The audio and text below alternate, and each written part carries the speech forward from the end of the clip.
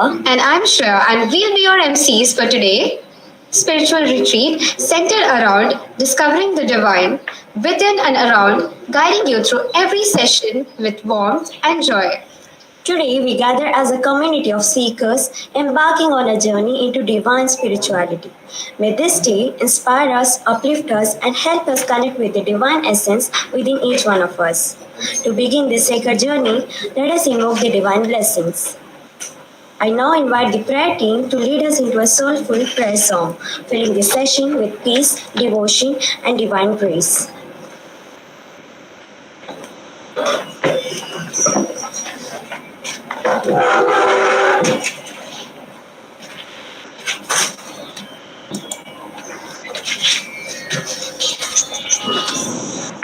I have to say.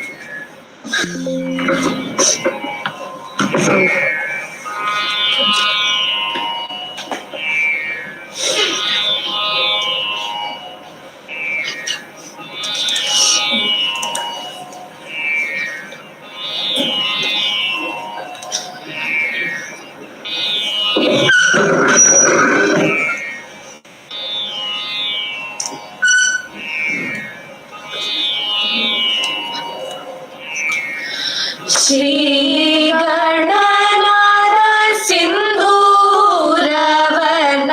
करुण सागर करिबदन श्री गणनाथ सिंधूरवन करुण सागर करिबदन लंबोदर कुमिकर अम्बासुत अमर विनुत लंबोदर कुमिकर सिद्धचारण गण सेवित सिद्धि विनायक ते नमो नमो सिद्धचारण गण सेवित सिद्धि विनायक ते नमो नमो लंबोदर कुमिकर अम्बासुत अमर विनुत लंबोदर कुमिकर सकल विद्या आदि पूजित सर्वोत्तम ते नमो नमो सकल विद्या आदि पूजित सर्वोत्तम ते नमो नमो लंबोदर कुमिकर अम्बासुत अमर विनुत Lambodar कुमिकर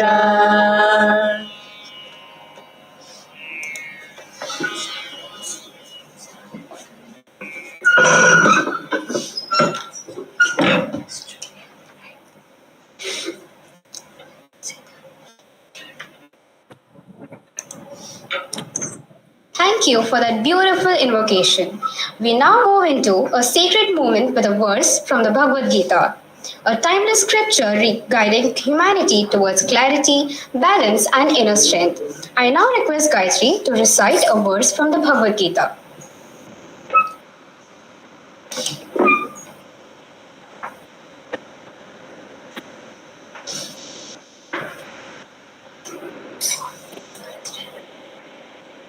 Bhagavad Gita, chapter 2, verse 47, and chapter 6, verse 5.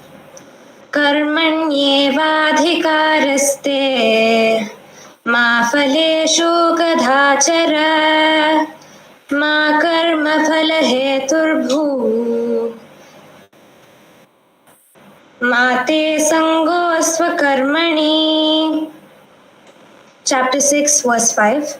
उद्धरेदात्मनात्मानं नात्मानम् अवसाधयेत् आत्मैव ह्यात्मनो बन्धुर् Atmaiva Ripuratmanaha.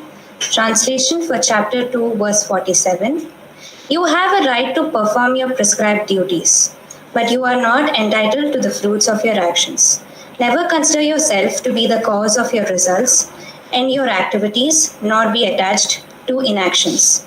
Translation of chapter 6, verse 5. Elevate yourself through the power of your mind and not degrade yourself, for the mind can be the friend and also the enemy of the self.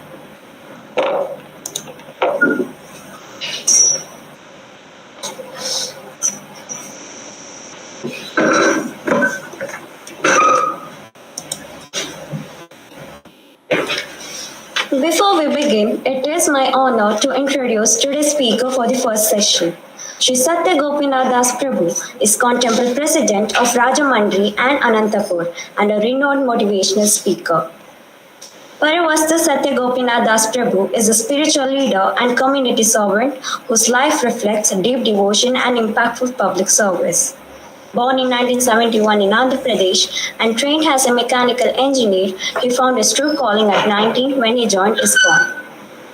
Over the decades, he has played a major role in the development of several iconic ISKCON temples across South India, including those in Rajamandri, Guntur, Kondavedu, Bangalore, Tirupati, and Hyderabad.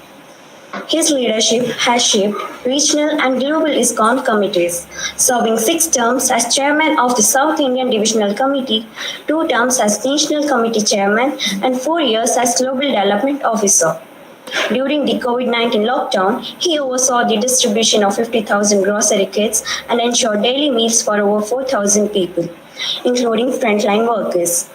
His commitment to public welfare has touched countless lives across Andhra Pradesh and Telangana.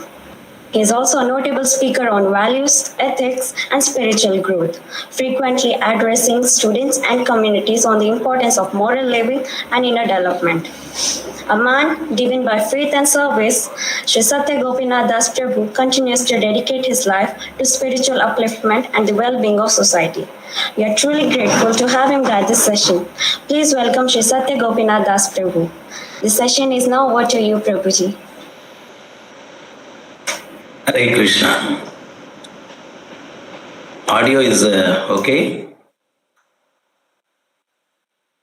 Can you hear me?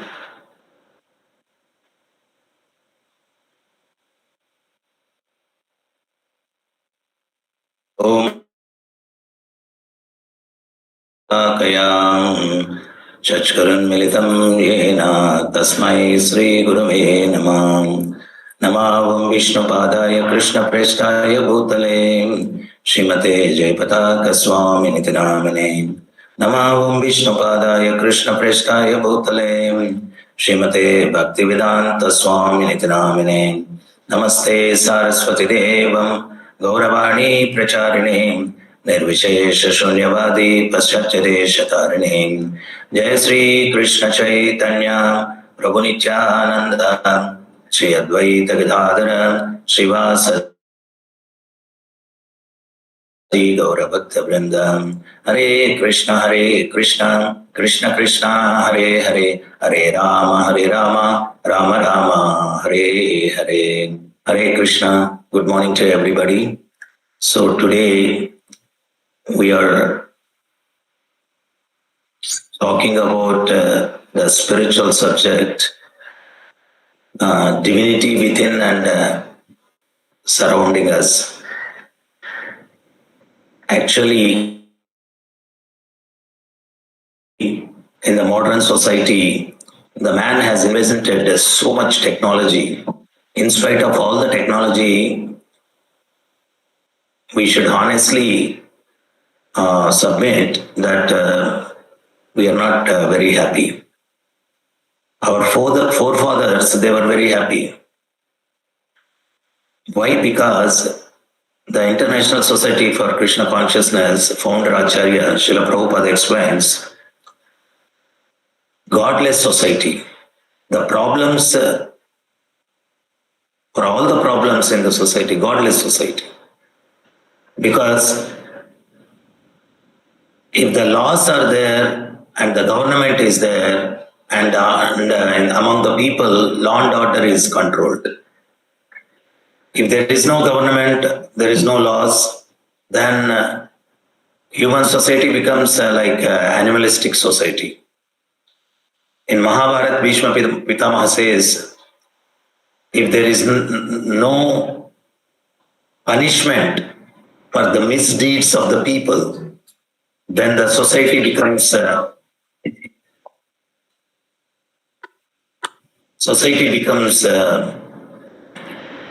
animalistic society. So when police is there, law is there, then people will be very much disciplined. In the same way, if God is there, there is some discipline in the people's consciousness. So nowadays, most of the people, they are atheists. They don't believe in God.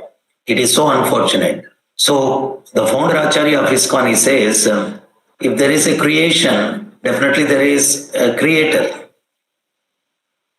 If there is no creator, there is no creation.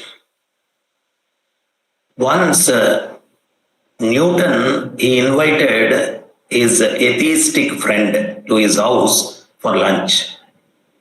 When that atheistic friend came, in Newton's house, in the hall, Newton arranged a solar system mechanically rotates.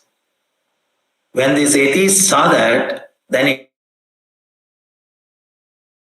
he asked Newton, who made it? Then Newton very surprisingly said, no, I don't know anything. Who made it? Suddenly it appeared. Then the atheist, he said, how it can appear like that? Who made it? Tell me, don't make me fool. Then again Newton repeated, no, I don't know. Suddenly it appeared here. Then he became very angry. Then Newton said, this is just a model of a solar system. You are saying without anybody making it, it cannot appear. And how do you think that the real solar system and the royal creation, without any creator, how it appears? Then that atheist got some sense into his mind.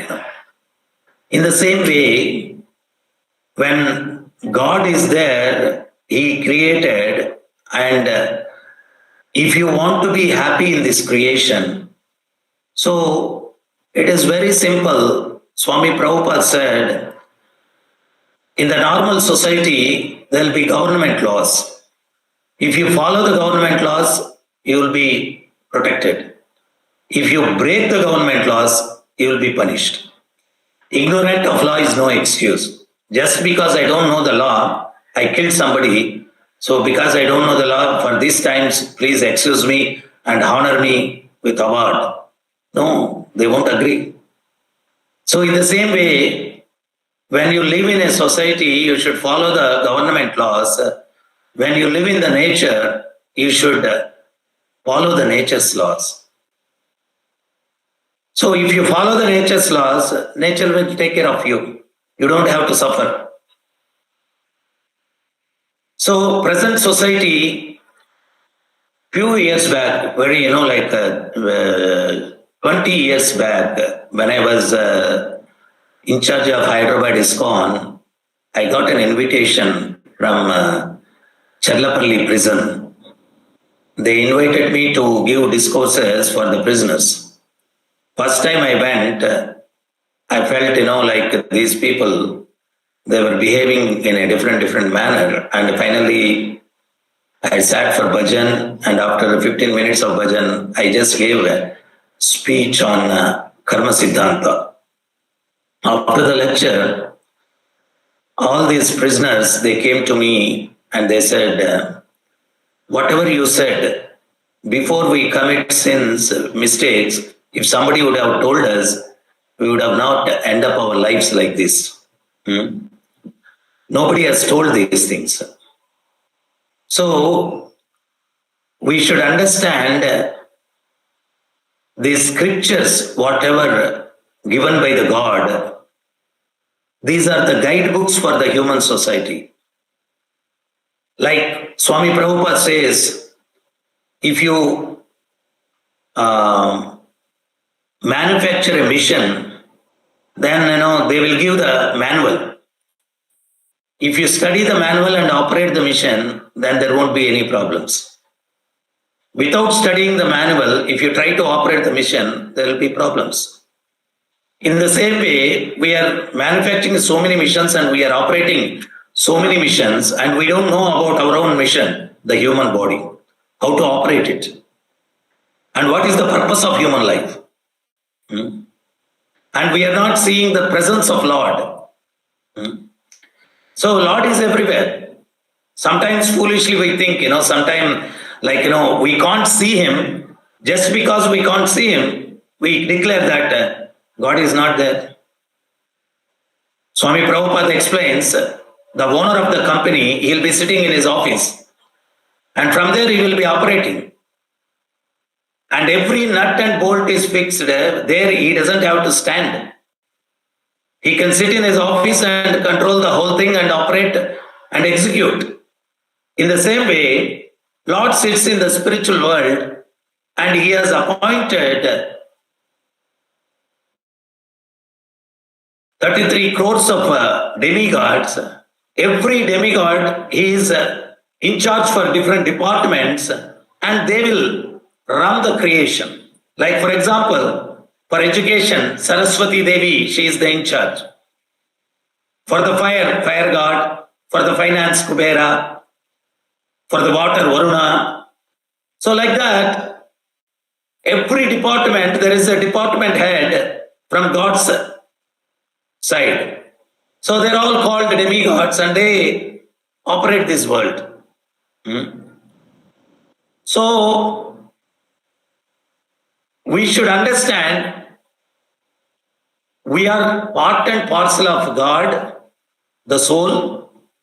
We were all in the spiritual world because Lord is supremely independent. As part of His we are part of His creation. We also have independence. We are not like missions or robots. God has given every individual soul the freedom. Because of that freedom, free will, we thought, why we can't become God? Like Prabhupada explains, like mother will be cooking and the child, he says, I also want to cook. If she allows him, then what happens? Instead of cooking, he will burn his hands or her body. So she will try to avoid him. He will not listen. So she will give an imitation of a kitchen set to him, and she will tell him, okay, you cook. In the same way, we want to control the creation, and we are Anu, and Lord is Vibhu, Ananta.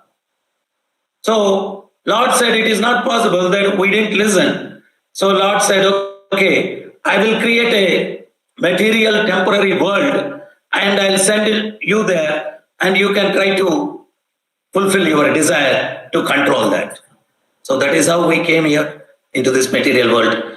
There are two different worlds, spiritual world and material world. So we have come here to this material world, and we are all trying to become boss. After so many lifetimes, we realize we cannot be boss, we can only be das, servant of the Lord. Then from that point, we try to surrender to God, and we try to serve Him, because as soon as we are also part of the Lord, our Swarupa is Satchidananda. Sat means Shashvata, Chit, complete knowledge, and complete Anandamaya. Sat means eternal. We are permanent, we are not temporary. Because we are in this material world, temporary bodies, we are facing the temporary situation. Actually, the soul is permanent. Soul never dies. So, this Satchidananda Swarupa of Atma, when enters into that material world, contaminated by the material modes of nature, Sattva, Rajas, Tamo Guna. Like rain water is very pure. As soon as it touches the ground, it becomes muddy. In the same way, the soul is very pure. As soon as it enters into the material world, say material world nature is sattva, rajas, tamo guna. Mode of goodness, mode of passion, and mode of ignorance. Because of the gunas, we are contaminated, and due to that contamination, we identify ourselves as the part of this material world. Part of this material world. Actually, we are not part of this material world. We are the part of spirit soul, and we are not this body also. We are the spirit soul. When people die, body is there only, and everybody is crying. He's gone, he's gone, he's gone. Where he has gone? Who has gone? The soul, the living force. He is gone. The driver of this vehicle, this human form, this body, is the soul. When soul goes, people say, person died. The living force is the soul. It's not the body. And when we are, why people are not satisfied? In spite of so many activities, end of the day, we feel, oh, something is missing, something is missing. What is that missing? Swami Prabhupada explains, when you are traveling in a car, you take the car to the petrol pump and fill the tank, and you don't give food to the driver. Can he drive peacefully without taking food? So why we are not happy? We are taking care of the body and we are not feeding the soul, the driver. That is the reason, in spite of doing so many activities, we feel something is missing, something is missing. That missing thing is you are not feeding the soul. So what is the food for the soul? The food for the soul is spirituality, the spiritual knowledge and service to the Supreme Lord, all these things, and they are the food for the soul. So if you give food for the soul and food for the body, then only people will be happy. Why in the present modern society, they are not feeding the soul? Once upon a time, there was a king. He was having a golden cage. Every day he would go to the cage and polish the cage, golden cage. One day, when he went there, he got very bad smell. Then he found out inside the cage, the parrot died. He was so busy cleaning the cage, he forgot to feed the parrot. In the same way, we are very busy taking care of the body and we are not caring for the soul. We are not feeding the soul. Once the cage is meant to keep the parrot inside. If parrot dies, what is the use of cage? In the same way, when the soul leaves this body is useless. This body is useless. So, if you have to be happy, then we should understand the body and soul, there are two things, and the soul's constitutional position is to serve the super soul. Then only the super soul will be, the soul will be happy. That is the constitutional position of the soul. Swami Prabhupada explains another thing. Why we are not happy? Because we are not constitutionally situated. That is the reason we are not happy. You take out the fish from the water and give nice AC room and nice TV and nice stuffs to eat. The fish will die within seconds, within minutes, because the constitutional position of fish to be in the water. Externally, you take out from the water and you give whatever. Fish will not be happy. In the same way, externally, whatever facilities you have, unless until you keep the soul in the constitutional position, then only people will be happy. In our previous days, people, they were equally giving value for spiritual life also. Swami Prabhupada explains, railway track means two will be there. If one track is there, train will not safely move. In the same way, if you want to enjoy life, material life and spiritual life, both hand to hand it should go. Then only you can be very happy. Hmm? And another thing, as I told you, there are government laws. If you break the government laws, government will punish you. And there are nature's laws. If you break the nature's laws, nature will punish you. Ignorant of law is no excuse. So where we can study the nature's laws, where we will know about the nature's laws.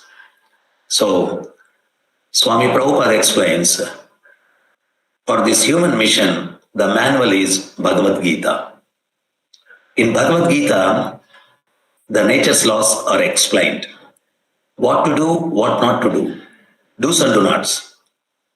So, if you study the Bhagavad Gita and if you understand what to do, what not to do, then you can be very peaceful and happy in your life. Unfortunately, all of us, we think Bhagavad Gita is only after 60, 70 years.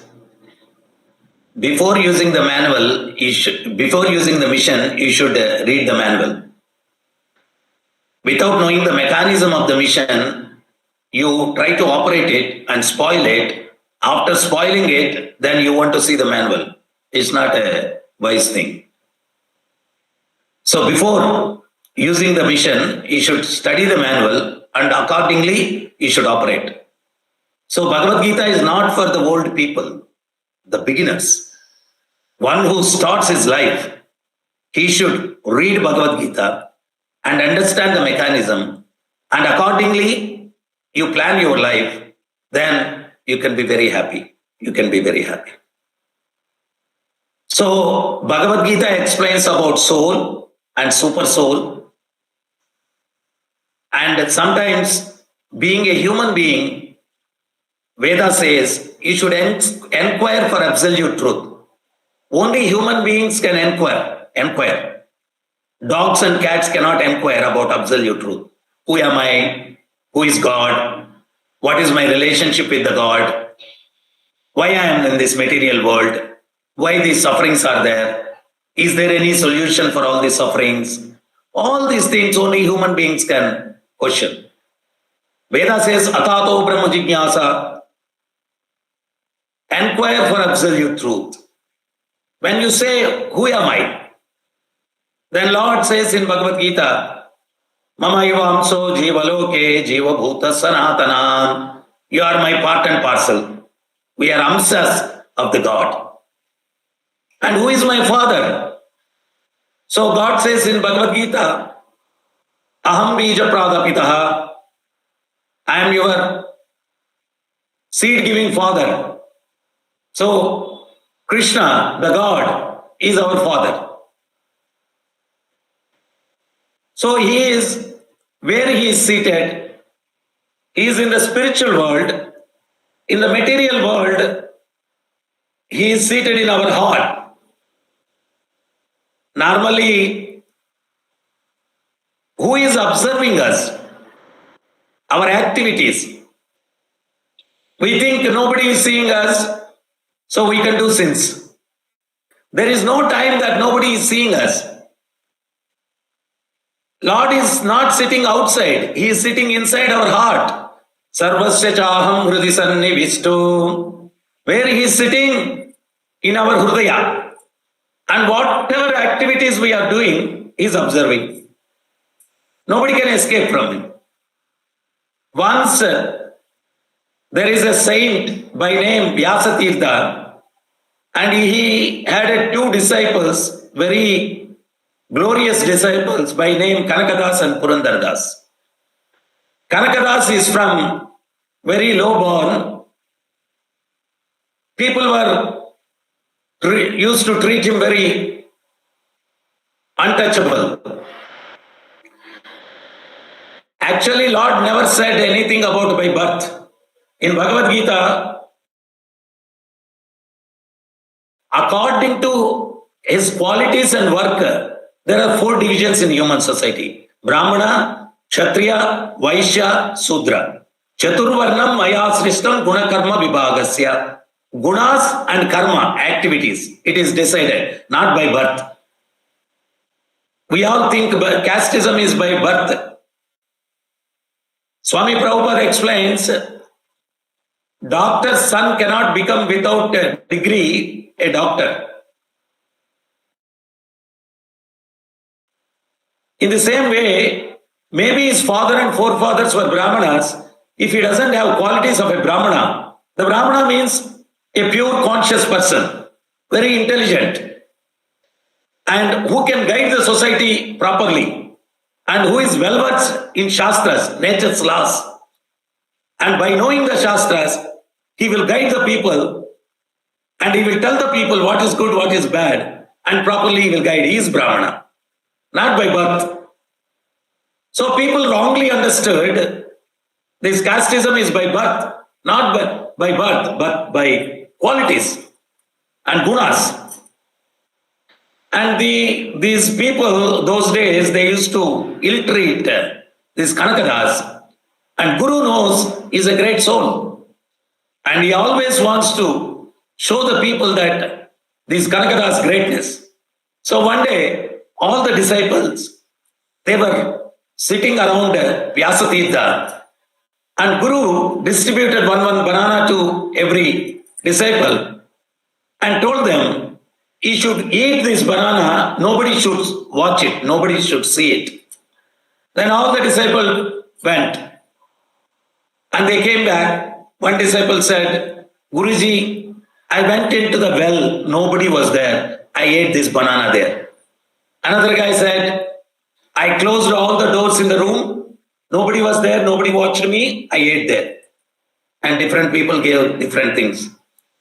And Kanakadasi was holding banana like that only. Vyasatirtha asked him, you didn't eat banana?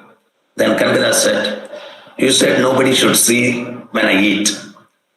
So wherever I go, the Supreme Lord, all pervading, He is everywhere. I didn't find a place where nobody watches. He is watching me all the time. So I couldn't eat. So I came back without eating. This was the consciousness of people previous days.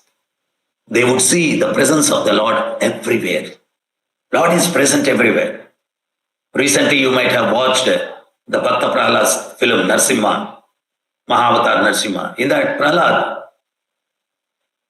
his father asks him, where is your Lord? Then he says, He's everywhere. Is He in this pillar? He said, yes, He's there. So earlier people, they were so God conscious, they were seeing the Lord everywhere. That is the reason when your parents are there, you can't do any mistake. When your teachers are there, you can't do any mistake. When police is there, you can't misbehave. In the same way, if you see the Lord everywhere, then you can't do any mistake. Because my Lord is watching. Previous days, law and order was so controlled because people were watching the Lord everywhere. So in His presence, how I can do sins, how I can do bad activities. Previously, the kings also saintly people. When there is a society, they would build a temple. In the temple, they would keep some sadhus. These sadhus, morning and evening, when the devotees, when they come to the temple, they would give teachings from Bhagavad Gita, Bhagavatam. Listening to these teachings, they were correcting their mind. Mind is always corrupted because uncontrolled senses always drive us towards sinful activities. So when they regularly used to hear, and they would understand and see the presence of the Lord everywhere and know the laws of nature, and they would behave very responsibly. That is how previous kings, they would control the law and order in the society. That is the reason when you go to the temple, people say, you have to sit for a while. Nobody knows to eat prasadam, to break the coconut and eat, and to discuss some mundane things. No. Why we have to sit in the temple for some time? After the darshan of the Lord, the saintly people would talk about Lord and the tattva and laws of nature and about dharma. People would sit and listen to that, and whatever they would listen, they would follow and make their life happy and successful. So nowadays, there is no mechanism where people is getting the proper guidance. Misguided society. There is no proper guidance for the people. So that is the reason nobody knows what is life and what is life meant for. What is the goal of life? Nobody knows. Mahabharata explains, Ahara nidra bayamaitunam sha samanvavetam pasubhi naranam dharmohitesho adiko vishesho dharmena hina pasuhi samana. Eating, mating, sleeping, and fighting. These four activities are common in human and animal. When you will become superior as a human being, when you know the dharma and follow the dharma, then you are superior. If you don't know the dharma and if you don't follow the dharma, you are equivalent to animal. They are four-legged animal, we are two-legged animal. That is the difference. Consciousness is same. If you keep 20 dogs in a room and keep nice billboards, silence please, love each other, it will work? No. They will fight. If you keep the people in the animalistic consciousness and demonic consciousness and expect peace in the society, how is it possible? So you have to remove demonic nature and animalistic nature from the conscious of a human being. That can be possible only through spirituality. Only through spirituality. It is so unfortunate that, any good things we don't want to hear. For bad things, we have so much enthusiasm. If we don't know about good and if we don't follow it, then ultimately the sufferer is, we are the sufferers. Once upon a time,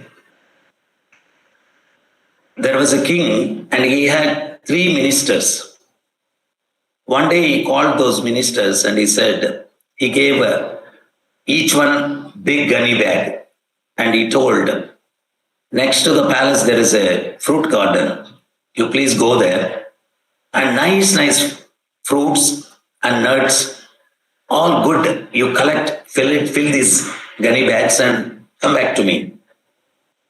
Then one minister went, king told to collect nice things. So he collected nice things and filled the gunny bag and came back. And next minister, he thought, king is so busy, whether I am collecting good things or bad things, he will not have time to check. So whatever is, why I should waste my time collecting good things, good or bad, everything, just I'll fill the gunny bag. He filled it and he came back. Good and bad, everything mixed. And another guy is so lazy, he didn't even go to the garden. He filled the garbage from the garbage bin and he filled it, the gunny bag, and 3 of them came back to the king. King said, yesterday 3 of you made a mistake and offended me. For that, I am punishing you 1 month imprisonment. Whatever you have collected, that you should eat in the prison and spend your time in this 1 month. So, first minister, everything good things he collected, nicely enjoyed in the prison also. The second guy, half good and half bad. Good ones are over and bad ones he ate and he got some diseases. And third one, he collected only garbage, what he will eat. So God is telling us, do good things. When you do good things, it is said karma phala. Those karma phalas, you are only going to eat them, not anybody else. Every action, there is an equivalent opposite reaction. Just because avoiding listening good things and follow good things, if you avoid, the problem is not for others. The reaction will come to you only. Whoever does karma, they cannot escape. They cannot escape. So by controlling our senses, and mind will say when it sees something bad, that, this and all, no, you go and do it. Mind will say, you should restrain when you have satsang, when you listen to Bhagavad Gita, when you know the dharma, what to do, what not to do, all these things as an intelligence, it will be inside. When mind says to do something bad, then the intelligence will say, no, you are not supposed to do that. If you do that, you will be punished by the God. So intelligence will say, then you should restrain. The animal doesn't control the mind and senses. If human being also doesn't control your senses and mind, then there is no difference between animal and human being.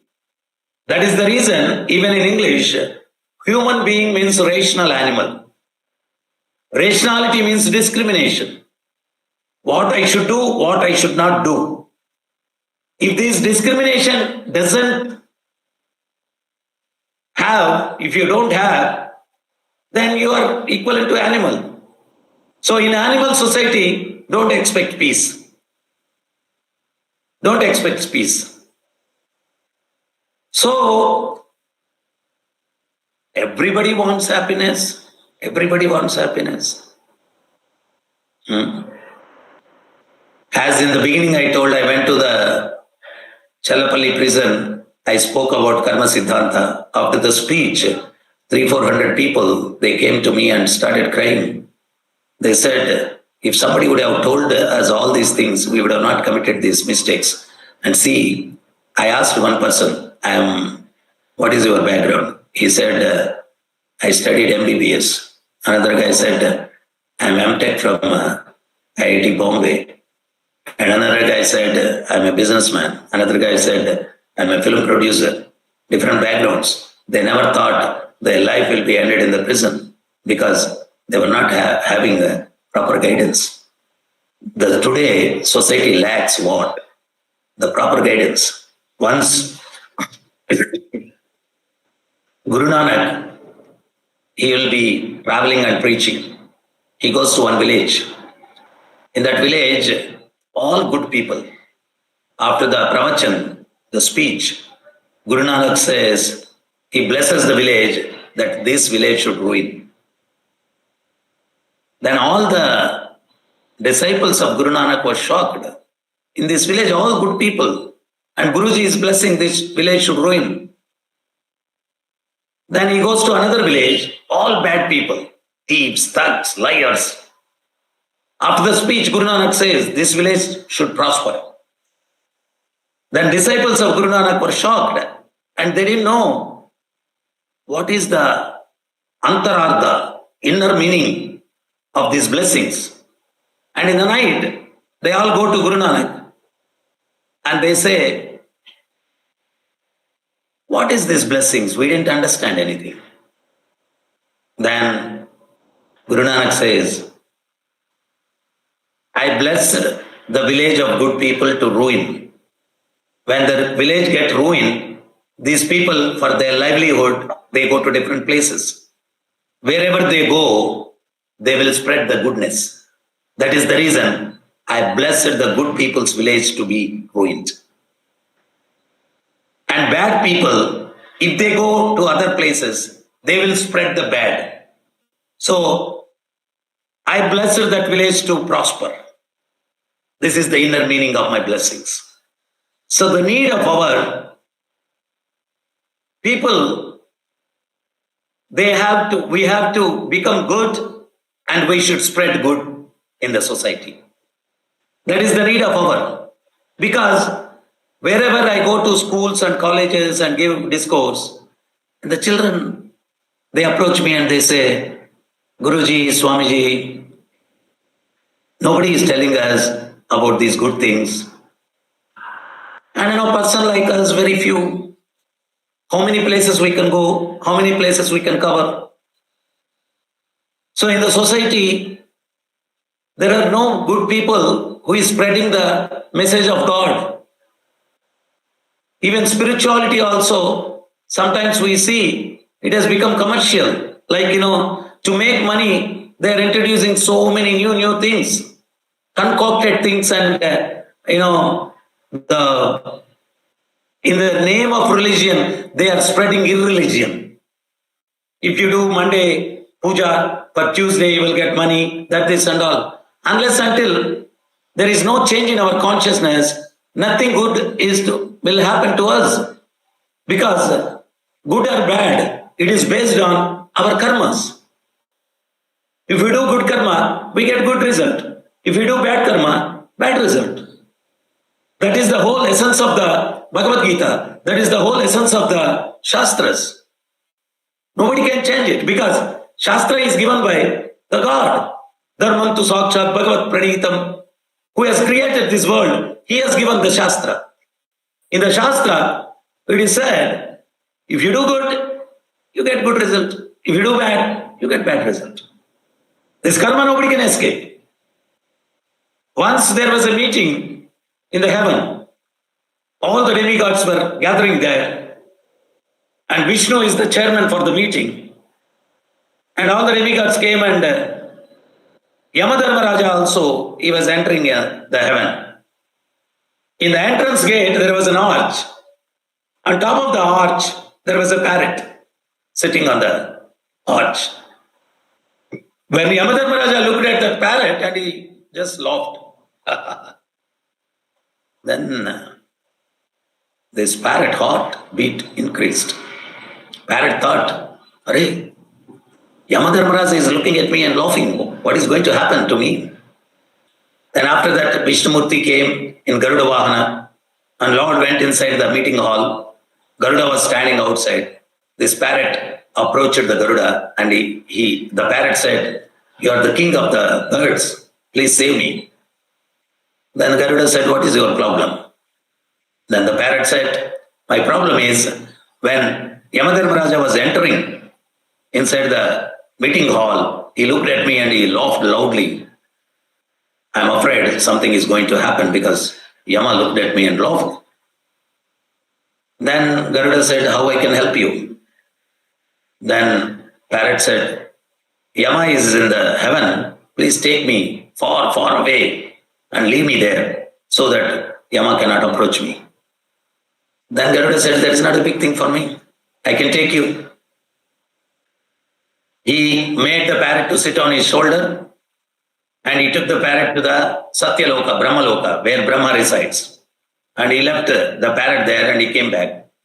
After the meeting, all the demigods, Devatas, they were coming out, and Garuda approached Yama and he said, why you looked at that parrot and you laughed? Then Yama again started laughing. Then Garuda said, hey, please tell me, I'm very curious to know what is the reason you laughed at that parrot. Then Yama said, when the jivas do the karmas, Lord sitting in the heart, he write the talarata, the future of the soul, what will happen. So sometimes how these things will happen, it will surprise me also. 5 minutes back, this parrot was sitting in the heaven. Even lifetime it travels to Satyaloka, it cannot reach. Within 5 minutes, how this parrot can reach Satyaloka, Brahmaloka. There, one cat will kill this parrot. How it can happen? Just looking at that parrot, I was thinking of the future of that parrot according to the karmas this parrot previously have done. So I was laughing at it. How it can possible? Then Garuda said, I thought to save that parrot, I only took that parrot to the Brahmaloka and left it and came back. Then Yama said, you are the cause for that parrot to die. Parrot death. So the karma is so meticulous, so perfectly Lord manages. Lord manages. Nobody can understand how it can happen. Very perfect, flawless, and there will not be any mistake also. Just according to the karma of the jiva, everything perfectly managed by the Lord.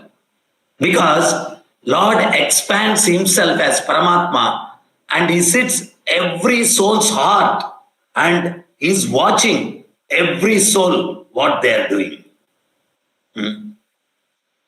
He's sitting within us and he's watching. And even in the mind, what we are thinking, that also is noting down. Nobody can escape. Nobody can escape. The spirituality gives the knowledge about all these things. When you understand all these things, definitely a man who understands all these things behaves perfectly. Perfectly.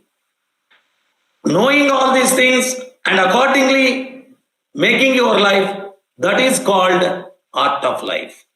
You are living in this world and you are not affected by, you are not punished by this nature because according to the nature's laws, you are leading your life, so you are safe. Like Acharya says, the lotus leaf, it is in the water. If you take out, there is no wetness. In the same way, one who knows the nature's laws and accordingly leads his life, then there is no punishment for him. He can be happy. So that is the reason Acharya says, everybody wants happiness. Nobody knows the formula how to be happy. The formula to be how to be happy, you just read the Shastras, understand the nature's laws, and accordingly lead your life, you'll be very happy. No punishment. No punishment. So it is unfortunate that we have time for everything and we don't have time for spirituality. Once upon a time, there was a king and one Guruji used to go to him because Yatha Raja Tata Praja. According to the leader, the followers will act. So if leader is doing good things, followers also will do good things. So this Guruji wants to educate the king spiritually. So whenever he would go to king would say, oh, whatever you are saying is very good. Unfortunately, I have no time. Please take this donation and go away. So the Guruji thought I should give him spiritual knowledge at any cost. Otherwise, the citizens of the kingdom, they will be misguided if he doesn't have proper knowledge. So once he goes there and he says, I don't want your donation. I have a desire. You fulfill that desire. What is the desire? You send your minister and tell him to find out a foolish person, fool, and bring him. You give him a stick and tell him to roam around the country. And every month you give him salary. That is my desire. Then king said, that is not a big thing. They brought, he sent his minister, and minister will find one fool and they will bring him, they will give one stick and they will tell him to roam around in the country. After some time, the king became sick And doctor said there is no medicine for this sickness. Anytime he will die. At that time, he called all his people. They were all coming and talking to him and giving him some assurance. Don't worry, he will live for long. So he thought everybody came. One person did not come. Who is that? That fool, Murkha. Then he told minister, call him also.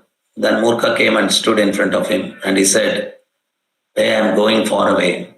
Then Murkha said, sir, take your chariot. Otherwise, your legs will pain. He said, hey Murkha, foolish fellow, I can't take my chariot. Sir, do one thing.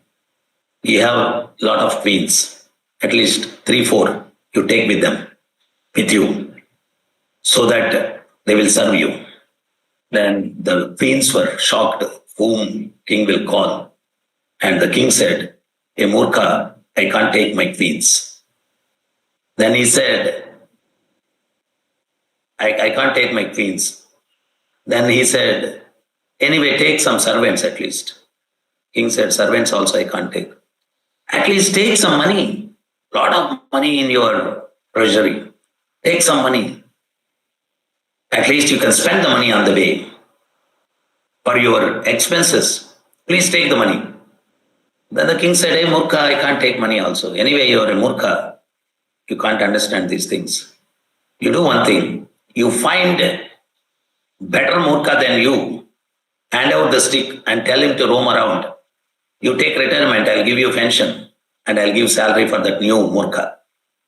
Then this Murkha, what he did, he took the stick and he kept it in the hand of a king. And the king was so angry. I said, you find a better Murkha and keep the stick in his hand, I said, and you are keeping in my hand. Then this Murkha said, who can be a better Murkha than you? You're the most number one Murkha. You worked so hard, day and night, and you said, I'm going somewhere long distance. And I asked you to take chariot. You said you can't take it. You said you can't take queens. You can't take servants. You can't take money. If you can't take anything, why did you work so hard? For which you can't take anything. For that you worked so hard. What is the use? You are the best Murkha. Keep the stick and roam around. Then the king got realization. I spent all my life for so many things and I can't take anything with me. So we are also doing the same thing.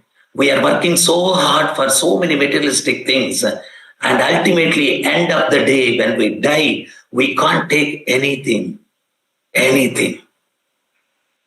So whatever karmas we have done, it will be followed with Atma. Next life, it is all carried forward. All the karmas we have to face. So when we understand all these things, then, in human society, people will behave very responsibly. Nowadays, very irresponsibly they are behaving because they are thinking, oh, this life finished, over. No. We have been here for so many lifetimes.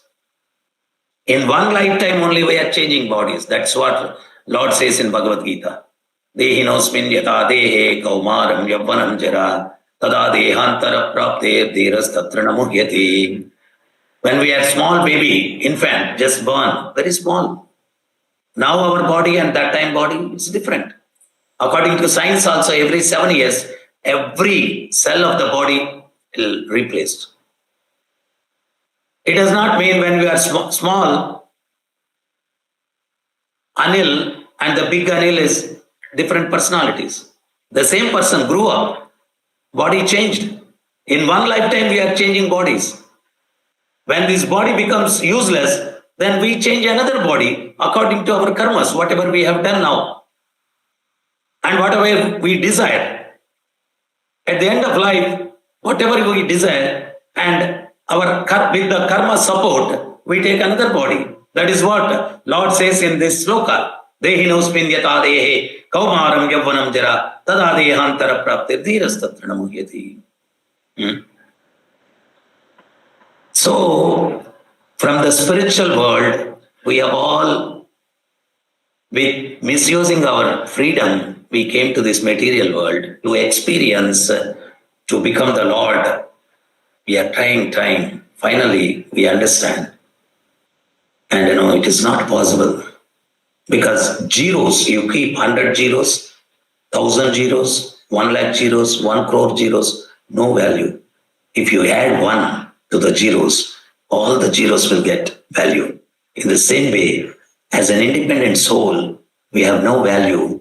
The supreme soul, if you add with the soul, then you're happy, blissful. Happy and blissful. So ultimately, we come to this material world, and here this karma is there. And because of the gunas, we identify ourselves. We don't identify ourselves with the soul, we identify with the body. And accordingly, we act.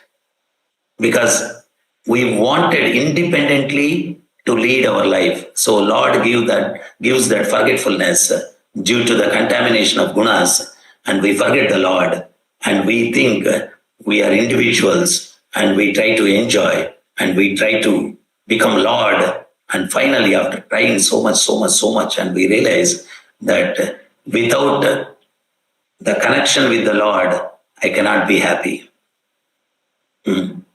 So the fan, without the electricity connection, it cannot move. In the same way, the happiness comes from the supreme soul to the individual soul.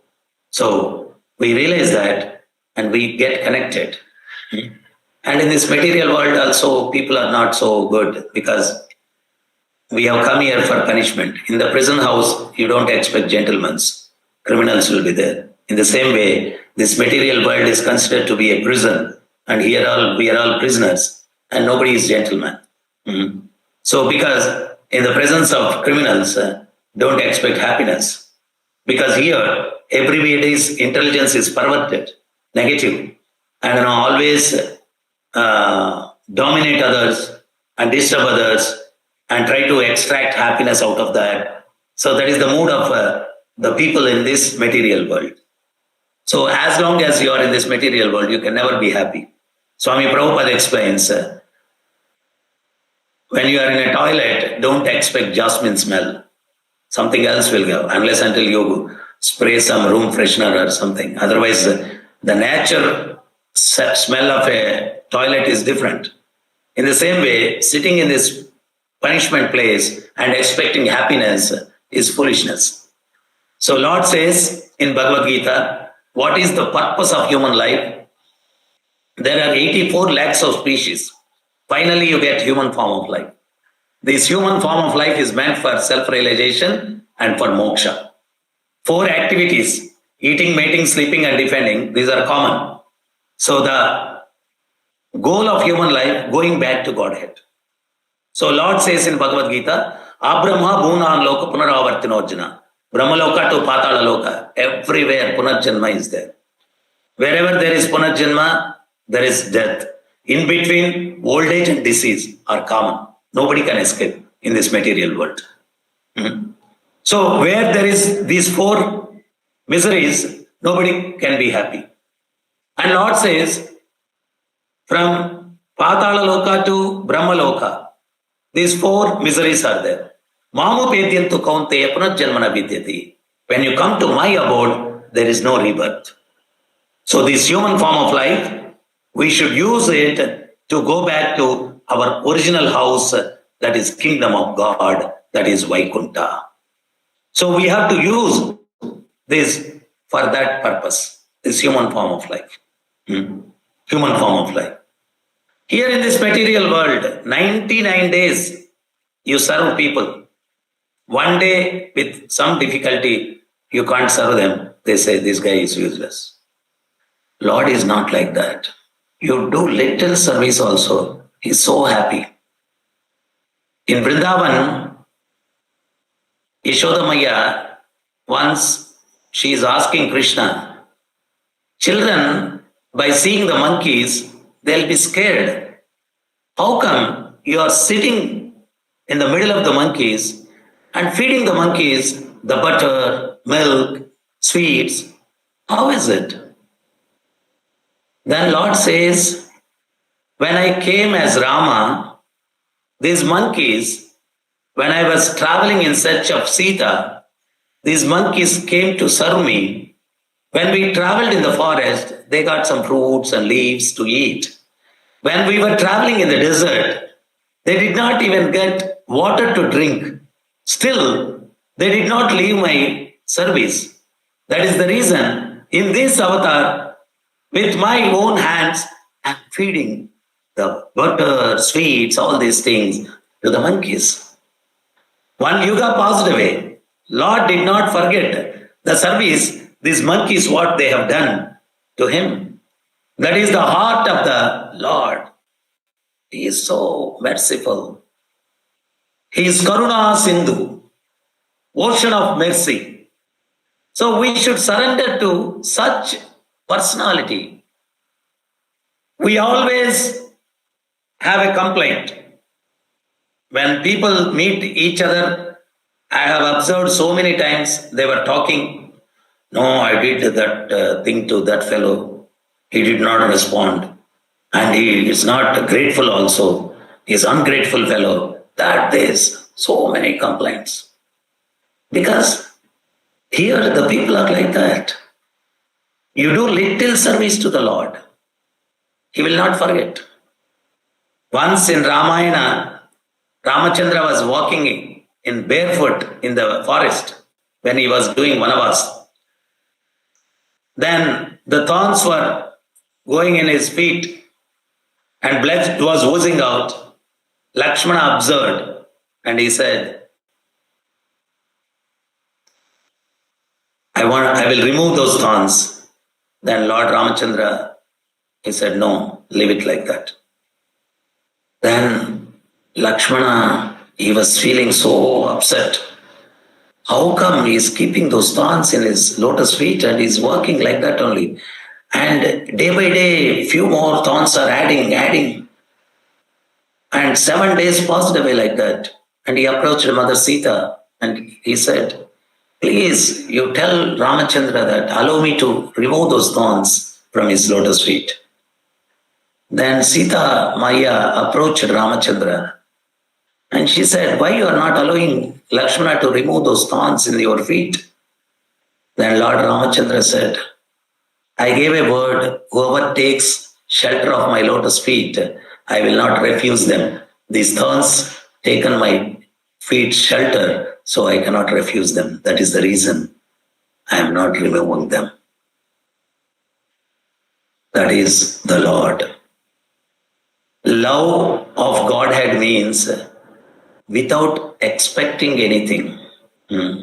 Even though whatever we are enjoying this material world created by the Lord, water, air, sun, moon, this own body, vegetables, fruits, everything is created by Lord and we are enjoying it. If we have something, if somebody without our permission tries to enjoy it, we become so angry. And Lord is such a person. He created us and He created this world and He created wonderful things to enjoy. And every time we are enjoying and we don't even take His permission and we don't acknowledge. We are not having gratitude towards Him. He's the one who gave. Still He provides. That is the real life, love. So to such type of person, we should surrender our life, then we will be very happy. We will be very happy. And another thing, when they reach Lanka,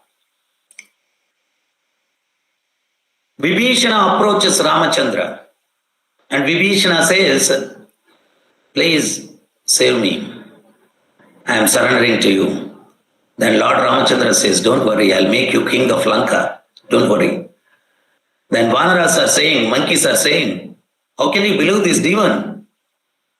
His brother is Ravana, his brother is Kumbhakarna, his sister is Surpanaka. They're all from the same tree. From the lemon tree, all the lemons are sour. Don't expect this guy will be sweeter. Then Lord Ramachandra says, he surrendered to me, I assured him the kingdom of Lanka. Even Ravana comes, I'll make him king. I'll make him king. Then Vanara says, you have given birth to Vibhishana you will make Lanka's king. And how Ravana comes, where you will make him king? Then Lord Ramachandra says, I'll make him king of Ayodhya. King of Ayodhya. Then Vanara says, your father wanted Bharata to be the king of Ayodhya. How you can make Ravana to king of Ayodhya?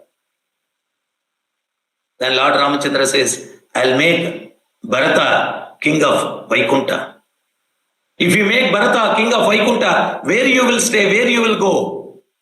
Then Lord Ramachandra says, if there is no place for me, I'll stay in the heart of my Bhakta Hanuman. That is sufficient for me. This is the heart of Lord. He is our Supreme Father. He is very loving Father. Understanding the Shastras, we should turn towards the Lord. One step if you go, 100 steps He will come forward to receive you. He is the only well-wisher of the whole jivas, whole living entities. So because we don't know the heart of the Lord and we are living away from Him, very presence of the Lord in your life will bring you peace, happiness. When the children, they were running around here and there, suddenly one dog attacks, then he gets really fearful. And immediately he remembers father. When father, he runs to the father, then he is safe. All insecurities in our life, because we are not surrendered to our father and we don't realize the presence of father with us. That is the reason we are feeling insecure and we are suffering.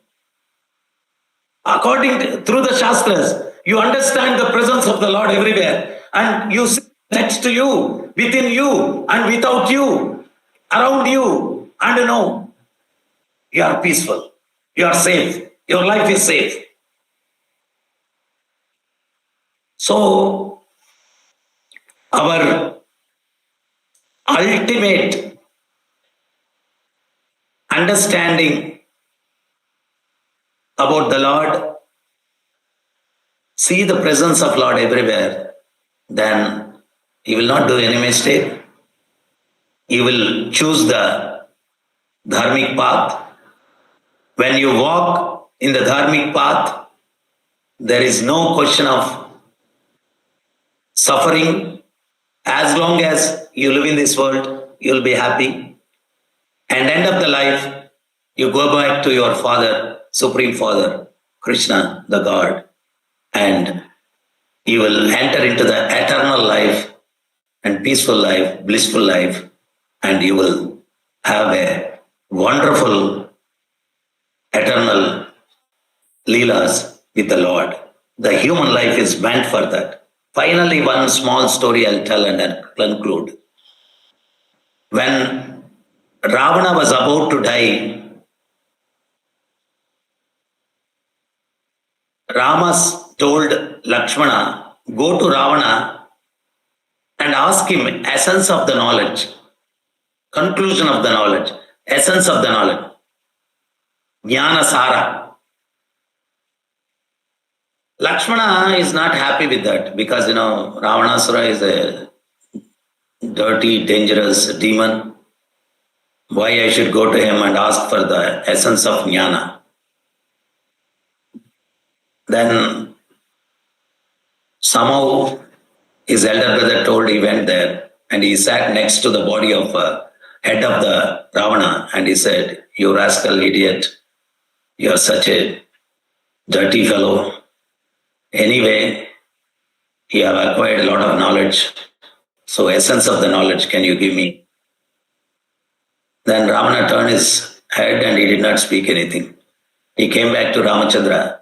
Lakshmana said, end of his life also is a big ahankari.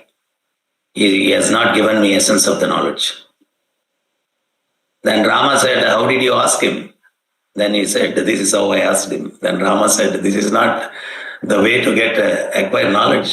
If you are expecting knowledge from somebody, you should consider that man is a guru and you are his disciple. I'll show you how to take knowledge from a person. So Rama finally, he keeps his Kodanda aside and he goes to the Ravana and he sits next to his lotus feet. We can't say lotus feet. Of course, Ravana also, Jaya Vijaya, cursed. So he sits next to the feet of Ravana and he folded hands. He says, Dhanavendra, between you and me, no enmity. You have stolen my wife. That is the reason I have to fight with you. And you are a great scholar.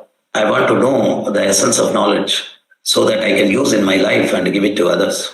Then Ravana cries, there is a lot of difference between you and your brother. You're the Lord himself. And you're the Dharma Prabhu. And I have done so many offenses to your lotus feet. And you have come to me and begging for essence of knowledge. I am flag end of my life. I have no time to give big lectures. So tell the people to do good things, they are not very enthusiastic. To do bad things, they are very enthusiastic. I have stolen Sita very enthusiastically. I was not inspired to give back Sita. What happened to me and my whole dynasty? So tell people to get inspired to do good things, not to get inspired to do bad things. This is the essence of knowledge I have understood. And asking forgiveness to Ramachandra, he leaves his body. People are so enthusiastic to do bad things. No enthusiasm for good things. And that is the reason they are suffering. So ultimately, the essence of whole Shastras, by our activities, we get result. If you do good things, you get good result. If you do bad things, we get bad result. And whether we are doing good or bad, it depends on our consciousness. Our consciousness, if you keep iron rod in the fire, you get all the qualities of fire to the iron rod. In the same way, if you are surrendered to the God and if you serve him, all the good qualities of God, you will get it. By the good qualities, you lead your life in a good way and you get good result. As long as you are in this material world, you can be happy, and end of the life, you can go back to your father's place, the abode of Lord, Vaikuntha, and you don't have to come back here for punishment. So if you understand this, that is the perfection of human life, and you have utilized your human form of life perfectly. Otherwise, we are leading our lives like animals. And in the animalistic society, don't expect peace. In the animal society, always there is a fear and always there is problems and fightings and all these things. In human form of life, we should behave like human beings with principles and ethics and dharmic way. Then only we can save this society. Otherwise, we are bound to suffer. Hare Krishna. Chant Hare Krishna and be happy.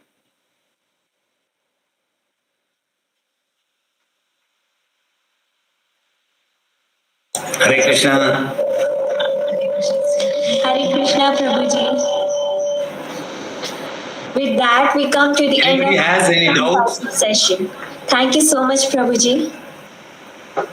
We'll now move into the Q&A segment. If you have any questions, please unmute yourselves or drop them in the chat.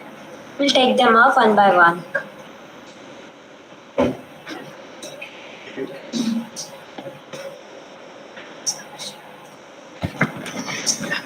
Prabhuji, I would like to ask you a question. As you said that God sits in our heart, then in the society, why are people committing crimes? Actually, when we came to this material world, we had an understanding with the Lord. I want to independently lead our life. I don't want your influence on me. So with that understanding, we came to this material world. So Lord, He is keeping up His word. I will not interfere in your life. So in spiritual world, it is not possible. So I am creating a material world. I am sending here. Result, if you do bad, if you get bad result, I will not interfere in your this one. So He has given that freedom. If He is not given that freedom, then we are like missions. Robot, you feed the program. Tomorrow morning, 7 o'clock, you tell me good morning. Afternoon, 1 o'clock, you tell me good afternoon. We are not like missions. We are independent individual souls. We have freedom. You can use that freedom go for good and bad. That freedom is given to you. Accordingly, you enjoy or suffer. It is because of your deeds. Understood? Yes, Prabhuji. We are deeply grateful for the wisdom shared by Sri Satya Gopinath Prabhu.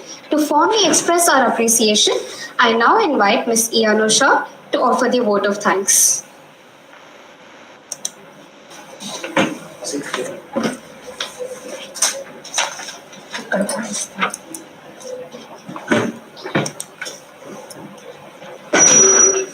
A very good morning to one and all present here. Hare Krishna.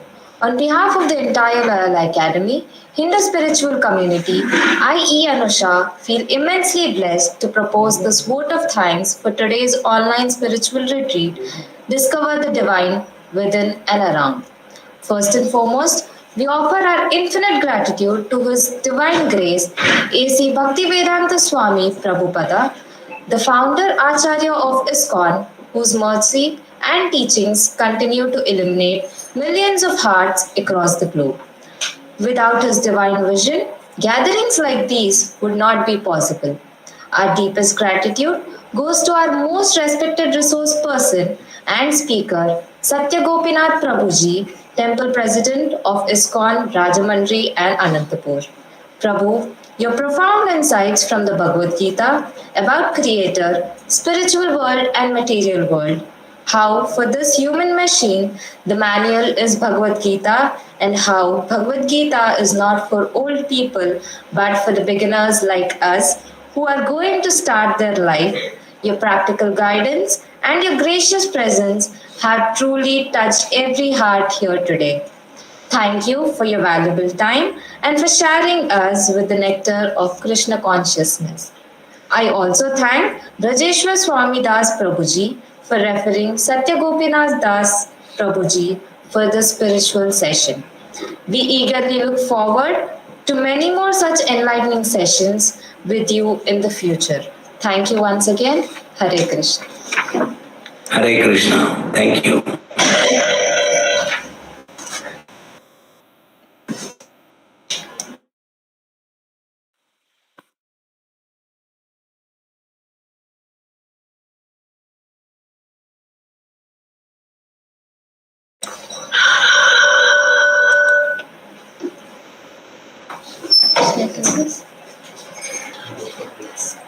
Let us now refresh our minds and uplift our spirits with a devotional song presented by a talented student.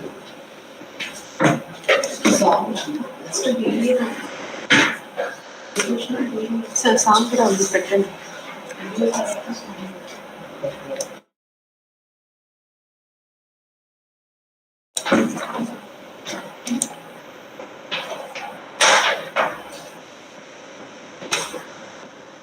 I stand corrected. Let us now refresh our minds and uplift our spirits with a devotional song presented.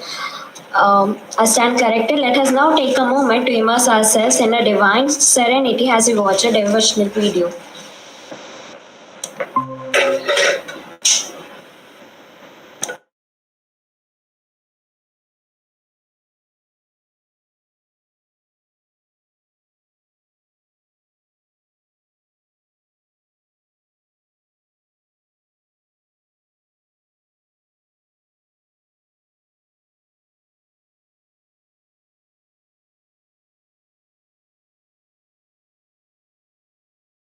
निर्विघ्नं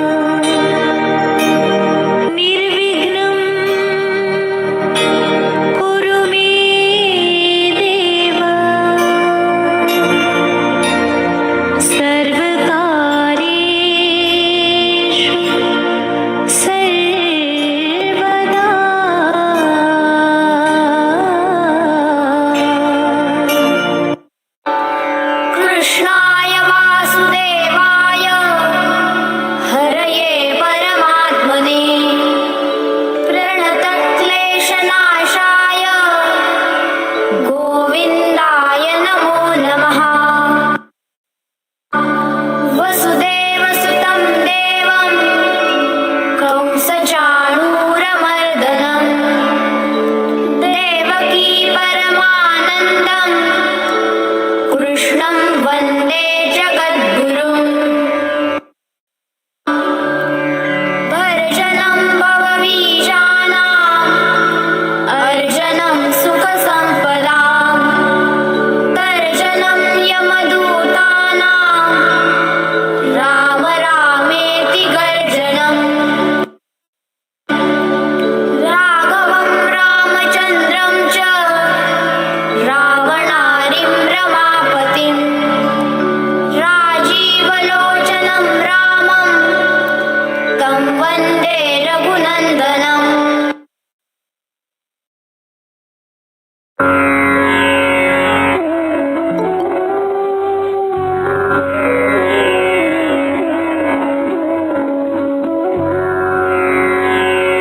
सरस्वती नमस्तुभ्यं वरदे कामरूपिणी विद्यारम्भं करिष्यामि सिद्धिर्भवतु मे सदा।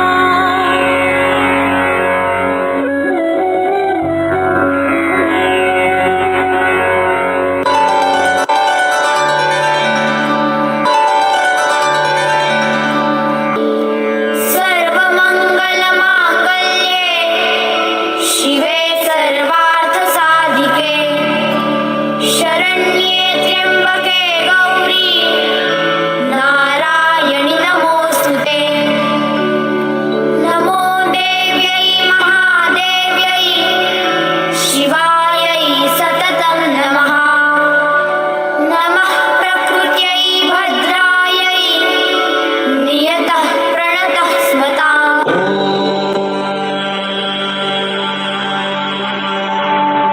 असतो मा सद्गमय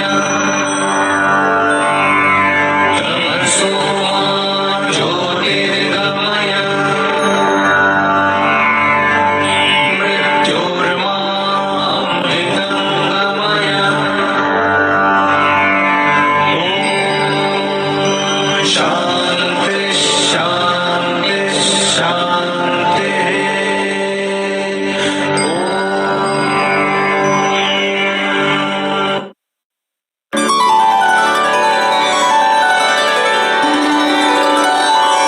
ॐ सहनाववतु सहनौ भुनक्तु सह वीर्यं करवावहै तेजस्विनावधीतमस्तु मा विद्विषावहै। ॐ शान्ति शान्ति शान्तिः।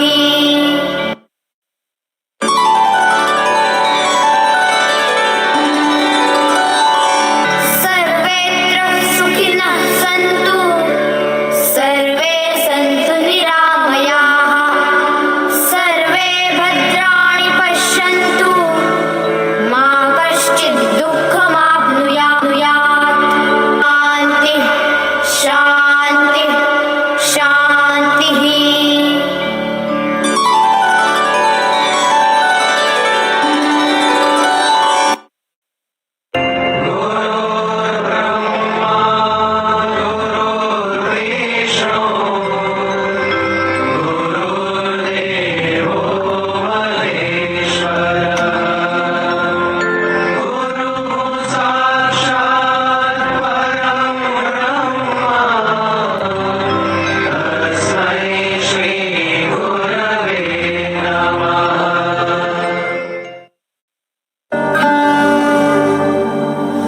नमस्ते सतेते जगत्कारणाय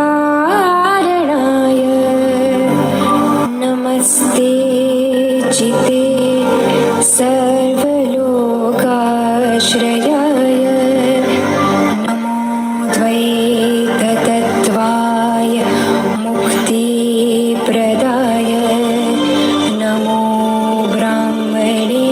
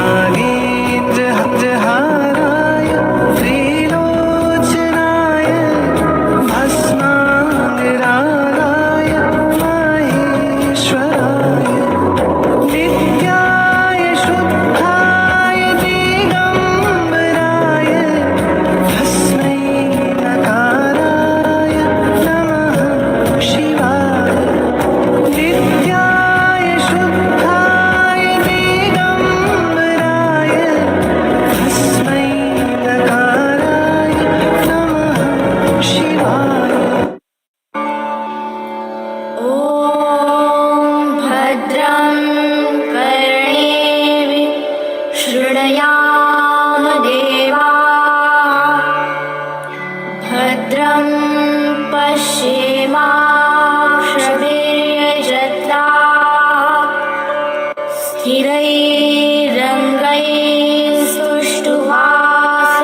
स्थिरैरङ्गैस्तुष्टुवासस्तनूभिः व्यशेम देवहितं यदायुः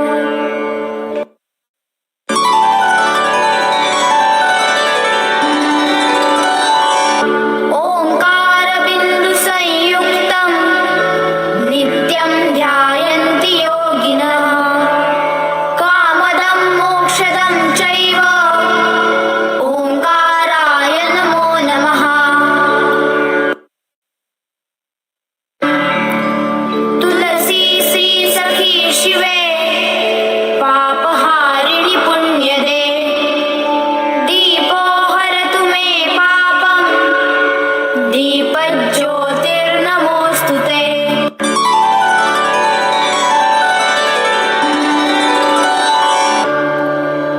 ॐ स्वस्ति न इन्द्रौ वृद्धश्रवाः स्वस्ति नः पूषा विश्ववेदाः स्वस्ति नस्तार्षो अरिष्टनेमिः स्वस्ति नो बृहस्पतिर्ददातु ॐ शान्ति शान्ति शान्तिः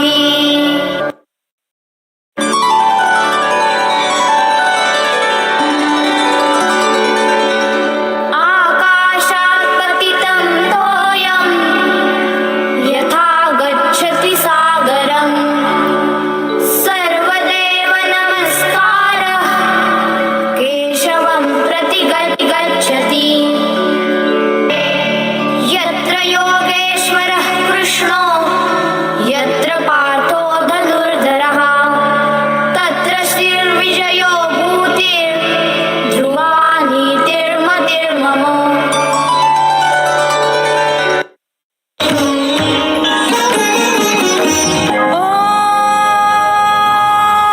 भूर्भुवः स्वः तत्सवितुर्वरेण्यं भर्गो देवस्य धीमहि धियो यो नः प्रचोदयात्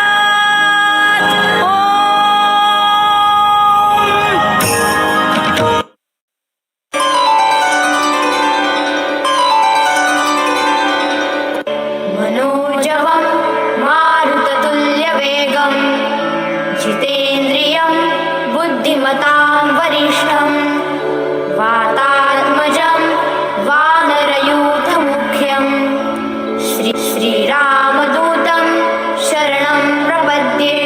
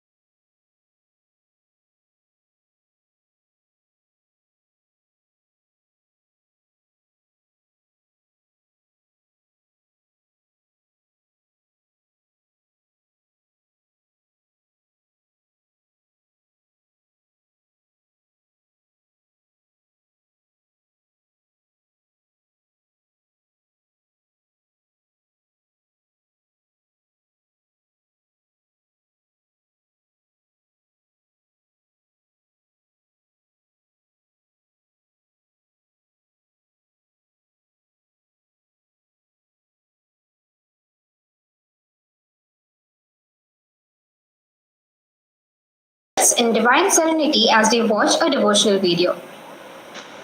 प्रगमन तव चरण कमलमिह मनसि लसतु मम नित्यम् गरुडगमन तव चरण कमलमिह मनसि लसतु मम नित्यम् मनसि लसतु मम नित्यम् मम तापम पाकुरु देव मम पापम पाकुरु देव मम तापम पाकुरु देव मम पापम पाकुरु देव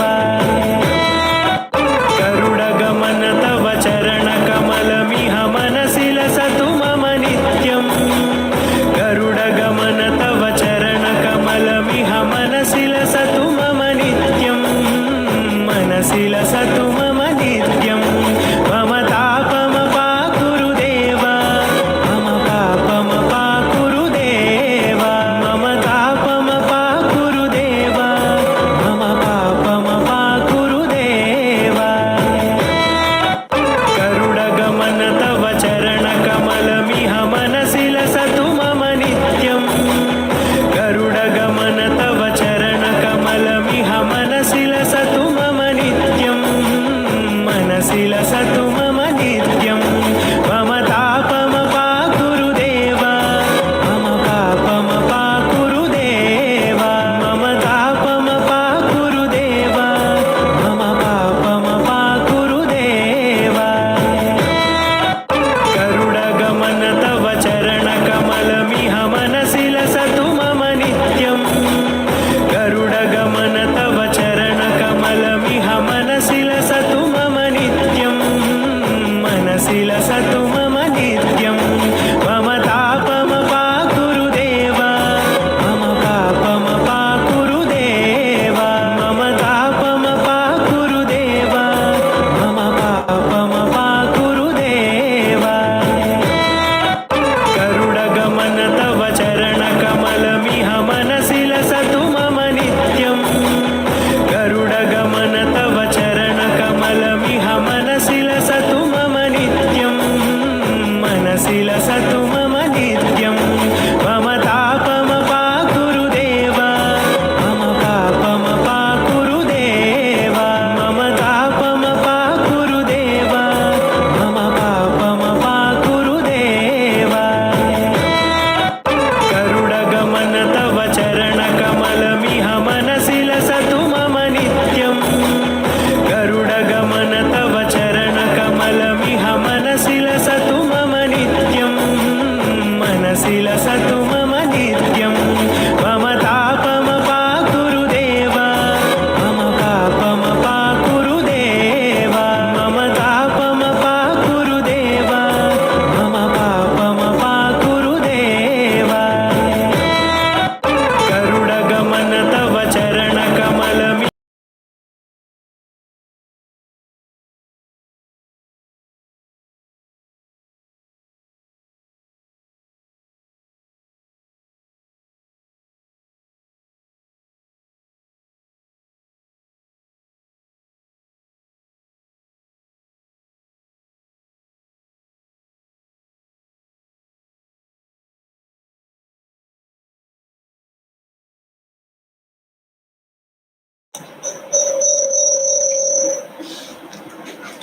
We will now begin session 2. We invite everyone to stay with us as we move into the next part of today's retreat. I now take the pleasure to introduce our distinguished speaker for today's session, Dr. Harshita Krishnaveti. Dr. Harshita Krishnavedi is a counseling psychologist, trainer, and founder of Manomantra Psychological Services Institute. She holds a PhD in psychology from Osmania University and is a gold medalist in MSc Psychological Counseling from Bangalore University. With over a decade of experience in therapy, teaching, training, and research, she has worked with hospitals, corporates, educational institutions, and NGOs. Her expertise includes individual counseling, mental health workshops, leadership development, emotional well-being training, and large group sessions. She has previously served as an assistant professor of psychology at St. Francis College and as a counseling psychologist at Apollo Home Care. She also designs training programs for Rainbow Homes and other organizations. Dr. Harshita is certified as trauma informed coaching, POSH training, career analysis, child mental wellness, and Harrison assessments. Her research on resilience, emotional regulation, and career development has been published in national and international journals. She has received the Best Scientific Paper Award at an international mental health conference. Deeply rooted in spirituality, she has been practicing the integral yoga of Sri Aurobindo since childhood and currently serves as management committee of the Sri Aurobindo Society, Hyderabad. She frequently delivers talks and helps coordinate spiritual initiatives of Sri Aurobindo Bhavan. Her workshops are known for being reflective, science based, and deeply human, guiding individuals towards clarity, emotional balance, and inner strength. Please welcome Dr. Harshita Krishnavedi. Over to you, ma'am. Thank you so much, Ritika. Namaste. Good morning, everybody. I'll just share my screen and let me know if.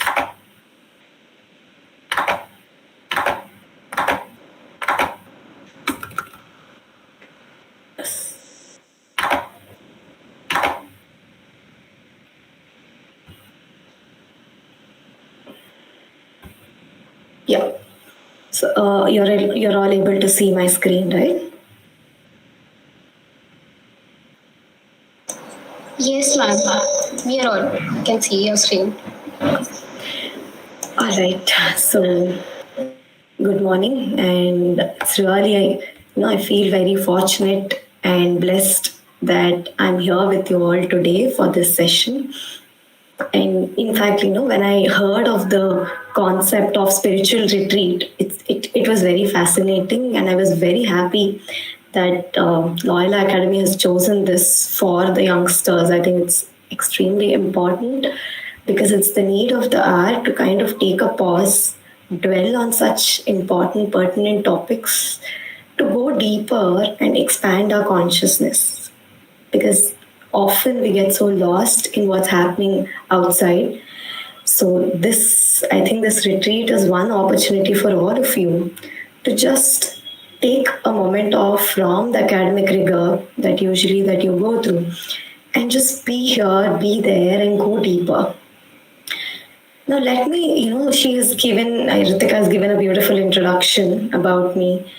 I want to just talk a little about my story because I have also been a student and I've done that whole journey, and how I got into spirituality I thought could be the best way to begin this session.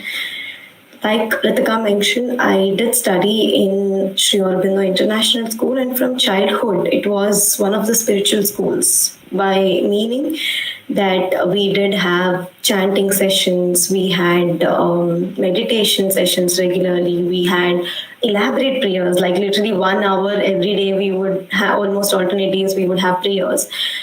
So, of course, as a child, I always used to feel like, I was so distracted and this really didn't make sense. And I thought, like, why is everybody forcing and all of that? But 17 years back, when I was in my late teens, is when I attended one of the youth camps in Sri Aurobindo Bhavan, Mushirabad, where you can see the background of my, Google Meet profile. So that's where I have attended a youth camp, which was for 3 days. And it kind of introduced me to different aspects of spirituality, how it can be embedded into our life, into our daily life. So this did not seem strange or rather distant, but it felt like I can actually improve my life and get better by aligning spirituality into my life. It made sense. Then I kind of regularly attended satsangs and meditation sessions. And that's when I also felt, of course, I didn't understand it much, but somewhere I felt this is the right thing to do. And I felt joyful just being there and had like a good feeling from within. So that's what, I kept doing that for many years, just with this feeling. And then later, somewhere, after a few years down the lane, it felt like spirituality is the essence. In fact, everything else follows. Just, surrendering to the divine and following the divine as we are in our daily life was something which felt very profound and something that I constantly aspire and try to embed in whatever I do. So I could be cooking, I could be doing a lot of household chores, I could be taking sessions, I could be doing a workshop, but am I observing? Am I just stepping back? Am I always invoking? So that's something which was, like a change that has occurred in my life. So this is a short story. So when I had to, decide a topic for the students and this retreat, I felt like, if I were a student, what is it that will make this whole session meaningful and influential, impactful, not really theory driven? Because what I feel is spirituality can never be just a theory session. It has to be, or rather, it is experiential. Think of the times when you felt very grateful to God. Think of the times when you felt, I can't do this. And there was a power within you which made things happen, which kind of opened up doors to find solutions to different things. So many instances we have day in and day out, which are miracles, nothing but miracles that each of us would have had in our lives. But because we don't dwell in those miracles for a lot of time and we don't try to connect deeper, most of the times is when we get lost and we get disconnected from that essence that is there within all of us. A second, I have to plug in. So then I felt, this topic, looking from within, very much aligns to the theme that is there for this retreat, that is divine within and around us.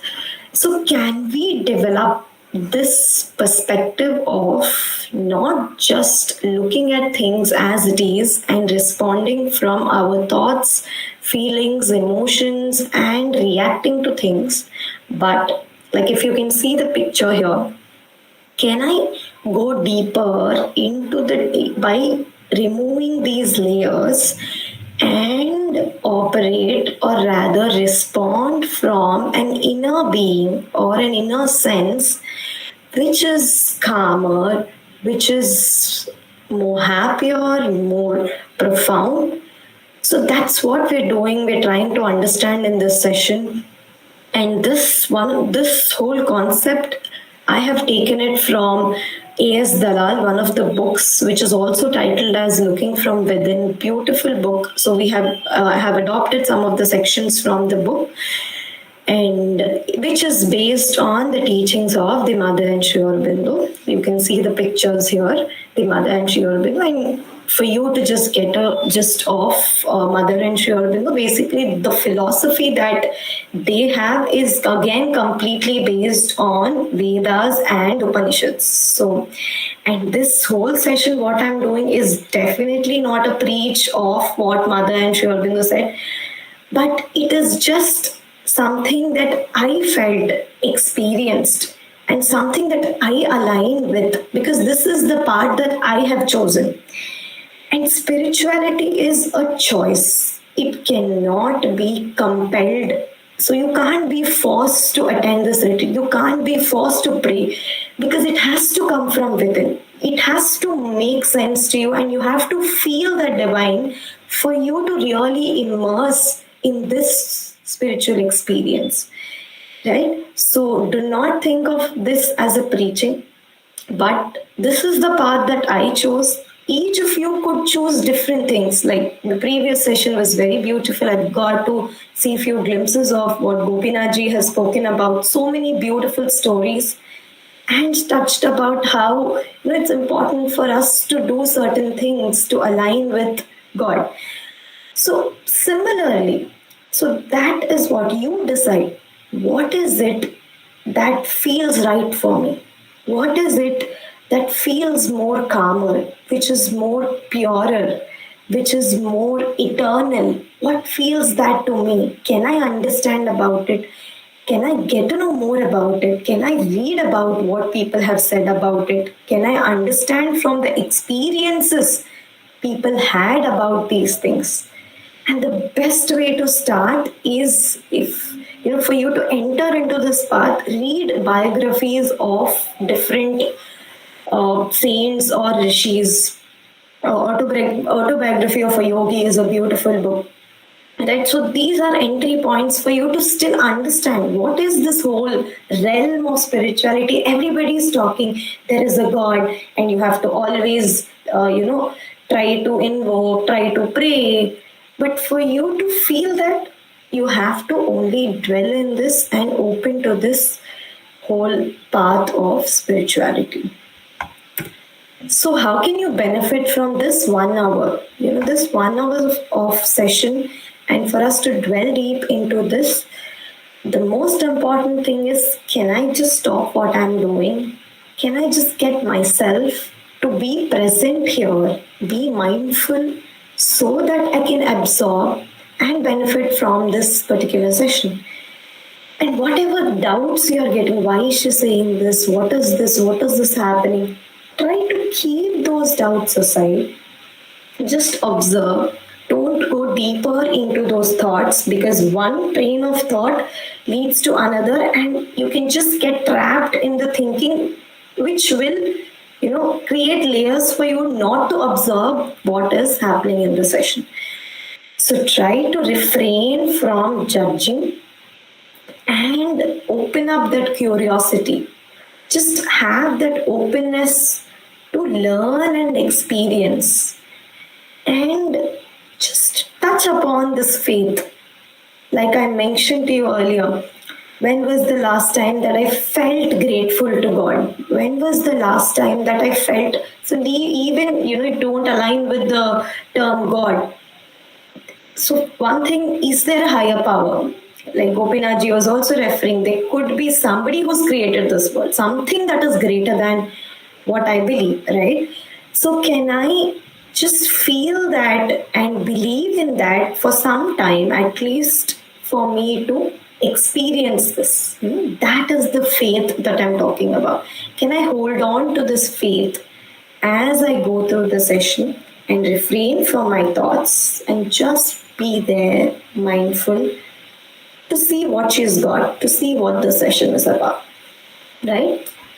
So let's continue. So for this, you have understood a little bit about looking from within, how you have to go a little deeper. So is there anything that particularly that you feel, I want to know, or this is the goal that I have for this session? Because for me to understand and for you to reflect on what is it that I'm looking at from this retreat helps you to become more focused, more attentive, and this whole thing will make more sense to you if you set an intention, if you set a goal for yourself. Can I request Ritika to kind of, collate some of the responses from the participants as to what is the goal that they have? They have heard the theme that looking from within. What is it that they want to know? Can you read some responses? It could be Ritika or anybody else. Responses. Yes, ma'am. Yeah, are the students responding? What is the goal? Ma'am, you are not audible.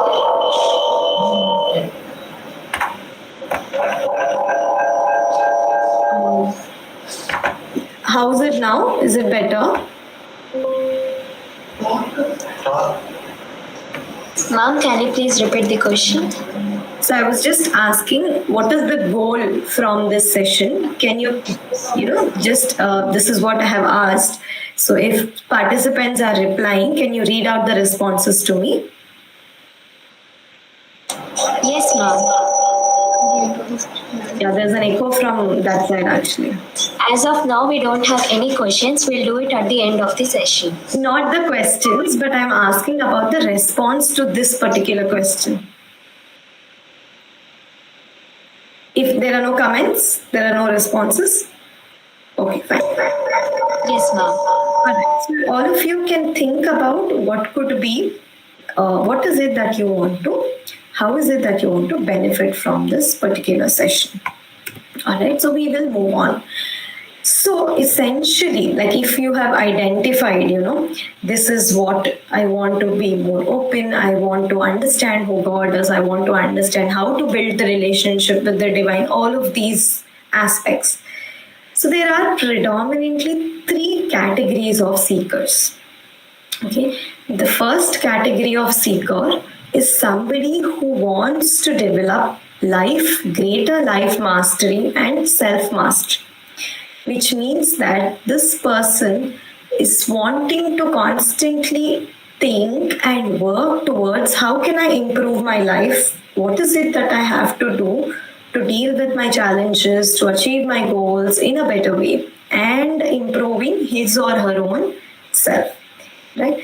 The second category of seekers are somebody who is also pursuing these ordinary goals of career, personal goals, all of these, and still wanting to develop, or rather having a higher goal or something profound, something deeper, wanting to attain a higher state of being. So having that spiritual goal alongside with the ordinary goal. And the third category of the seeker is somebody for whom spiritual growth is the primary purpose, and it is the only preoccupation in life and nothing else. Right? So you can decide for yourself which of these 3 categories that I fall into. Right? Then, so now you may ask, why spirituality, or rather, how are we different from animals, and how beautifully we are gifted certain things that help us to be more evolved than and just being an animal, because we all have, evolutionary, talking about evolution, we have evolved from animals. So how is it that makes us different from an animal? So one, reflective intelligence, which means that we as humans have got this ability to actually look at or observe what is happening around. We are able to separate ourselves from what is happening around, and not only this, but what is happening inside of us, what we are thinking. We are able to observe our thoughts, we are able to observe our emotions, we are able to observe some of the sensations, we are able to observe the behaviors that we are engaging in, the constant talk that we are having, right? So this proves to us that there are 2 parts within us. One that is observing what is happening, and one that is being observed. Right? So this is a interesting ability that we as humans have, which is called the reflective intelligence. Right? And if you look at animals, so animals are more instinctive, and they base their responses more towards reactions. If something happens, somebody is trying to catch the animal, it immediately runs, it immediately just protects itself. So predominantly it works as a reactive mechanism. However, we have the capacity to witness what is happening inside and outside, which is also referred to as Sakshi Purusha, right, in our literature. So now another difference is basically what are the goals. So if you look at animals, they have their basic goals of getting the food, shelter, and going about their life, reproduction. The same thing continues. Interestingly, most of us, of course, also kind of follow this.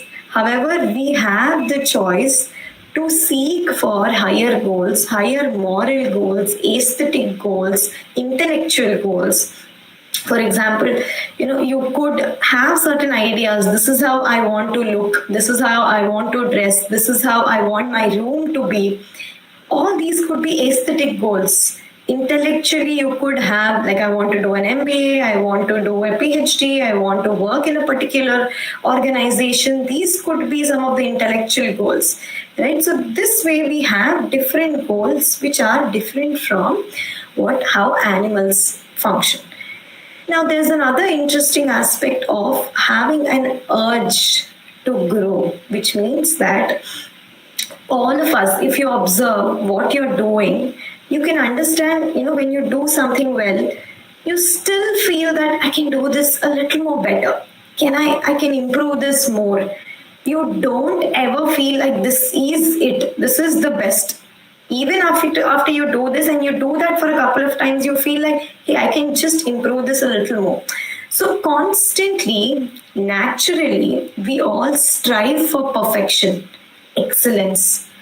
And we have this urge to grow into an ideal state which is more higher. Constantly, we are seeking that, whether knowingly or unknowingly, right?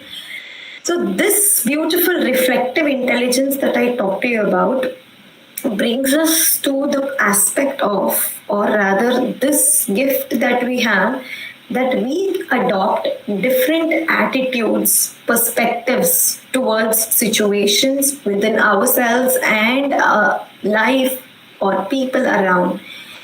So let's say today there's this spiritual retreat, there's this talk happening, and there are different people attending.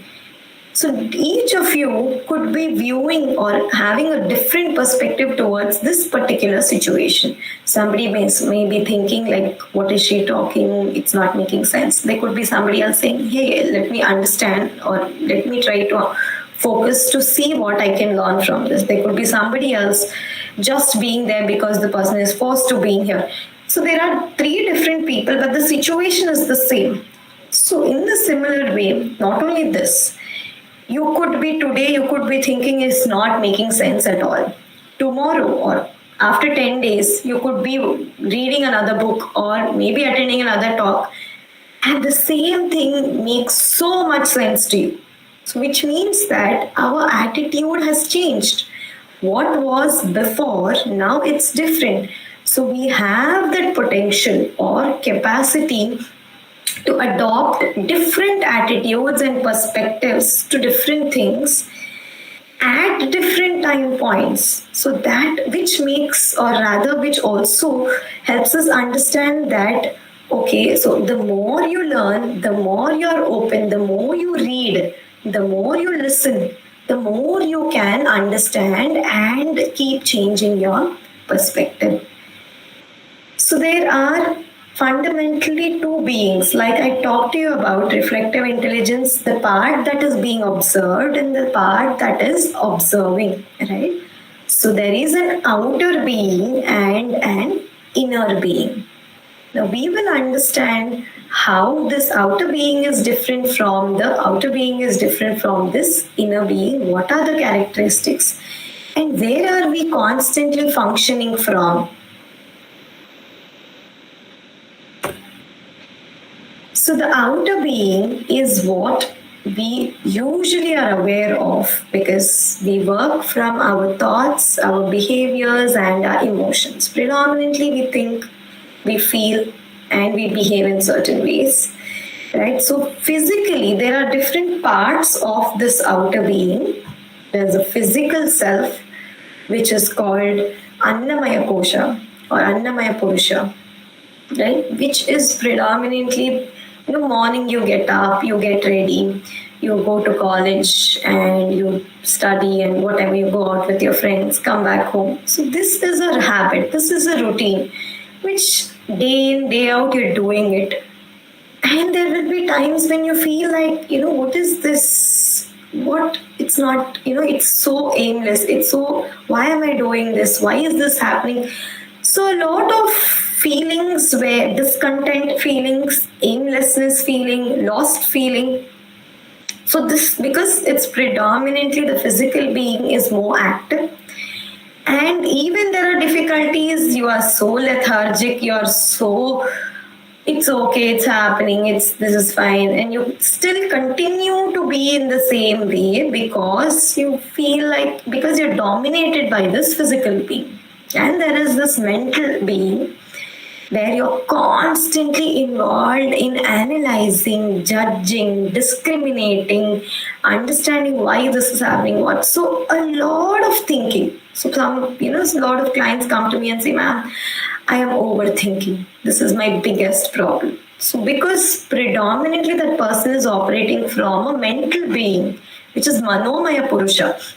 So, and this person, it's not only negative, it is, this person wants to constantly learn. So the person is open to understanding, reading. A lot of analysis and problem solving is going on with this person. Right? And there are also certain principles, the moral principles that the person who is dominated by the mental being is also constantly following. So you can think of what is it, that there are some rules for your own life. What are the rules that I'm constantly living by? All of that falls, or rather is governed by your Manomaya Purusha. Then we have Pranamaya Purusha, which is the vital being in Sri Aurobindo's terminology. It's also called the emotional being, right? So we are not only our thoughts, we are not only our body, but we are also the emotions or the impulses that we are experiencing. So somebody who's dominated by this emotional aspect part, person is constantly moved, engulfed by different emotions, succumbs to whatever desires the person is having, anxiety, irritability, anger, sex impulse. So a lot of these impulses and these emotions dominate that person's life, and a lot of problems also come in this space as you are dominated by which part of the being.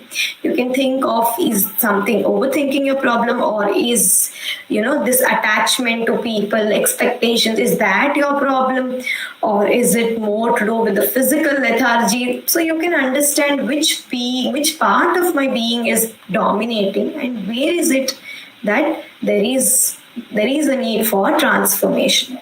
So according to integral yoga, you don't reject these, but because they are a part of you, you have to transform these into a higher vital, higher mental, and higher physical. So now how do you make that shift from this outer to the inner being? So even before we get to the inner being, there's also 5 stages.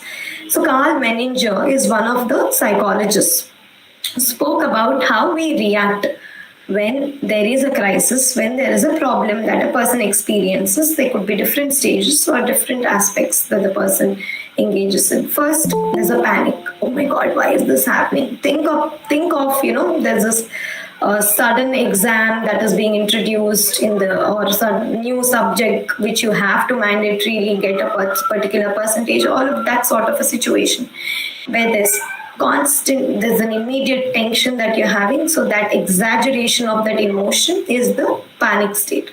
Second, inertia.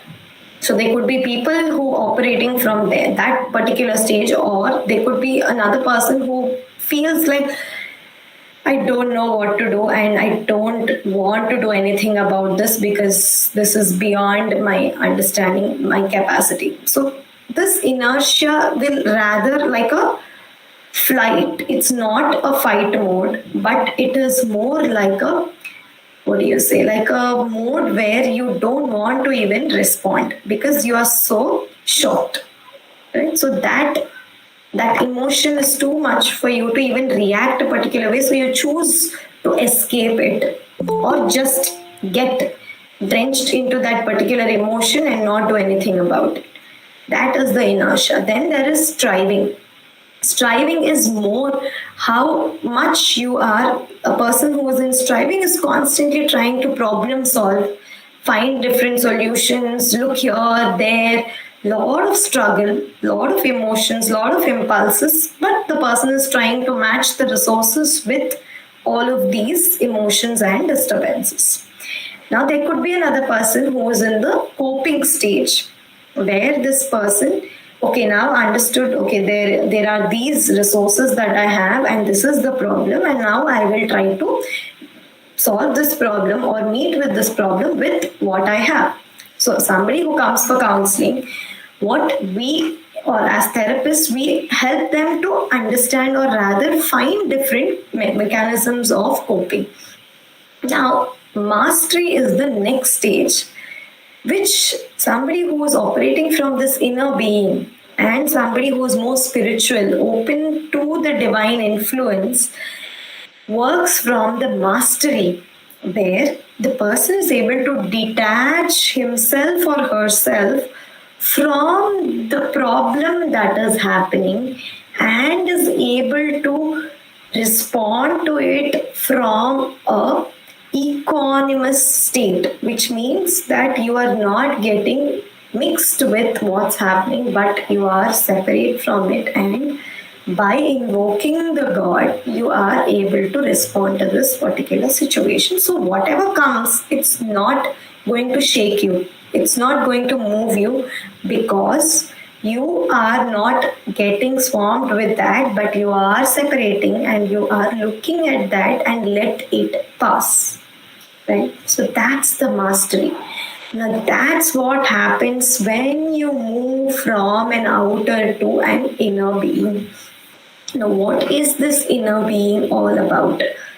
So, it is all about having a search for purpose, meaning in life, ability to love others in the pure form, constantly striving for developing yourself according to how the divine wants us, being a perfect instrument of the divine, offering yourself without, selfless offering, and developing the equanimity towards whatever is happening, which means that ability to step back and observe and not become one with the difficulty, but thinking it's okay, it's coming and it's going, and I am just observing. That is the attitude that you're able to develop if you are able to respond from your inner being.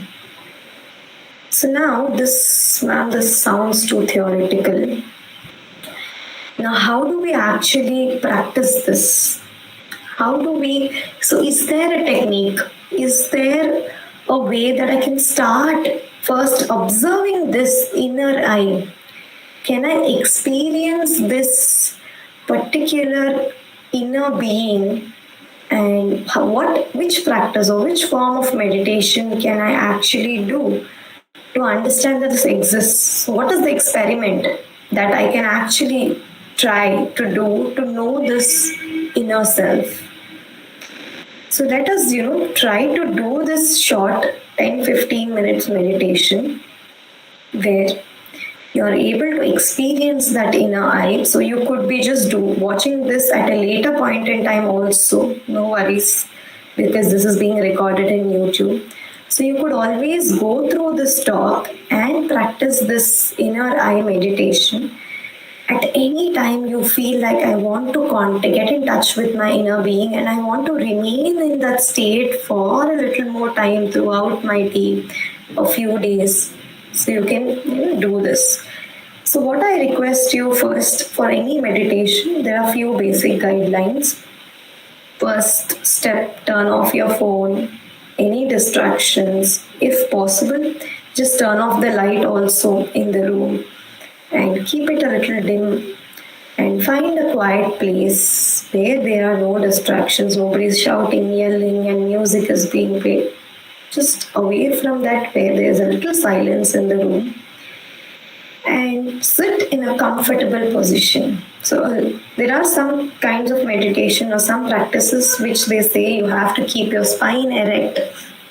So if possible, yes, sit in Padmasana and keep your spine erect, but it's not a mandatory aspect. You can always also choose to sit in a chair. Keep your back rested, but the more comfortable you are, the more effective your meditation. And this is something that I'm talking from my experience and the people who have helped me to go deeper. So find a comfortable position. You can keep your hands facing upward to receive, or you can also use a chin mudra, this is called. So you can do any of these, and whatever is comfortable, suitable for you, you can do that.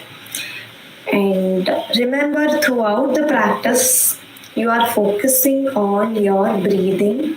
And anytime you're distracted with thoughts, try to bring yourself back to your breath, because your breath is your anchor to stay present. So, anytime you feel you're not focused, so get back by focusing on your breath. Your thoughts, get back to your breathing. You're feeling something, get back to your breathing. Right? So, you're constantly getting yourself back to focus on your breath. And as I begin to continue narrating how you have to do this meditation, I want you to slowly close your eyes.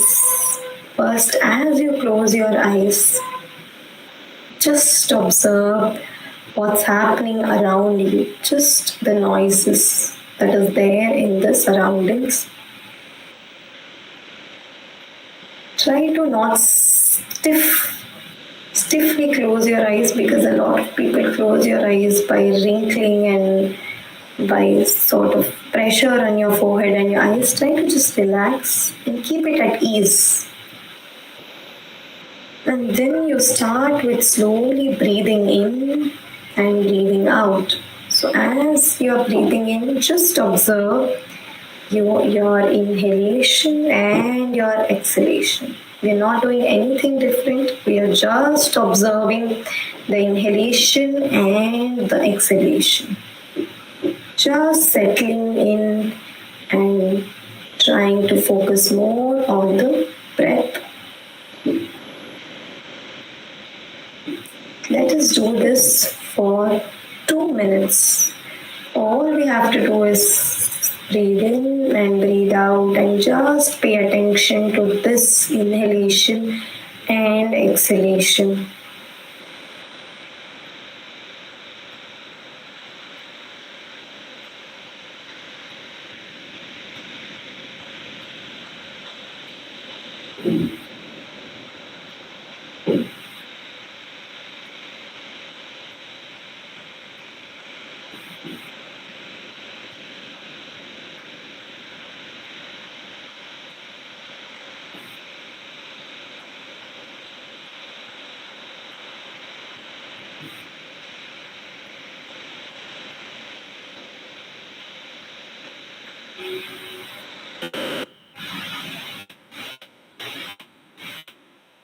Naturally observe the silence that is there inside of you as you're breathing. Just stay with that silence.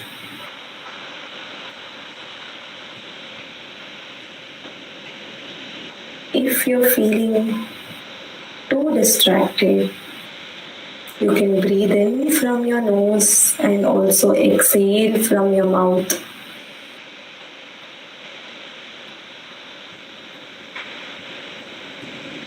Slowly you can breathe in and exhale from your mouth. This kind of breathing technique a little more powerful to help you stabilize, to help you to be more calmer.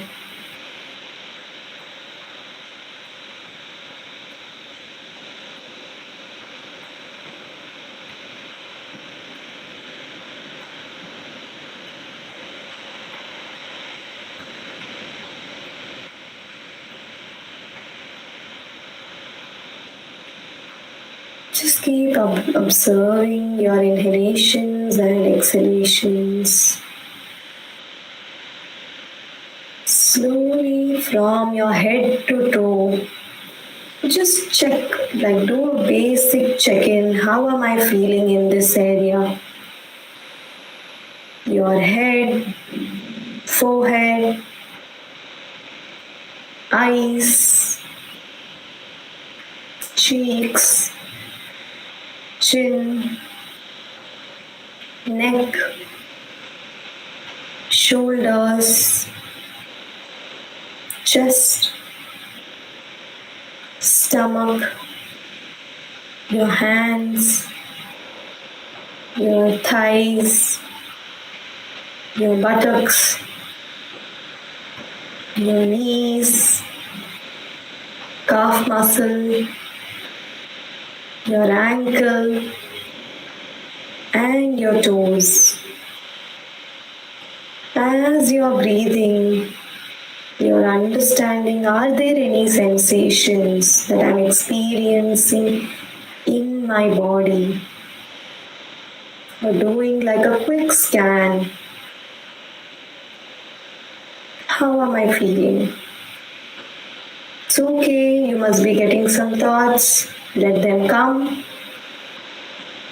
They are like clouds. They'll go.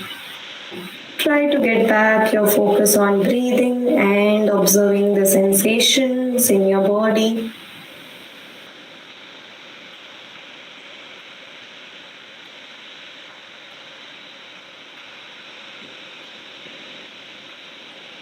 With every breath, it's becoming more calmer, more clearer, very, very vivid experience of understanding these sensations.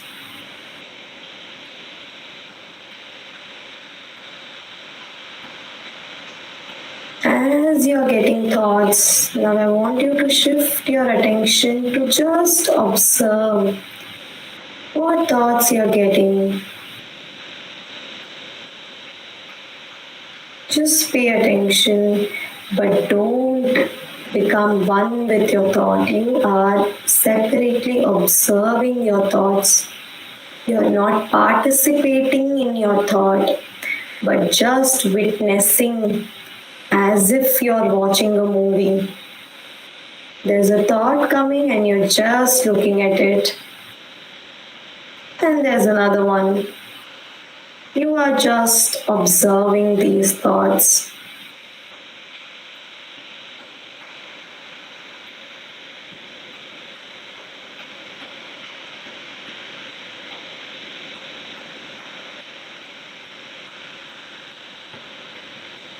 Then slowly I want you to focus on the heart center.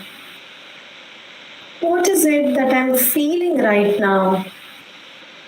What emotion am I experiencing currently? Is it calmness? Is there a little anxiety? Is there a little anger? Is there restlessness? Is there any sort of irritation? What is it that I'm feeling? As you shift your focus in your heart center, you will be able to observe your emotions. As you're breathing, just observe the feeling that you have. Don't lose the contact with your breath. Each breath is taking you deeper and deeper.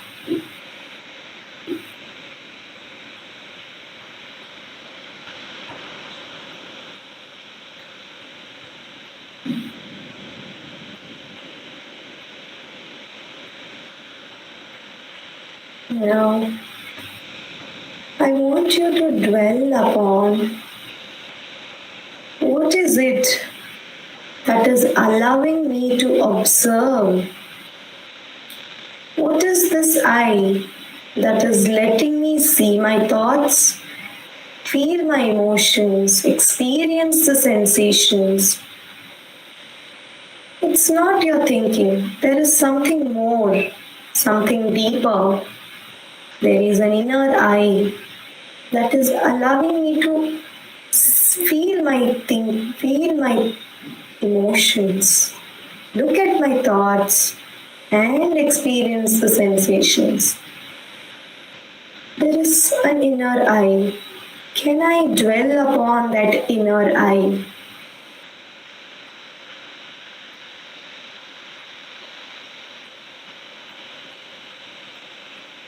Naturally, this inner eye is still, is calm,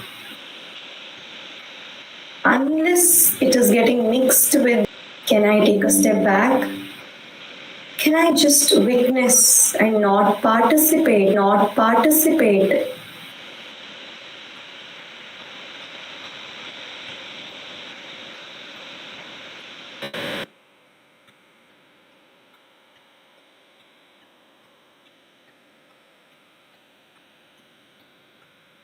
Slowly, I want you to shift your attention to the space right above your head.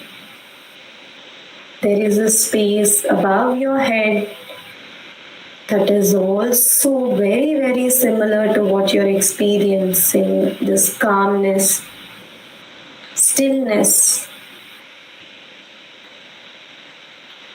essence. And you can actually feel the pressure. You can actually feel the light. There is a power, there is that pressure that is waiting to come down into you, which is just right above your head. Can you shift your attention to that space, which feels very, very deep?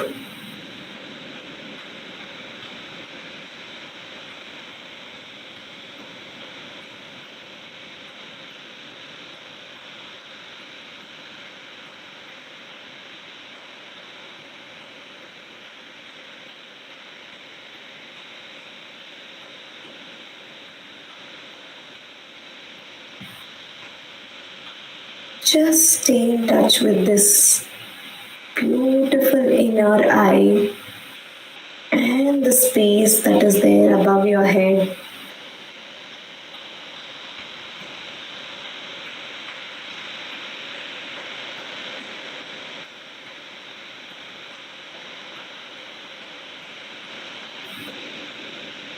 So, this space, anytime you feel disturbed, you can always invoke the peace that is just there in the space. The mother says, you have to just call down the peace by saying, peace, peace, peace, come down.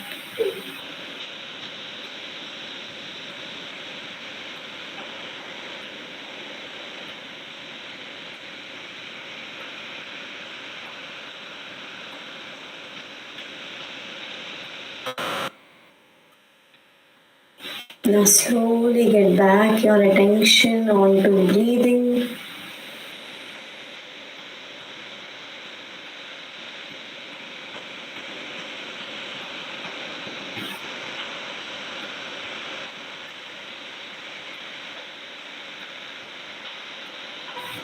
And slowly become aware of the sounds that are there around you.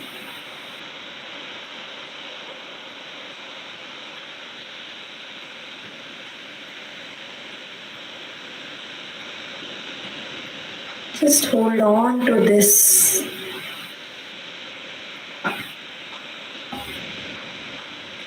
And when you feel ready, you can just slowly open your eyes.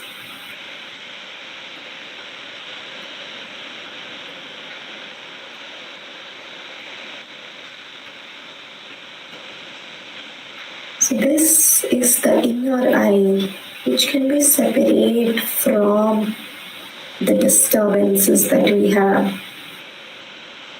And this is a state that we can constantly be in if we are, being united with the divine. Everything just flows. You don't have to question, you don't have to be confused because you know what's the right thing to do if you are in touch with the divine presence that is within you. So Sri Aurobindo says there are two centers that you can focus on. The inner being that we spoke, he refers to it as psychic being. So that's one center you can go deep in your heart center, or the space that I was talking about above your head. You can call down and focus on this area. So, whichever area you feel more powerful, you can try to practice this and see how you automatically switch to a zone that is completely different from the usual zone. So, hope this meditation was helpful for you. The more you practice, the more you see the benefit of this meditation. So, the next one, if we have to understand, the looking from within, you understood the I perspective. So, the what can be an attitude that you can develop with respect to life and others, and while doing work. We have segregated into 3 sections, so we will discuss about that. How do I look at my life? So, the first aspect is, am I listening to the inner law? Now, you may question, what is this inner law? So, I'm sure all of you must have experienced at some point or the other that conscience, if I have to say it in a very raw term, there's a conscience or there is a gut feeling that a lot of times you experience. So mostly when you when you're doing something wrong, taking an advantage of somebody else or stealing something, or when you do something that is morally wrong, usually that's when you experience this conscience, or betraying somebody.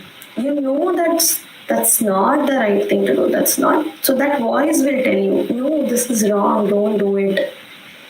Right? So that is the inner law which is telling you. So this goes way beyond the moral conscience that I'm talking about. Don't get confused. Because there are some things which can go beyond the right defined by the society if you are following the inner law.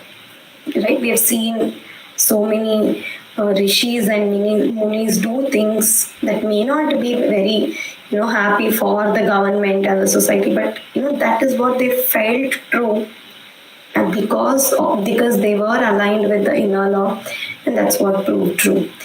Right? So that inner law, are you in touch with that inner law? Now, how do I get in touch with this inner law? Right? First, what we did today, quieten your mind. Let go of all your mind is always debating.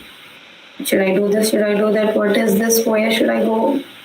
So let go of your judgments and concentrate either in your heart center or above your head, deeper, like a single pointed concentration, and be open to receive an answer. Here is very beautiful.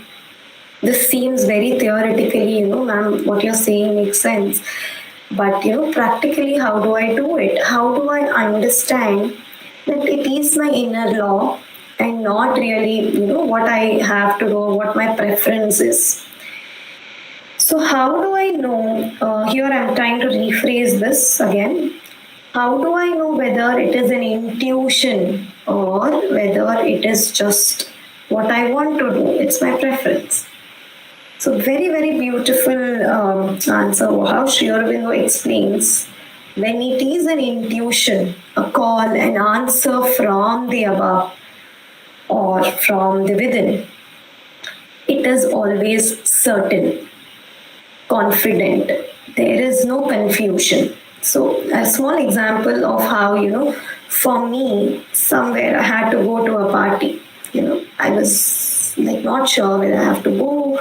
So this is something that you can use it any time to even the smallest of things. Whether in particular subject you want to choose, particular field, particular job you want to take up. How do I know what the divine is telling me? How do I know? It's an intuition. So I decided first that Whatever it is, I am okay to go, not go. And now I'm stepping back from this mental debate, because a lot of debate, I want to go, I don't want to. Now I'm calming my mind. I did a little meditation. And now I am open to receive an answer where the space is clear now. Like I purified from these thoughts, everything. Now I'm open to receive an answer. So there was a clear answer that don't go. So for me, when I felt that this is an answer, there was no confusion. There was no debate. There was no other thought. It was a very clear intuition that I should not go. So, and then I followed it, and everything turned out beautiful. I was very happy because so the certainty factor helps you understand whether it is an intuition or whether it's just what you want to do. Right? But this can happen only when you have established a certain amount of silence, calmness, so that you can receive an answer. Can't be constantly thinking and say, because I have tried it several times, when I'm so disturbed, it's not possible. You have to settle down and then only open yourself. Right? You must have the confidence that the divine force can change everything, and you must let the force work. What Sri Aurobindo says, very, very beautiful. Right? So the power of attitude. Can I choose to always be aligned and look from within and have this true attitude at all times? So the mother says even one person having a true attitude did save a lot of catastrophes, right? So here I would like to share a small story of, Swaminarayan Neelakhand. If you've gone to Delhi, there is Akshardham, and they talk about Swaminarayan. Right? One of the incidents where beautifully, where Swaminarayan goes to a particular forest and there's a temple there, and he chooses to sleep on there is a platform that is there under the tree, and he decides to spend the night there. But the person who's charge of the temple, he says, no, there are a lot of lions, tigers, which are very wild and which are disturbing people a lot and which have killed. Please do not sleep there. Come inside. I'll lock up the whole gate and the premise, and you can be safe here. But Swaminarayan decides, no, that's okay. You just save yourself. I will be fine here. And after a while, this person is constantly peeping through the window to see how, what's happening. And a huge lion walks towards him. He is having a very true, stable attitude, which is not being disturbed. Here, when you have this attitude, you can't say that, okay, I'm fine, let the lion eat me, and then your body is constantly shivering. Your body, mind, everything should be aligned to the divine for you to experience this attitude. So that's what he did. And literally the lion was like a pet, and together both of them went to sleep, and this person was extremely shocked. Right? And another incident also is, what mother explains. There was a devotee traveling in a plane. It was actually meant to crash, but this one person maintained the true attitude to invoke the divine constantly throughout, and the crash which had to happen got saved because of the attitude that person had. So in your life, can you think of the times when can I hold a more positive, can I hold a truer attitude which is more aligned with the divine? So that's something that you can think about. Then inner state and outer circumstances. One of the quotes that Sri Aurobindo says, always the circumstances come to reveal the hidden weaknesses that we have to overcome. So whenever we experience a difficulty, again I see this in a lot of my clients who come for therapy, their same problem, getting betrayed again and again and again. So, where is the difficulty? What is this person learning from this situation? So, an outer circumstance, we come across different problems because we need to learn how to deal with them, how to overcome them. If you're interested, there is a book that I refer to my clients usually, which is called You Can Heal Your Life by Louis Hay. Very beautiful book. Talks about how we all take birth in this particular life because we have to go through these difficulties. And this was an eye opener for me at that point.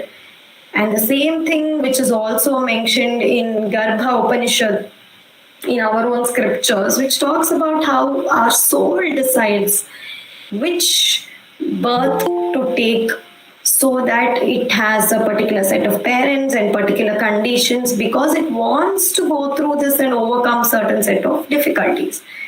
So when I understand this concept, when I face a difficulty in my life, when I fail an exam, when I get betrayed, whatever, am I able to understand this? Yes, this has come as a difficulty for me to overcome, for me to deal with it. Now, the more I shut off, the more I avoid, escape, it's going to keep coming back to me. Right? So, understand these patterns of difficulties that you have been experiencing. And can I look at this particular situation from a deeper space, from within, where I'm not moved, I'm not disturbed, but I now know how to deal with it. I now know how to get past this problem. Right? So you can, a small reflective question, how did I react when something unexpected happened recently? So you can dwell on that to see, what you did and how you can do it better the next time, the more from an inward, from the inner being. Then the next thing is looking at others. So how do I see others? Yeah, sorry, there's a power cut, but this is the light that I have. But we can continue with the session, there's no issue. So the second one is the looking at others. So before looking at others, what is more essential is looking at your own self. Can I look at my own impurities or my own imperfections? Where is it that I have to change? Everybody who comes, a lot of people for therapy. This person is like this, she is like this, he is like this, my so-and-so is like this. Always, the blame is on the other person. Or there are other set of people who are constantly blaming themselves for everything that is happening. So now, am I able to look at myself in an impartial way? Right? Am I able to see where is it that I need to improve? What are my weaknesses? Right? So that is the first thing. First, how do I look at my own self where I am able to understand these are my defects? So according to Dhammapada, we should seek the company of the sage who shows our faults as if he were showing us a hidden treasure. So a person, if we are being with somebody who tells, this is something you have to improve. Hey, you are extremely sensitive. Hey, you are extremely rude. Hey, you are very critical. So you have to not get annoyed with this person, rather be grateful that the person has showed you something that you did not discover, right? So that's about how you have to first look at your own weaknesses and false moments and try to transform or get beyond them. Then the second aspect of how do I now I understand, okay, what are these impurities? Now, what is it that I have to look at? How is it that I have to look at others? A lot of times we are very easily able to pinpoint this is not good, she is not fine, right? Very easily we see others' faults, but most of the times we are able to project, or rather, most of the times we do project what is there within us as if it is somebody else's problem. That's why I said the first thing is look at yourself. So if you feel somebody is insincere or somebody is lying, somebody is lazy, somebody is, impunctual, whatever. So that is the part in you constantly struggling, constantly it is there in you which you still haven't dealt with. And that's why you find it as an irritation in somebody else. You find an anger to somebody else because that aspect of yourself you still have to work towards. Right? So that is the defect of. So what the mother says is, what once you have to look at your own self only if, or rather the moment you look at another person's difficulty, you have to first be quiet and pinpoint some things that first of all you can change in your own self. So do not randomly think and pinpoint everybody else, but only things that you feel that you can work and you can really overcome is when you can actually pinpoint in others. And developing equality and goodwill. So that equality is having that samatha, that sort of an attitude where you are able to not be moved by all of these emotions, but you're able to just maintain that calmness, that oneness all the time. Right? So it can be, now you may ask this question of, how do I maintain this equality and have this goodwill that everything is good? That's very difficult to have. It's very challenging when you see so many things going wrong, right? So one thing that can really help in dealing with others, right, is of course not reacting randomly. A lot of people, they get into problems because they get swayed by their emotions. They're angry and they go hit something, they go speak rudely, they always respond from that ego that I am important, she's not making me feel important, he's not making me, and always constantly that gets hit, and this person is reacting and loses a lot of things, right, with others when there are difficulties. But on the other hand, if there's a really the other person is worrisome, problemsome, first you need to see that whether you can get better at responding, where you're responding from a calmer space.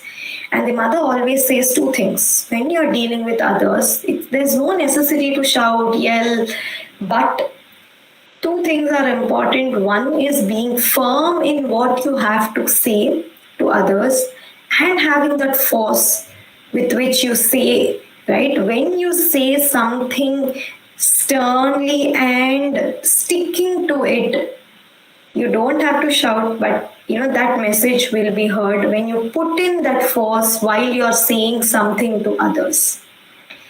Right? Even when you have subordinates, a lot of times we have to deal with maids at home and employees who do not really, do what they're supposed to do. So instead of going on shouting what's happening, you are losing yourself constantly. It pulls you down. But can I rise above this and say what I have to say in a very firm and invoke and say what is the right thing to be said? Not a lot of drama, but choose the words and say the right things to be said. So that's what can help you, to just what mother says is radiate your quiet happiness. And still there is this difficulty that you're experiencing. A lot of times when you go to work, there is a boss that is constantly troubling you, annoying you, always judgmental. So you're finding it very difficult. So what can you do at that time is, the more you work on yourself, the more you change your consciousness. Very beautifully what happened is that's something that will impact and cause a ripple to other person's emotion as well. Very beautiful and profound insight this was for me.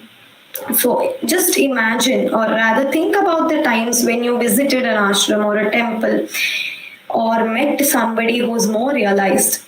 Immediately you feel a sense of calmness, quietness. Why?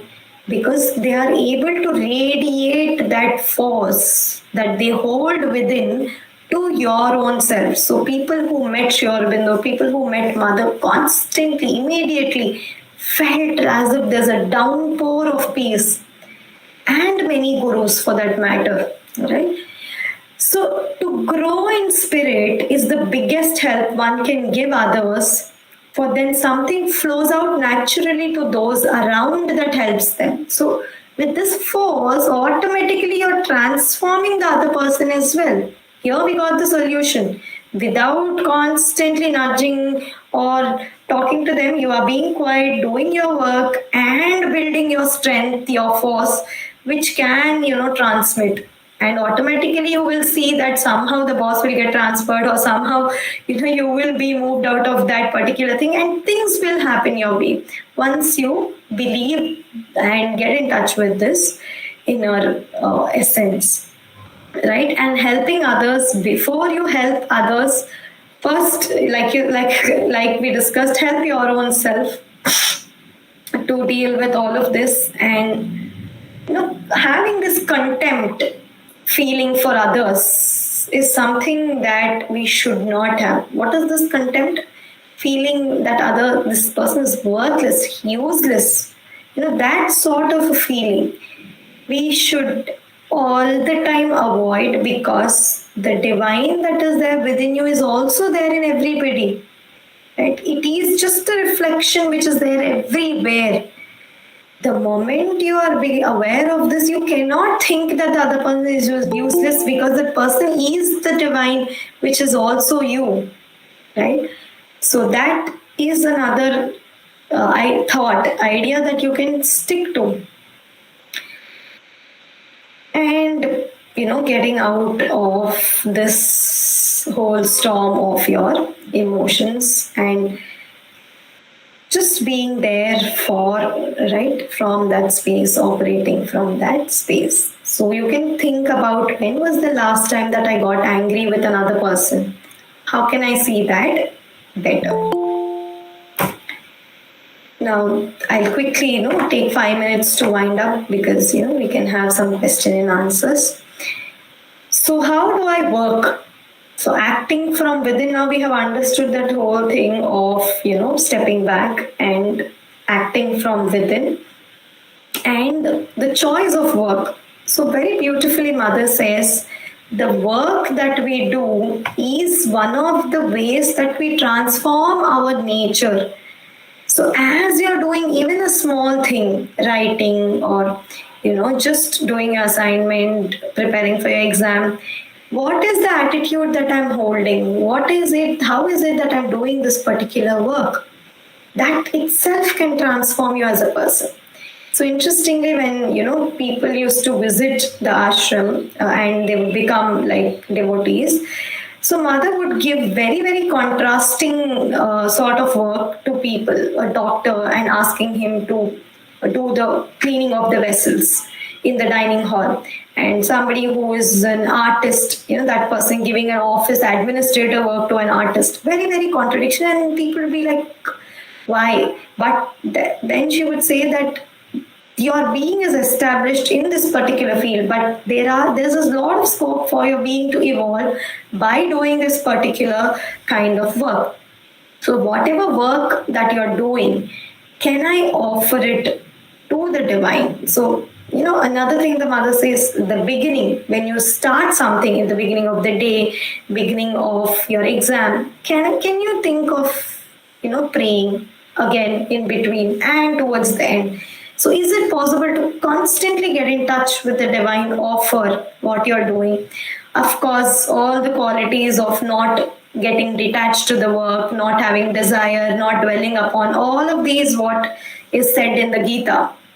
Of course, practicing all that and offering the work to the divine is the essence that can transform the work itself. So there's no work that is silly, meaningless. Any work can be made beautiful, and you can enjoy it if you're able to be in touch with your inner being and try to learn and do at best that you can that particular work. Even setting a table, can I just put these things in a more beautiful way?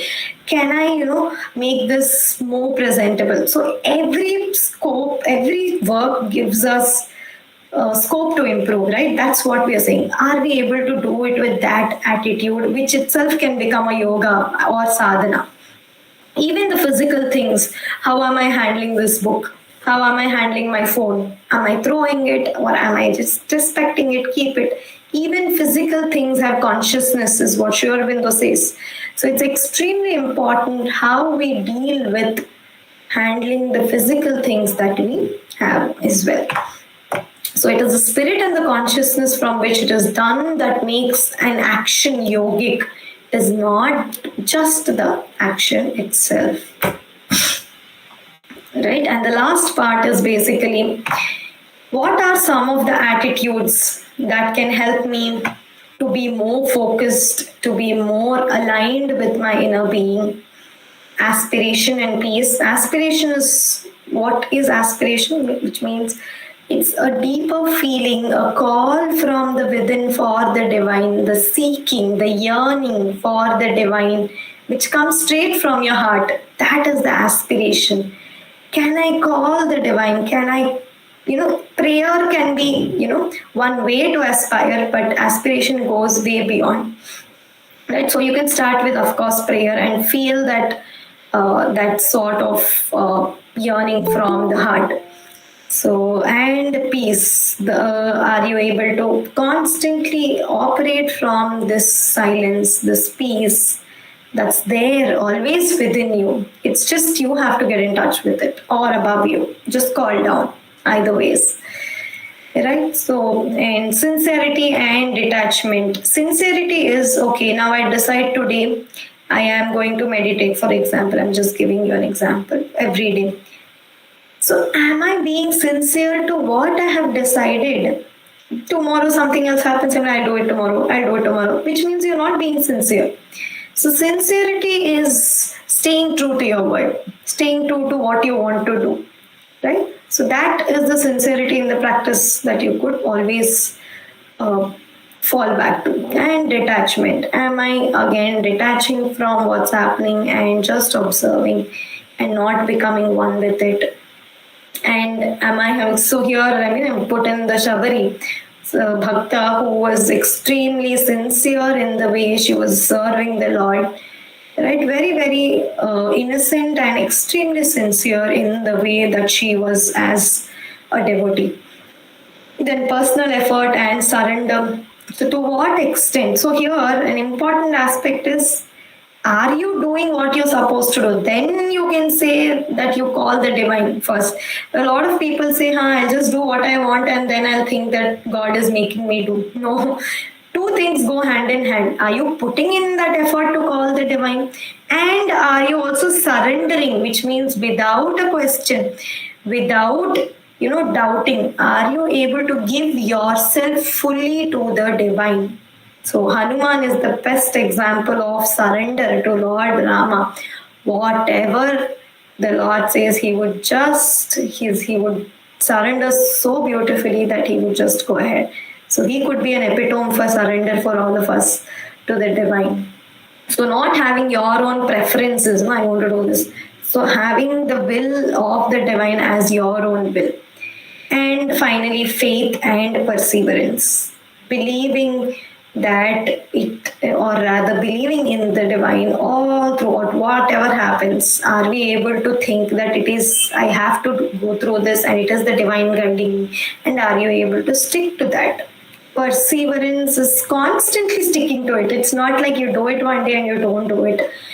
Despite any difficulty, despite whatever happens, are you still having this faith as a rock? And that's what Mother says. Like still as hard as a rock. Right? And then based on this, you can think, what are the core values, 3 core values that I want to have in my life and that I will abide to no matter what. So that's, I think, with this, I would like to I think we have come to the end of this presentation. So there is a center in the Mushirabad, which is Sri Aurobindo Society, Sri Aurobindo Bhavan it's called. So this is the beautiful meditation hall, and we have renovated the whole place in the last 1 year and the outer space just this year. So feel free to drop by when you feel like you something that aligns with the philosophy of the mother and Sri Aurobindo. This can be your path. So you can drop by, do a bit of meditation, look at some books, and in case for therapy, personal therapy or counseling that you feel like I want to deal with some of the issues that I have in my life, you can contact me at 91777713. And I think with this, we will open up for Q. We have a lot of our talks in YouTube as well. So you can check out Sri Aurobindo Society Hyderabad page and go through any of the topics that that you feel relevant to. Any talks, Ritika? Any questions? Yeah, good afternoon, madam. This is Yes, Gopi. ma'am. That was a great session, ma'am. Now we'll head into the question and answer segment. Sure. On the behalf of students, I'll ask a question.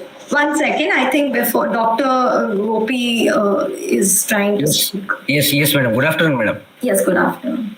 Madam, with regard to the spirituality, I have one question to you, madam. Sure. So even though we have a lot of institutions and books on spirituality, Absolutely. but practically speaking, I think that is not happening in the society, madam, for the transformation. Yes. Just can you quote what are the major factors behind these things so that we can transform the society and the individuals? Absolutely. So some reasons for not this transformation not happening. One, of course, if you look at from a macro perspective or a universal perspectives, there are these imperfections, these impurities that need to. The whole purpose of the existence itself is transformation. Interestingly, and this does take time. And what I can say is that the first aspect is the change in the consciousness is something that has to happen amongst people. And if you see, the more we look at what is not changing, we are not able to see what is changing. So to me, how I see the situation is there are actually nowadays a lot of youngsters turning to spirituality. Of course, there are a lot which are not also. So to me, I think there is this transformation happening, yet not very rapid, but at a slower pace. And because of, again, there are other forces that act in place also to anti-divine forces that if you have to refer to, which is also making it go away. But the transformation is happening at a slower pace. And according to Sri Aurobindo, he says that, just as we evolved from a plant, and then an animal, and we have come a human being, there is also going to be evolution to the next state, which is called the superhuman. And a superhuman is somebody who's constantly embodying the divine, wherefore to them, almost like telepathy, they don't have to talk, they can understand and feel, and you can do what is true at all times because you're constantly connected. So that level state is also possible, and that's going to happen in the future, is what his prophecy is. So let's wait for that to happen. Okay, madam. Thank you. Thank you. Yes, Ritika, you can read the questions. On behalf of the students, I'll be asking the question, ma'am. So the first question is, what is one belief you hold that strongly influences your daily decisions? So one belief that I hold is the faith is something that I constantly believe in, that I feel I'm not alone and I'm always being guided, and I'm always the force is always guiding me. Mother is always there with me. So that is one thing that I always hold on to. Any decision that I make, that is something that will help me. So you can think of it like having the divine, believing that the divine is there, and reaching out to the divine. Simple. Yes, the next question, Ritika.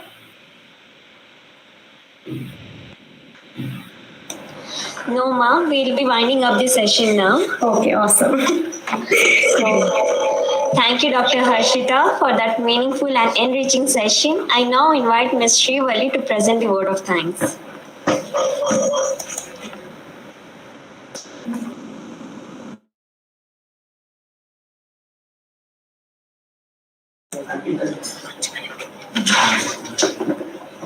A very good afternoon to everyone. I am Srivalli from Loyola Academy. Feel truly honored to deliver the vote of thanks for this insightful session. First and foremost, I extend my heartfelt gratitude to our esteemed speaker, Dr. Harshita Krishnaveti ma'am. Ma'am, your session on looking within has been a gentle yet powerful reminder that spirituality is not something we search for outside, it begins within us. Through awareness, honesty, and compassion towards ourselves. Your words encouraged us to pause, reflect, and reconnect with the inner stillness we often overlook in our fast paced lives. Your insights about outer being versus inner being and attitude towards life and circumstances have not only broadened our perspective but have also inspired us to approach our thoughts and emotions with more mindfulness and clarity. We are genuinely grateful for this time, wisdom, and warmth you shared with us. Thank you for making this session deeply meaningful and impactful. And lastly, thank you each and every one of you here being a part of this experience. Thank you, everyone. Thank you. Namaste.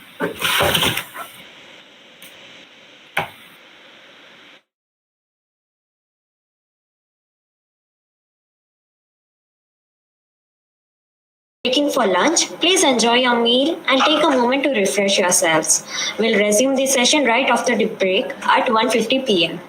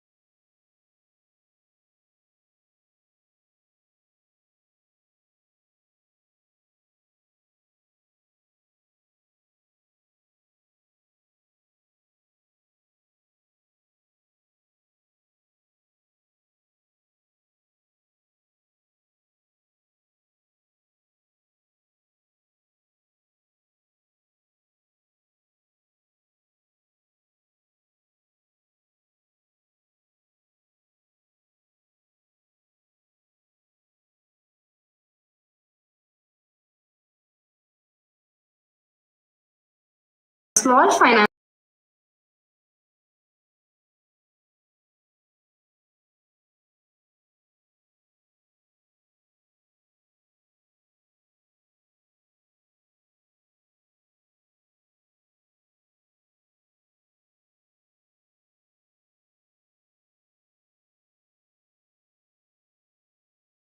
you, sir.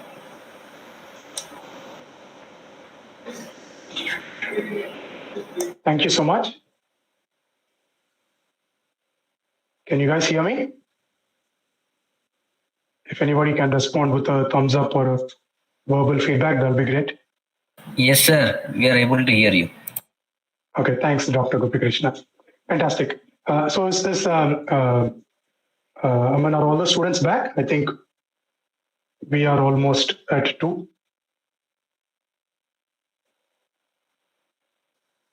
Fantastic. So can we start?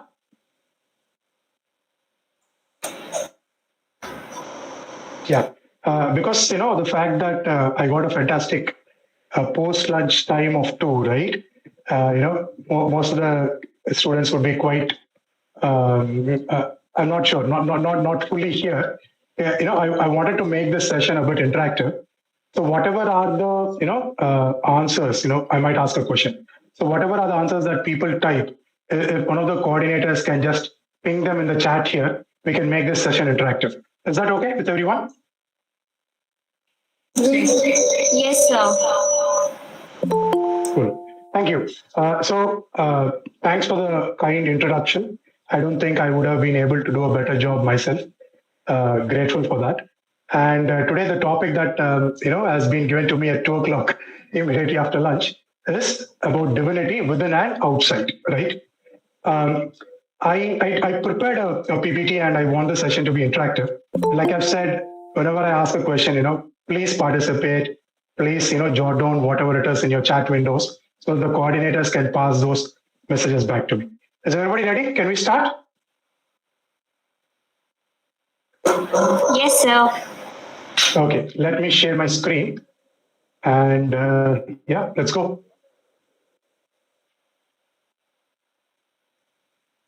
Are you able to see my screen? Yes, sir. Fantastic. So, whilst, I don't know to what extent young adolescents will connect with this, I tried to flip this question into a different way. Okay. So can we flip this into 2 questions? One is, what is this, right? Whatever is outside me. And the second is, who am I? Whatever is happening inside of me. Okay. And there's a reason why I wanted us to, flip this. Okay. As we go through the session, hopefully we will finally figure out that these 2 questions are 2 ends of the same thread. Okay. Of inquiry. So when we talk about what is this, it's primarily about what's happening in the world, what's happening around us. So today I'd like to take a few examples, from astronomy and from metallurgy. Hopefully that's okay with all of us, right? Given the audience that we have today. I don't know how many of you are aware of this. There is this object in the sky. It is the 15th most brightest object in the sky.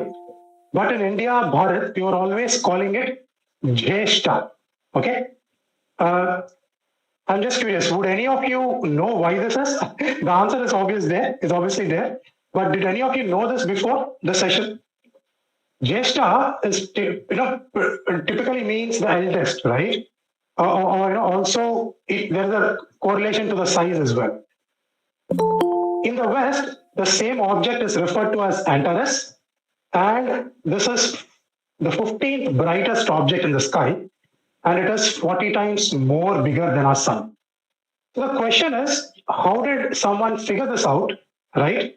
Without all the scientific instruments that we have today, and this has been the way this particular object in the sky has been referred to for the past 5,000 plus years, right? So what is this? Whatever it is that my surroundings are, my environment is, whatever I see in the sky, was always a level of inquiry that was very, very, prevalent and given a lot of importance in Bharat, in India.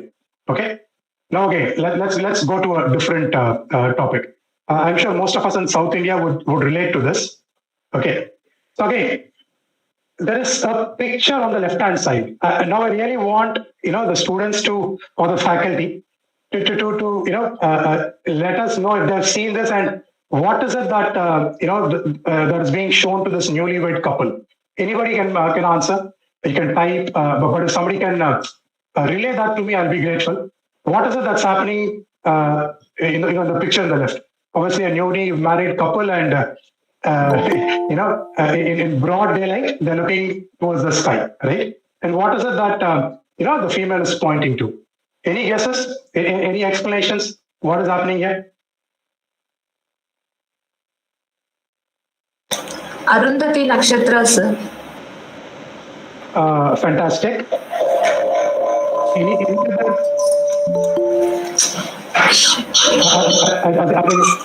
think one of you, has to mute both the speaker and the mic. Okay. Right, that's correct. Arundhati. But what is the point here? Some couple just got married. What is the relevance of looking at something in the sky? I'll just give 15 more seconds. If there is some other response from any of the participants, we'll wait. Otherwise, we'll continue.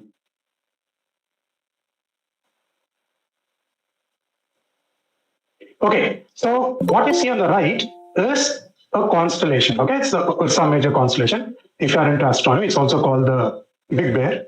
So there is this one dot, the second dot, right, which is in red, and that circle. Actually, before I start, thank you. Yes, they are being shown the Arundhati Nakshatra, but it is not just about Arundhati. There's a deeper significance, which is what we'll try to cover now. Okay. So yes, that is the second dot in this constellation. And if you really, use the latest technology, you will understand that it's not a single dot. It's actually a twin star system. Okay. So those twin stars in India, we call them Arundhati and Vashishta. Okay. And what is unique about this particular dot in the sky that is so far away has to do with the way these two twin stars rotate. Okay. While the pictures here don't make it easy and obvious, right? Let us see if this rotation becomes obvious in this small YouTube clip where the same thing is being captured.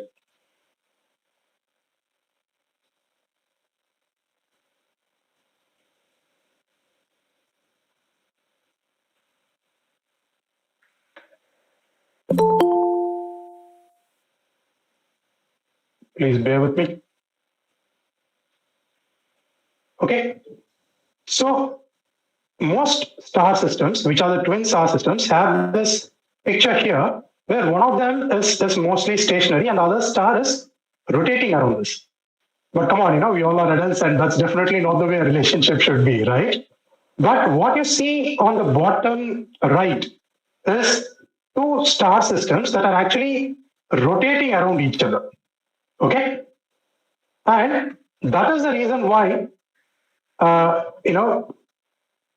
was this ancestor of ours who figured this out felt that it's very nice and apt to show this to newlywed people that there are these examples even in astronomy that can inspire us, where a relationship is not one way, but both sides making that, for want of a better word, that relationship or that negotiation dance, right? So that is the relevance as to why this nakshatra is pointed to. And whatever you see in Bharat, it was all about weaving what we saw outside into stories and inspiring people through those stories and trying to figure out some positiveness in that and motivating us to lead our lives that way. Okay, so that is the Arundhati. It's not just Arundhati. I hope from today, whenever you see this ritual being enacted, you understand that it's not just about Arundhati. It's also about a better half, Vashishta. And these were, these are actually examples from our history. We tag these names to something that we observed in the sky. And, that's why this ritual has become, has stayed and continued even to this day. And you see this in most South Indian marriages. Okay. Now let's look at some other example in terms of, what it is that we're trying to understand here when we are trying to explore the world we are in. Okay.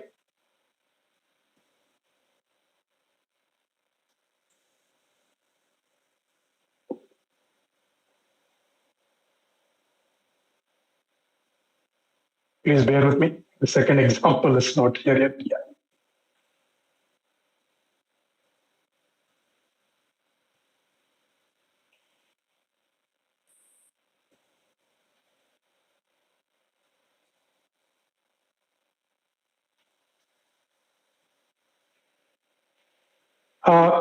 Is this picture clear? I hope it is. So there is this technique in, yeah, thank you.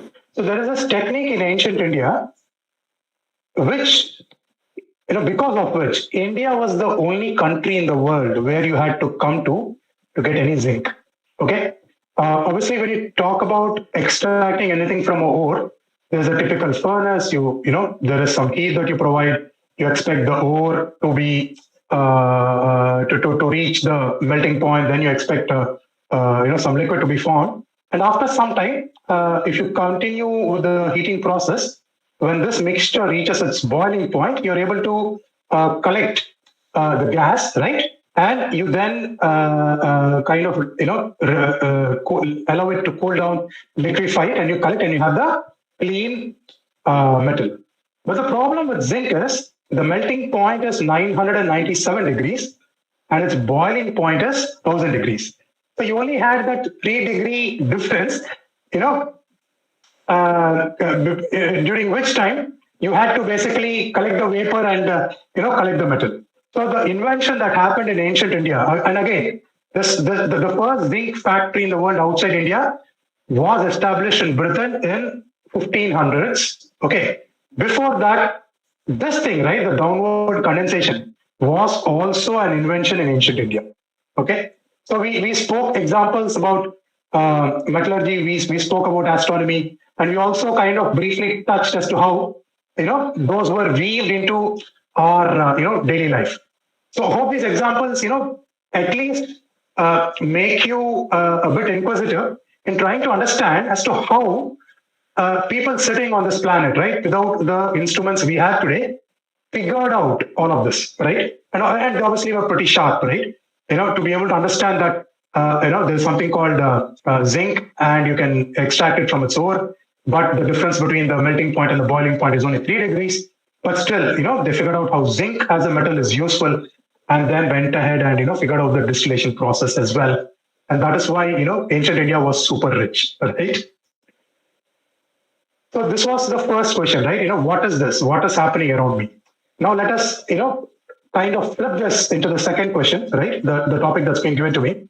And that actually becomes a question about who am I, right? So again, I would request all the participants to type in some answers, and after, let's say, a few seconds, whatever are the answers that are popular or are different, right? If somebody from the organizing team can communicate that to me, we can take the discussion forward. I hope people are not feeling sleepy anymore. There's lots to cover. Yeah, but your participation, will ensure that at the end of the session, there is something that you take away, or you end up being super confused, or you end up being super inquisitive. I'm okay with all of the outcomes. Yeah. So who am I? Who are we? Please participate and start typing.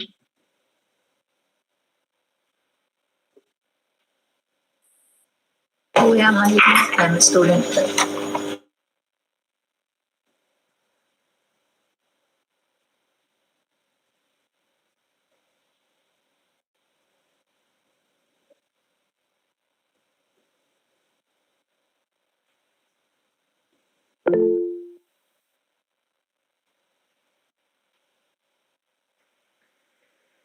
Okay.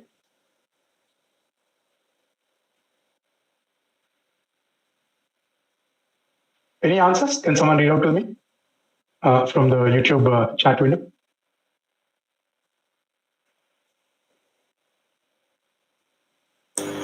Human beings. Okay. Okay, human beings. Yeah, that's fine. Any other answers? Student. That's good. That's good. Student, yes, fantastic.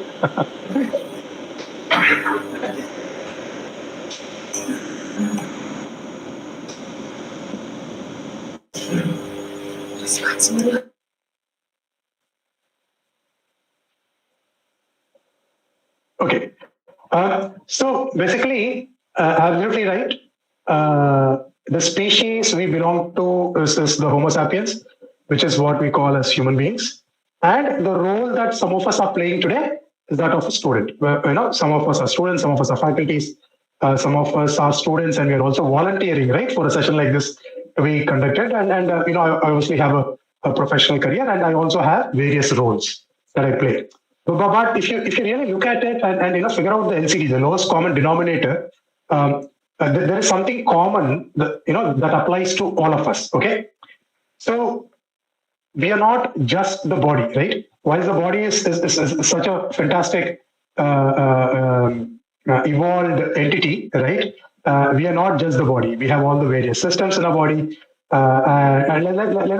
let's again figure out something really fascinating. So we all have the digestive system, right? So the digestive juices and acids are in our stomach. So this acid is supposed to basically digest the food we eat. The question is, why is it that this acid is not eating into the stomach and destroying the stomach lining, right? So it turns out that the rate at which the acid in the stomach can eat into the stomach lining, let's say, is X. The ability of the human body to have that intelligence to regenerate these cells in the stomach lining is Y. And obviously, Y is more than X. So the rate at which the acid is eating into the stomach lining is lower than the rate at which the body is replenishing the stomach lining.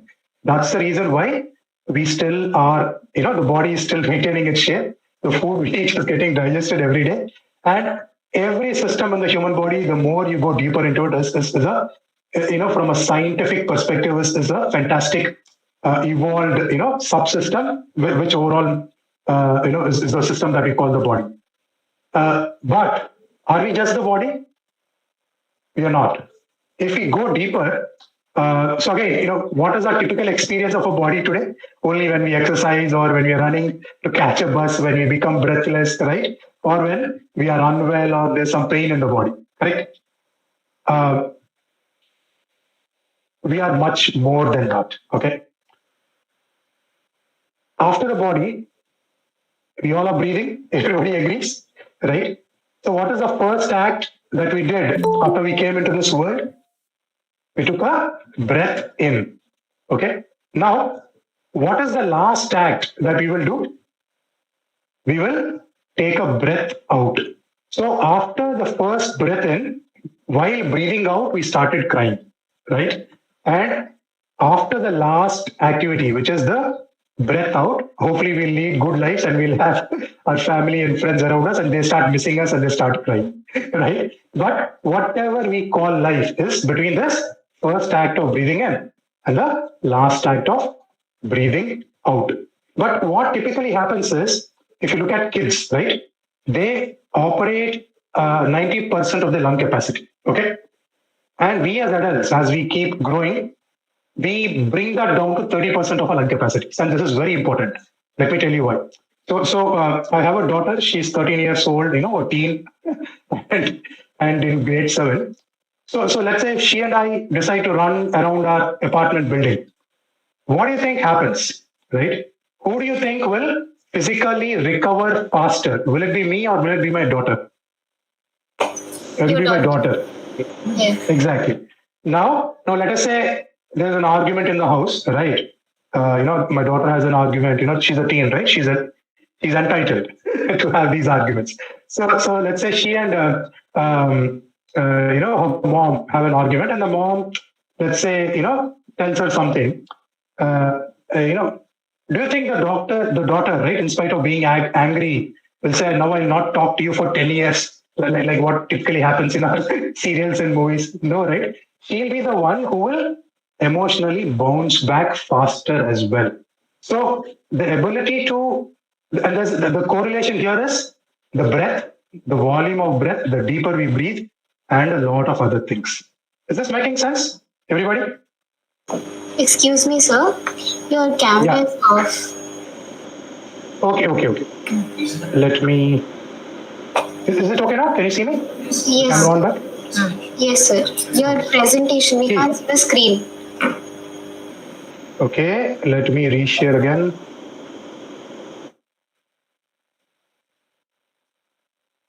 Yeah, can you see us screen now? Yes, sir. Yes, sir. Okay. And you're able to see the presentation now, right? Yes, sir. Okay, let's go ahead. So we are not just the body, right? There's one more layer of our existence called the breath. And it is the breath that is super important for us to be able to have some control or say in the next most important layer that all of us are made of. That is the mind. Typically, right, all of us would have heard about the body-mind complex. Today we are drilling into this and we are, double clicking and going deeper into, all of the other layers. So again, what is the nature of the mind? Anybody?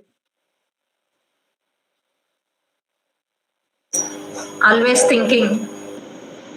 Right? Always thinking. Any other answers?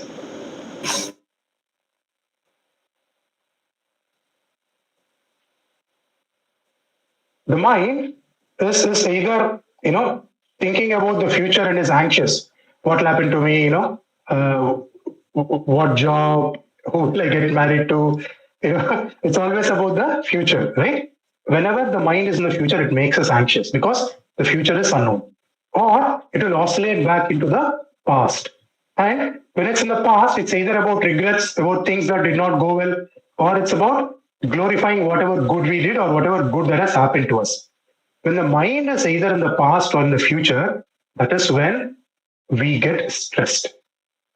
Okay? And stress is the most common reason for everything that is not good or happy or unhealthy about our lives. Okay, so how do we get rid of stress? We'll get into that discussion as well. So after the body, there's a breath. Breath is the link between the body and the mind. What's the nature of the mind? It's either in the past or it's in the future. Okay. Then there is the intellect, right? Ma'am just said, the mind is the one who is giving, let us say, options to the next layer called the intellect. The intellect is the deciding authority. So the intellect decides whether, what action to take. Okay. So that is the function and nature of the intellect. Then comes the memory, right? So let's take this example. It is the memory which understands that if you put a finger in the fire, right, that it will burn and it will cause damage to us. Once that is stored, the intellect is what tells us that whenever there's a fire or when you're celebrating Diwali, we should be careful and not get too close to the fire or the crack. Okay, so memory is the storehouse of all our experiences. But you know what happens? Yeah, go ahead. Your camera is turned off again and the presentation, we can't see it. Oh my God. Okay. Hey, okay. Let me try again. This is okay now?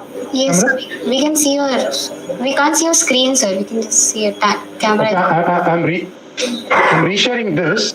Okay. Yes, sir. Yes, sir. We can see. Now it's okay? Yes, sir. I don't know why the sharing is getting stopped. But yeah, but it's okay. Please, stop me. I'll reshare. Is that okay? Yes, sir. Yeah. So body, breath, mind, intellect, memory. The next layer is something called ego. Okay. All of us have ego. The ones who think or who say that I do not have any ego are the ones who have most ego. Okay.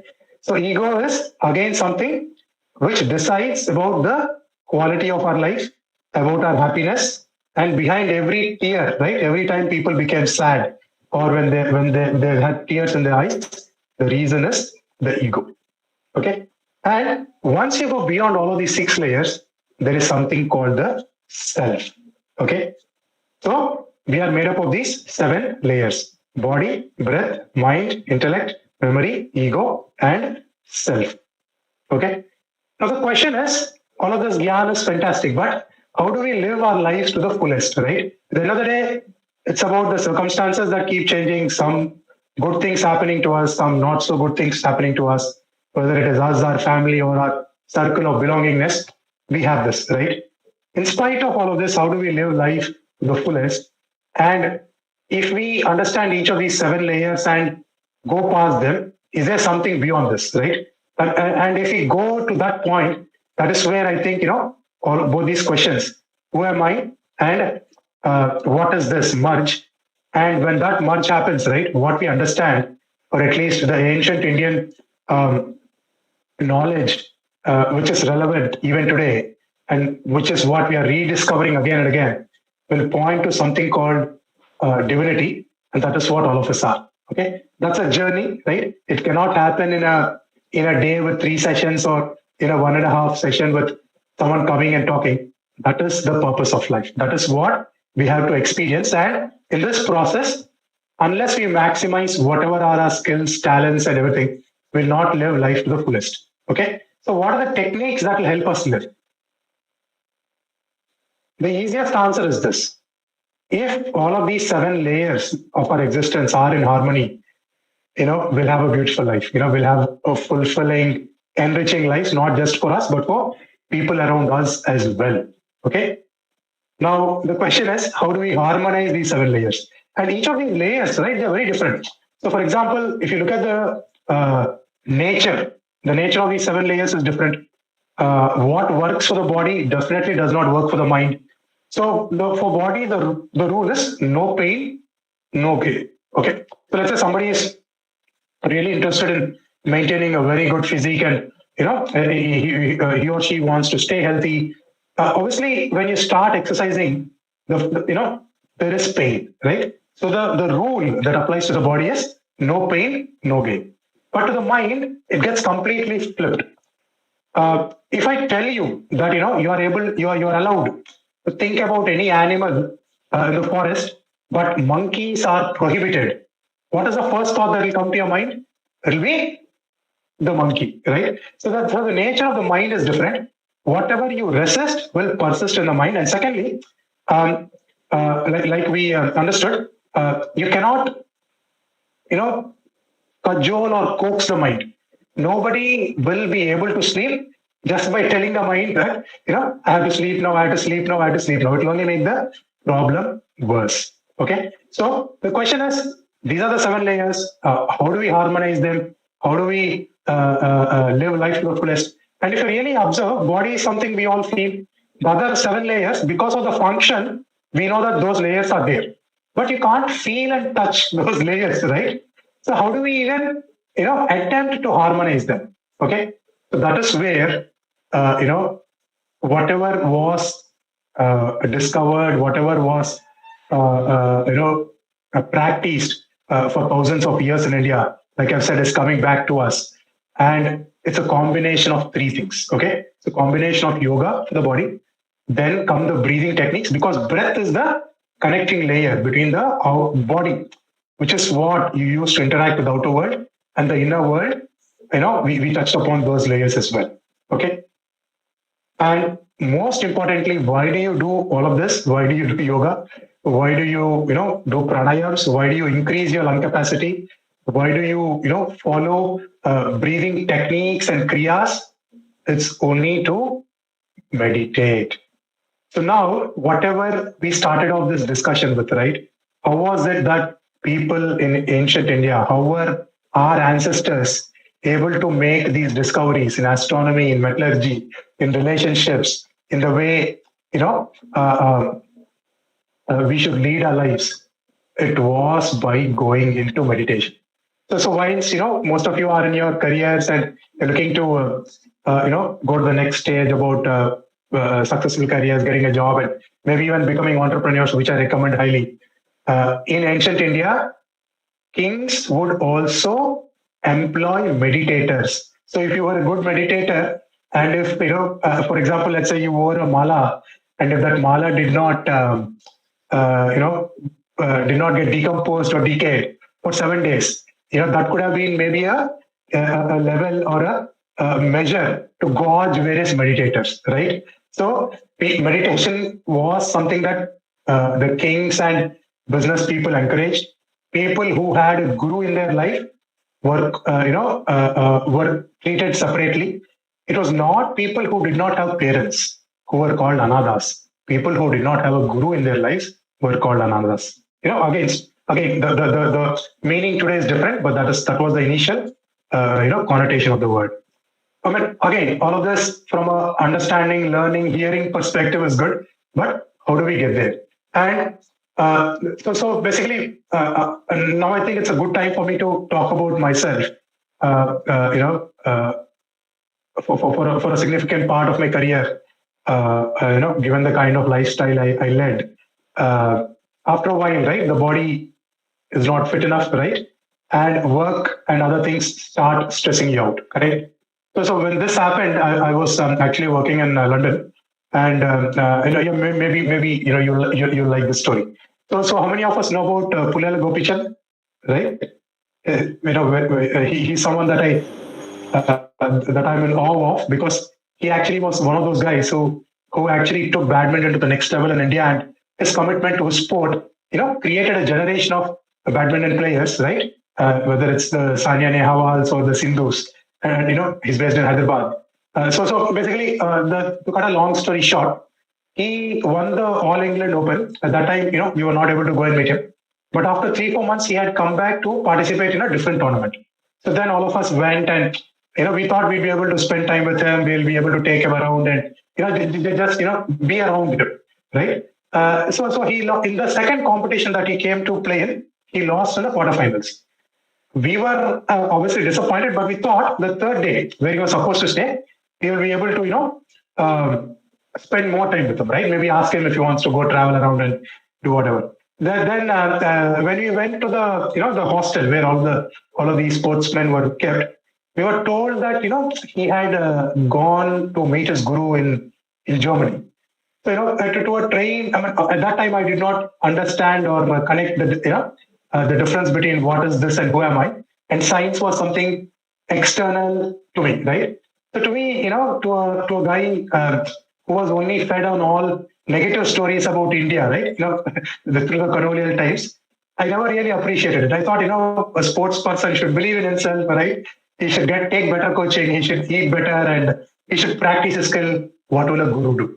So that was my initial, what do you say, thought process when I first came to know about it. But after that, right, when I got to know about this particular breathing technique, and I started meditating more, whatever it is that I'm able to share with you today has been my experience over the past 15 years. Okay. So to cut that story short, it was actually through someone like Pulel Gopichand that I came to know about someone called Sri Ravi Shankar. And after a while, after coming back to India, I was fortunate enough to practice and, learn this program, then practice, and then slowly start, taking introduction talks like what I'm doing today, and also help, all of these youngsters, all of you, to start taking interest and try to understand that, science and spirituality are not different. Science and spirituality are two ends of the same thread. What is this? Is science. Who am I? Is spirituality. That is the only difference. Okay.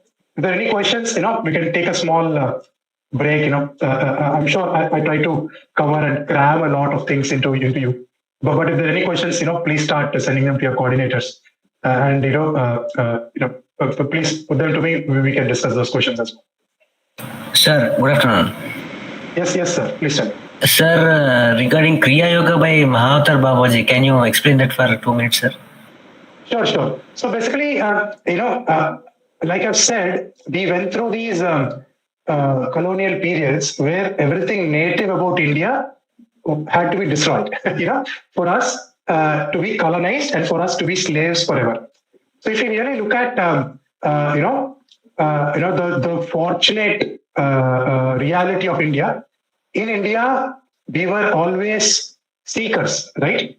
We were always, keen on two things, not just what is this, but also who am I?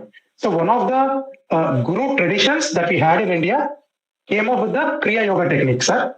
Again, like you rightly said, the book, Autobiography of a Yogi, is a phenomenal book. It has inspired lots of people, not just in India, but also outside India. And the technique that Guru Parampara, that Guru tradition teaches us, the technique you refer to, sir. So what I would say is, whilst I have not experienced that, that particular technique, each technique is different.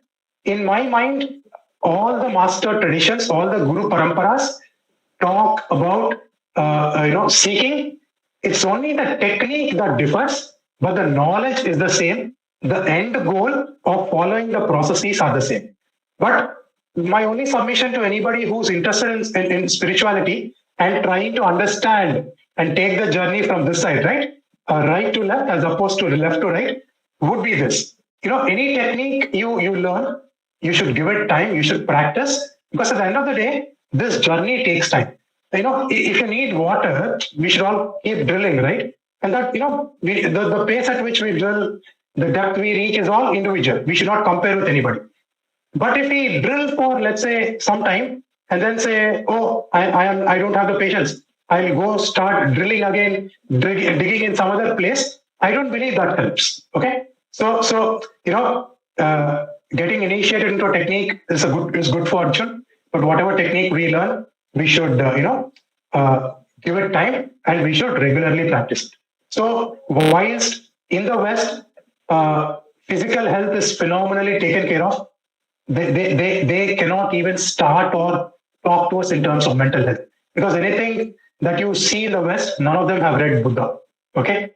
And if you really look at Indian techniques, even today, right, when we sit for pujas and we take sankalpas, the pandits basically say pranayama, then they say dhyanam. While you're sitting for a puja, doing a kriya is not the right place, but yoga, breathing techniques like pranayamas and kriya are techniques that will help us to become stress free. They harmonize the 7 layers, and once this happens, going into meditation and exploring the depths of meditation becomes very easy. So, sir, whilst I could not answer your question, I tried to kind of weave your question into the current topic and discussion. Hope that's okay with you. Okay, sir. No problem. No issue. Yeah. Because I cannot comment on the technique because I haven't experienced the techniques. That's my one-line submission. Yeah. Okay, sir. Right. Yeah. Okay. But I've read that book, Autobiography of a Yogi. A lot of people in the West, even the best of the entrepreneurs, from Steve Jobs to Mark Zuckerberg, took a lot of inspiration from that book. So for anybody who wants to understand, or go deeper, that's a pretty good book to understand how our Guru Paramparas work. Okay. Right. So again, right, this is the young generation. You all want proofs of anything that you want to practice or invest your time and money in. So at least the technique I learned is called Sudarshan Kriya, or Sky for short. This technique is taught in almost 190 countries all over the world. And in the US, if you participate and learn this technique, right, you also get credits, as part of your whatever other qualifying credits for you to graduate and get your degree and things like that. So the website that I would encourage all of you to go to is called aolresearch.org. It basically talks about the research that has happened at AIMS, that's happened at NIMHANS. It actually tells us about how this technique, helps us, in all the metrics, in terms of the immune system, in terms of stress reduction. Example, they measured cortisol levels. In terms of enhancing of the brain function, alpha waves, beta waves, and all of these things, right, were kind of done and measured in people who were practicing the techniques that I just referred to over a period of time, and how that helped them get better. I will now kind of try to tell you about something that has come out very recently. Basically, all of us are born with something called intuition.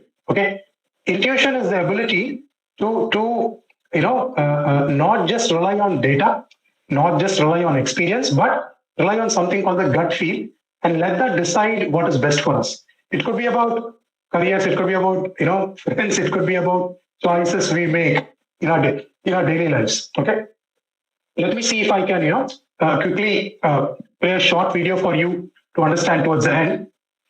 But this is something that we are all born with, and in ancient India, whatever techniques were taught in our gurukuls helped us to stay in touch with our intuition, and the decisions that were taken were based intuition. Imagine, someone deciding that for example, kabaddi is a sport for them. Today, there are people in the kabaddi league who are earning more than 1 crore, right?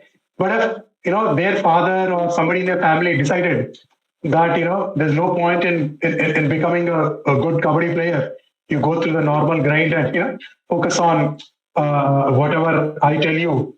That kid would have lost that intuitive feeling, and he would have gone into a career that might not have been the right career for him, right? So that is why intuition and taking decisions from a space of intuition, which is again the inner divinity that's operating within us, is always a much better, or rather, is a complementary thing that we can all rely on to ensure that we take the right decisions that are good for us. Okay. So basically, it helps us to operate beyond the five senses, the data that the five senses are giving us, and whatever analysis we do basis those five senses. So, whether you want to do a big data kind of an analysis, or you want to train a model on the big data and you want to, train it and, generalize it using deep neural nets, and you're okay with a probabilistic answer that this, deep neural net gives you, is one way, but whatever that that we operate with from the space of intuition beats all of that any day. Okay, I mean a large language model that's specialized in coding might help you to write code faster, but the core you want to write, right? The application you want to build, the research you want to do, the let's say the vaccine analysis or research you want to participate in is something that is better if your intuition drives it, right? So again, here, whatever we're discussing is not opposites. One will complement the other. So I mean, AI today, for all, I'm sure all of you are interested, is also being used in drug discovery, right? But drug discovery cannot be something that where you have phenomenal amount of money and you can spin up all of these things. Excuse me, I sir. think I'm resharing. I'm following that prompt below. Whenever Google is deciding to stop my screen sharing, I'll reshare. Not an issue. Am I back? Can you see me again? Yes, sir. Okay, fantastic. Okay, so even here, AI is something that will complement whatever we are made up of. Intuition is also something that we are all born with. But again, it is important to hold on to that intuition and what do you say? Ensure that we start trusting it. But again, this is something that's more easier for kids. Intuition is something, again, Art of Living has programs starting from 5-year-old kids where intuition is something that we get the kids and the parents to understand that intuition is something that's real and present. Okay. So how are we different? And again, whatever was the topic that was given to me initially, what is divinity within and outside? In India, like I said, the focus was on blossoming fully. The focus was internal, right? India was the land of seekers. It was not the land of believers. Okay, I'll just give you a small example, and we can all discuss this. If there are any questions. So all of us have heard about Om, right? So if you really break Om down, it is 2/3 of A and U and 1/3 of Ma. Ma, when you seal your lips, becomes So the sound is basically like this. So you take a deep breath in.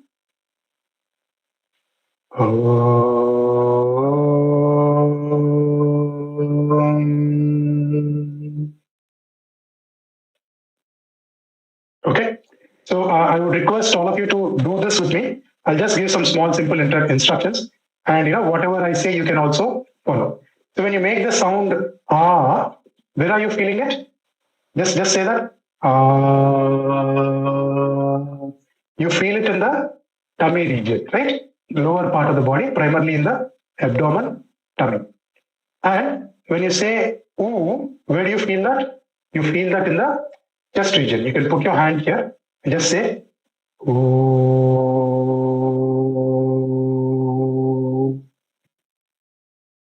Okay? And then When you say ma with your lips sealed, it becomes right? Okay, let's close our eyes and just do that. You will feel this sound in the top of the head. So oo, is like through the sound of through the vibration of sound, you are energizing the whole body. So again, in India, we are like all about stories, right? So people basically said that is the sound of creation, right? So this is where abdomen is where the procreation organs are, because that's where, for example, the womb is. Correct? Womb was called the area of preservation. This is where we have our lungs. This is where we have our heart, right? So the area of preservation, those organs are here. The area of transformation, destruction is a word that's also used, but you're not really destroying anything, you're transforming something to something else, right? That is the area of transformation. So this was called the area of Brahma, the area of Vishnu, and the area of Shiva. So U, Ma, is a sound that's energizing your entire body. And in India, the focus was not about beliefs, it was about practices. So unless you come from this space of being open to look at what's happening in other practices, you will not be able to even understand. So whatever we experience when we sound, when we chant, right, is the same in other religions as well. So, for example, some religions might say Amen. Some other religion might say Amen, right? And some other religion might say Shalom. Some other religion might say Hum, right? So again, if any of you did not really know about this today, what were you doing till now, right? In this age of internet where all of these experiences are being shared by people. That is why India is different, Bharat is different. We are a land of seekers. We never imposed our practices on anybody else, but we understood that paths, right, can be different. Got it? Paths can be different. Paths can be different. The end goal is the same. That is what makes us human beings. And once you either understanding it from a technical or a theoretical perspective is one thing, but when we experience it, what we realize is that everything around us is divine. Okay?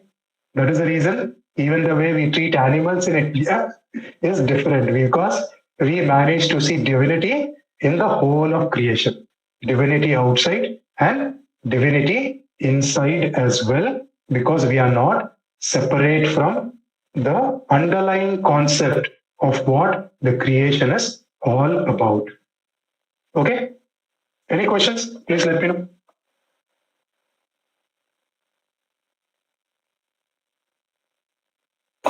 No, sir. Okay. Wow. So either everybody has gotten completely what I've said, or they're confused, and both are not bad outcomes. Okay. Okay. So I'll talk about Skype, the Sudarshan Kriya, in a bit. I hope all of you had your lunch at least by 1:15, 1:30. Do you want to experience meditation? I'll just, we'll go through something online, and after that, if there are any questions, we can take it. Is it okay? We'll just do a short meditation. I'll play something, and all of you are able to hear me, right? We will then discuss. Is that okay? Yes, Yes, sir. sir. Fantastic. So again, right, we made meditation very complex. We made it a very theoretical thing. Meditation is not about concentration. It's not about forcing your mind. It is about, like I've said, going through some instructions in an effortless way. Okay. So imagine, just for example, let's say I tell you, close your eyes and think about an apple on the top of your head. You just feel that, there's an apple and that's here without moving your body with your eyes closed. The moment you try to make it a chain of thought or a series of thought where you're trying to figure out what is the color of the apple, right? Is that imported? Is it India grown in India? Is it something which weighs X grams or Y grams? That is where you make it intellectual. The moment you just sit and take an instruction and try to follow it effortlessly, that is the only requirement for going into meditation. Obviously, sky helps, but today I just wanted to take this time and also see if we could just experience meditation, which is a guided meditation, meaning you will get some instructions. Is everybody ready? Can we all close our eyes and just follow the instructions, whatever comes? Can we try that? Sir. Yes, sir. Yes, sir. Yeah. Okay, let's do that. Okay, let's sit with our eyes closed.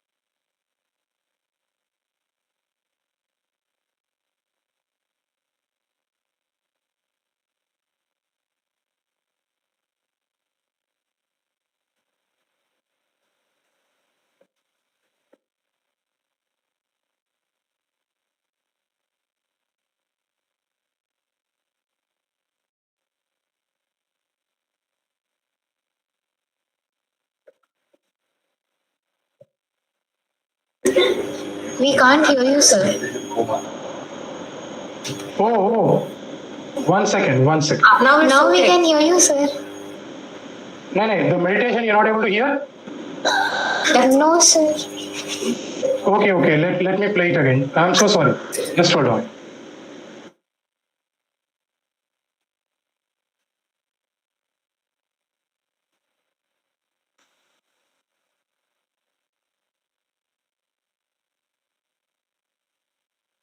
One second. Just hold on.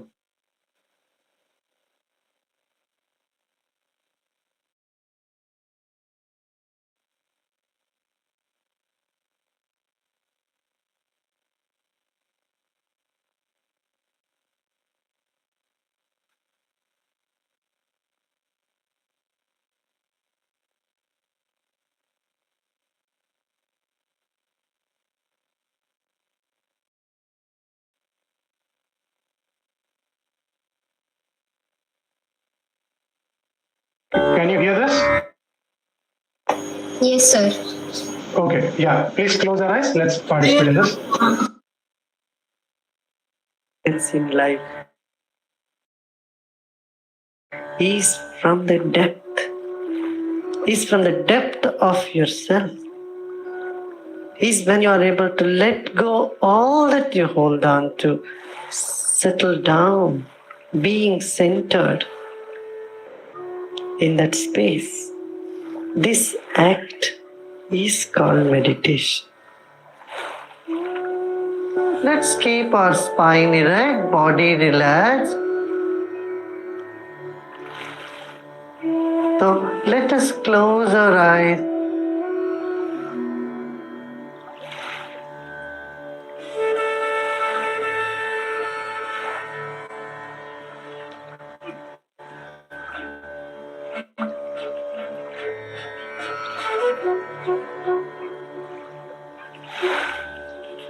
Relax your whole body.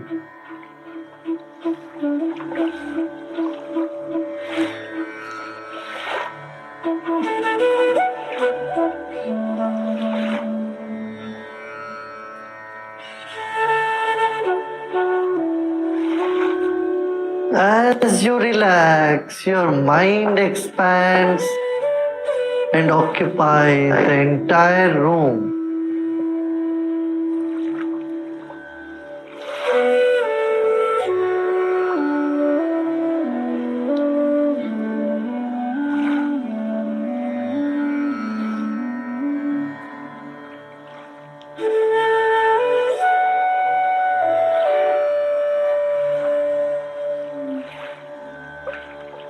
A body is like the wick of a candle.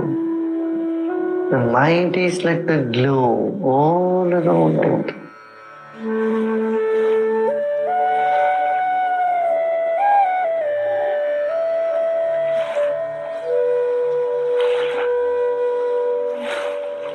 Spread your mind to both sides, left side and right side of you.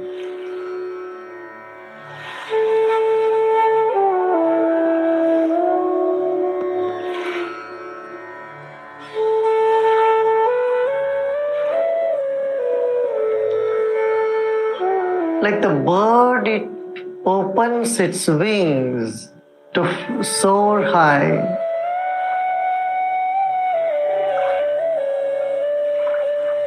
Let your mind, like a wing, move to both the sides. Let your mind be spread to 1 meter on both sides. Take a deep breath in and relax.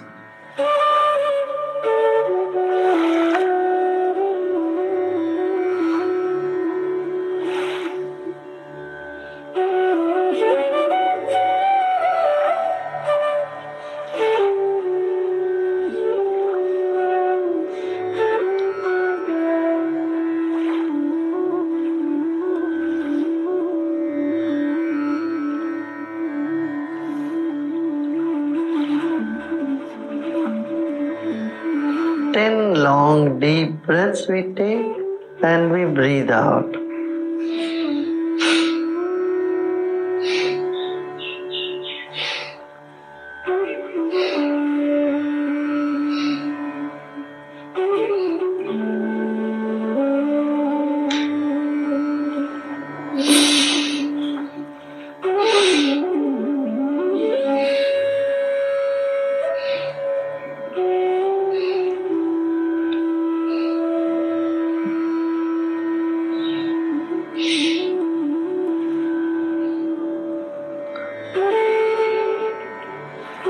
Now relax and let go all your effort.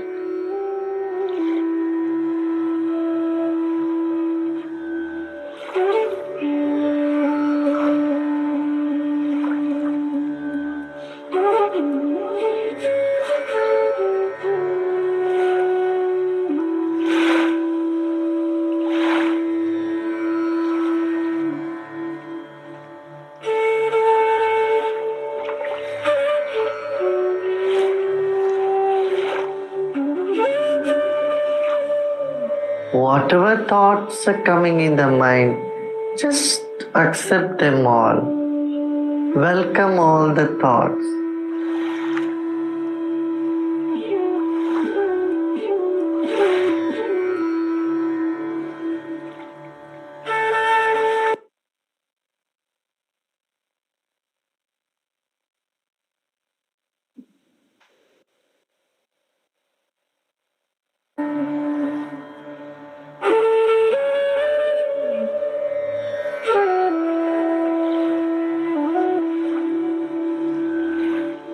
And let us take our attention to the top of the head.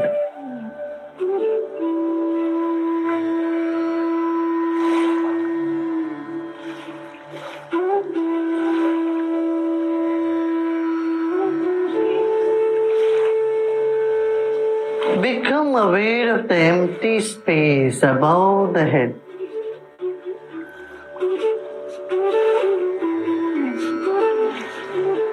Become aware of the space above your head up to the ceiling of the room you are in.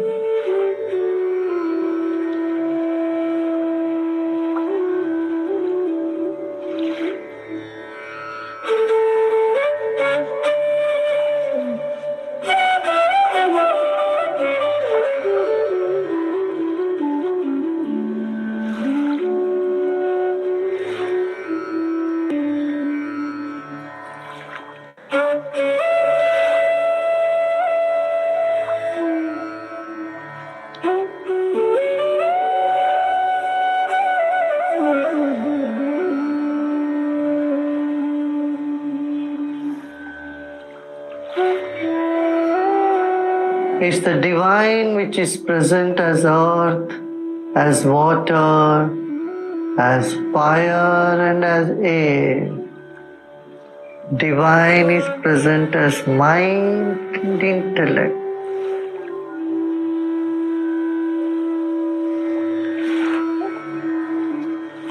You are dependent on the life force, which is in everything in this universe.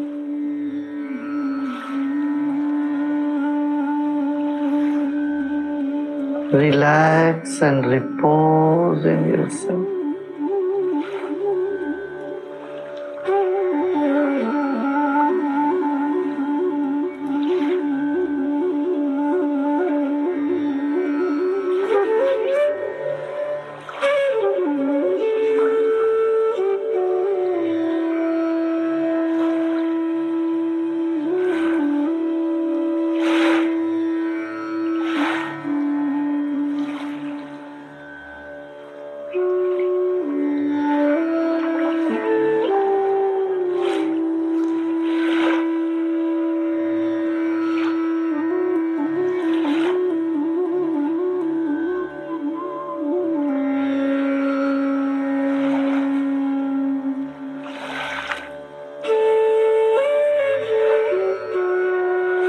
And slowly and gradually become aware of your body and surrounding.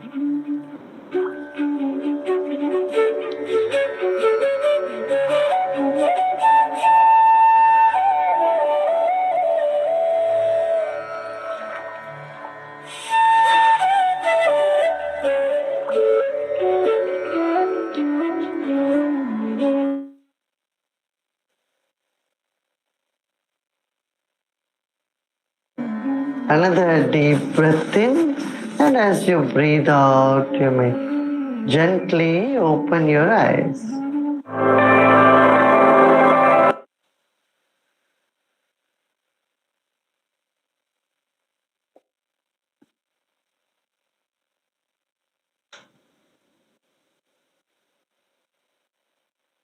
Slowly and gradually, whenever you feel complete, you may open your eyes.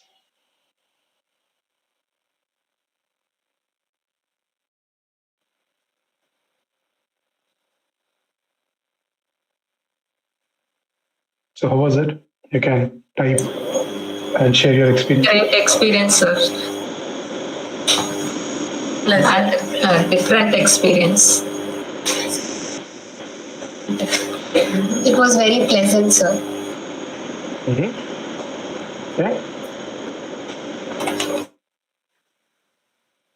Anybody who's joined us from the broadcast session, they want to share anything? They can type.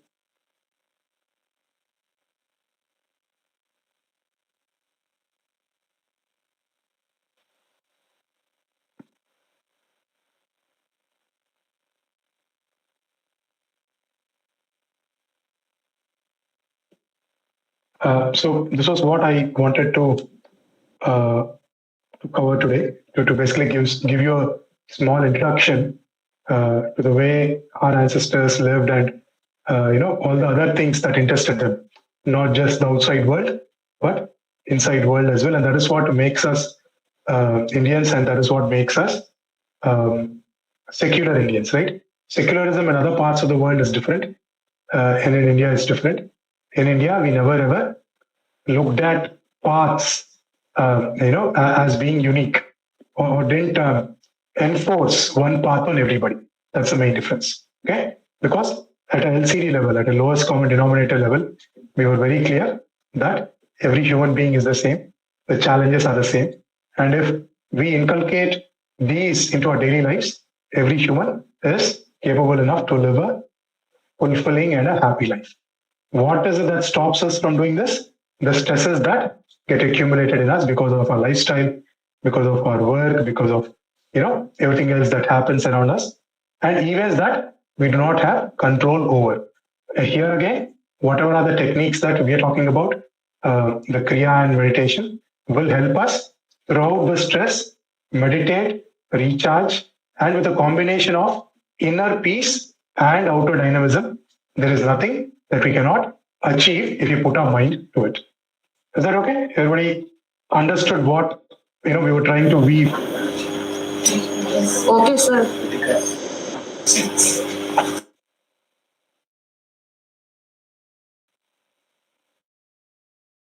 So, ma'am, whatever I wanted to cover, I've done that. Are there any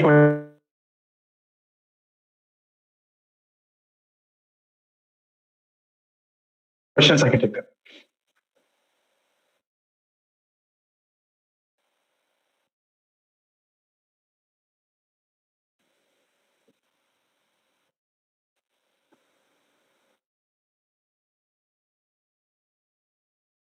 Steps. Here, a couple of links, ma'am. One is about the research that's happened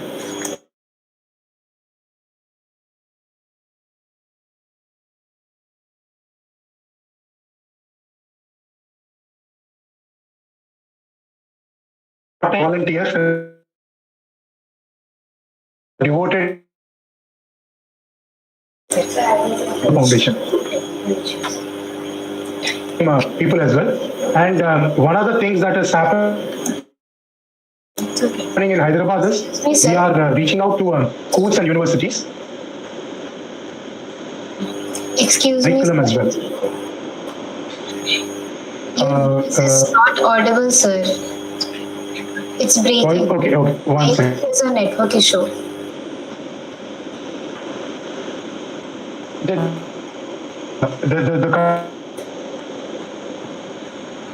just a second.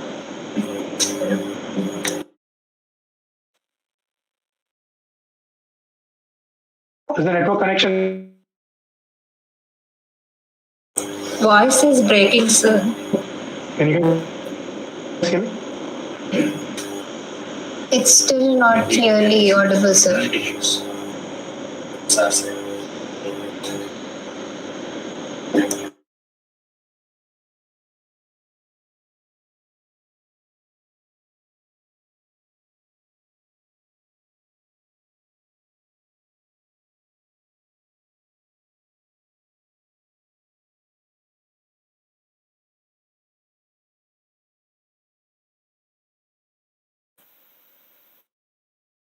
Hello. Yes, sir. Now it's okay, sir. Now it's better. Okay. Yes. Sorry, I apologize. There was some network fluctuation. Can you guys hear me? Yes, sir. Yeah. So I was basically talking about the fact that the Art of Living programs have now been and get the committee that takes care of the school and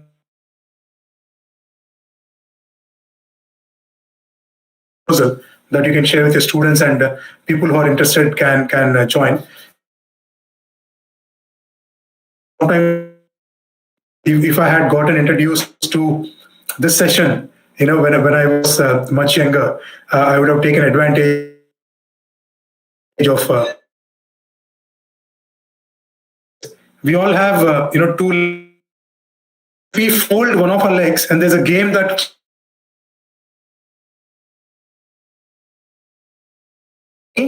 based capabilities on the physical things or the Western signings that we know about, right? The other way is to use both our legs, which is more easier to not use one of the legs and hop, or to use both the legs. So, using only one of the legs is the materialistic way of living.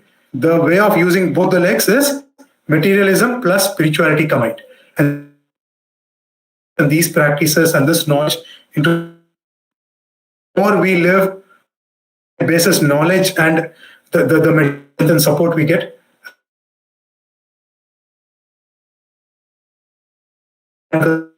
we kind of get.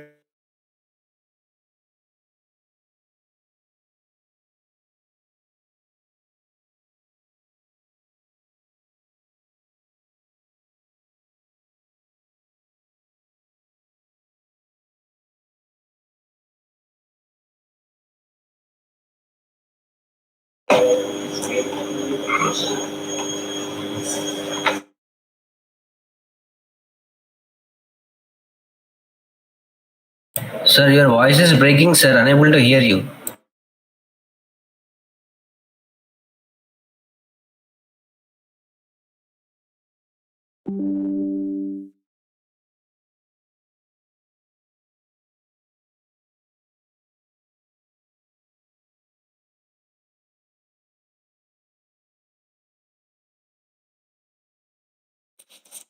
Can you guys hear me? I've been using my mobile. Yes, Okay, sir. okay. And just to summarize, whatever we teach in the Art of Living, there is nothing religious about it. There's no beliefs, right? It's just about techniques that work for all of us. Again, right, when people ask us the difference between religion and spirituality, the best way to explain is this. So imagine you have a banana. The outer laying of the banana is the religion. The core of the fruit is spirituality. Religion is meant to make us more and more spiritual. That is the end goal, holy grail, or the end result of anything religious that we do, any practices that we do. Okay, so whatever we teach, it's not about any religion. People who follow various religions all over the world in 190 countries have been practicing these, and meditation has helped, solve a lot of problems all over the world, whether it is about terrorists coming into the mainstream, whether it is about the Middle East issues, whether it is about the Ram Mandir conflict, whether it is about the Kashmir conflict, whether it is about the whole FARC related violence in Colombia. These are some of the examples where once people come sit together and meditate, even in terms of dispute resolution, conflict resolution, meditation has played a phenomenal role. And the foundation Art of Living has played a phenomenal role. So the voice in which we heard the meditation, that's the founder's voice.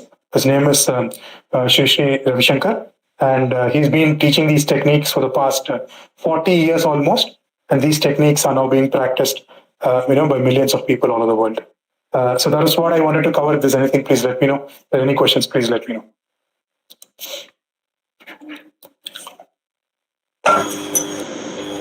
Good afternoon, sir. Good afternoon. How we deal with the ego, sir? Okay, fantastic.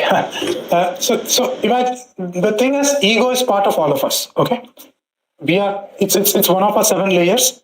Everybody has ego, and sometimes we feel that ego is only about superiority complex. No, it's not. Ego has 10 flavors. Okay, and ego is basically something that comes to differentiate or separate us from everybody. Okay, basically, someone saying I'm a good painter is not ego, but the moment you want to, feel better, saying that I am better than him or her, that is where you needed the other. That is where ego creeps in. So the way or the approach is very simple. Ego is something that is there in all of us. How can we expand our ego, right? So that we don't get stuck with a small limited circle, but we expand this and we take more and more people into a circle. That's one way of dealing with ego. The second way is the antidote to ego is being natural. Okay, only when you are trying to differentiate yourself from the setting you are in, or from the people you are with, or or assigning meaning, I am basically thinking I am inferior, right? So any reason, and like I've said, there is guilt consciousness, a flavor of ego. There's victim consciousness, another flavor of ego. There's aloofness, right? I will always stay separate from the crowd. One more flavor of ego. There is nothing you can do to get rid of ego. You just have to accept ego, and whatever we kind of discuss in our programs and the techniques we teach help us understand to deal with ego better. You only have to deal with ego, and the moment you don't complain about ego or somebody else's ego or our own ego, or our own equation or our own relationship and how that's affecting us, handling ego becomes much easier. Is that okay? Thank you, sir. So we have another question. Yeah, please. So we are constantly anxious about careers, money, and comparison. What is the one practice to deal with this chaos? Exactly. That is our reality, right? And that is the nature of our mind as well, right? It's always thinking about what is going to happen in the future. Okay. The short answer is very simple.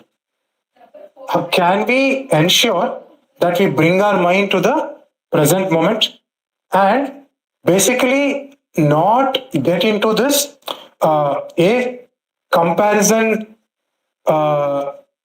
spiral, b become better, become a better version of ourselves, right? So without being comparison. So how can we do that? Can we say that this was what I was yesterday and this is what I can become today, right? And if I've improved, I've obviously gotten better, right? So our comparison should be with ourselves. And why is it that it's super important to stay in the present moment? Because all activity happens in the present. You become better at, learning more in your class. You become better at applying what you learn better. You become better at practicing.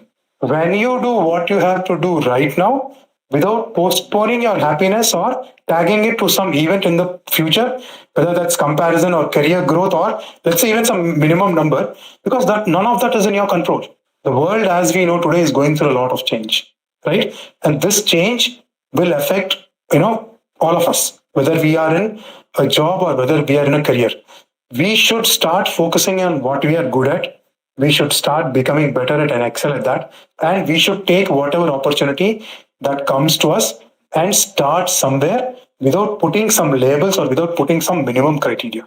Let us start with that. Let us give our 100% to whatever we do in our classes, to whatever we practice by ourselves, and whatever we have to do in terms of getting better at whatever opportunities that come to us.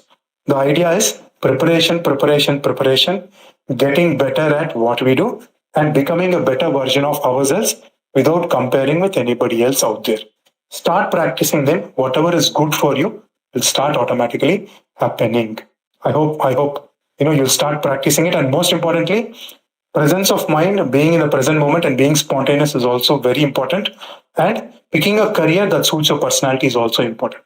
So this is where whatever techniques I'm talking about, the Skype technique and meditating every day, because once you meditate, right, those vibes become part of you.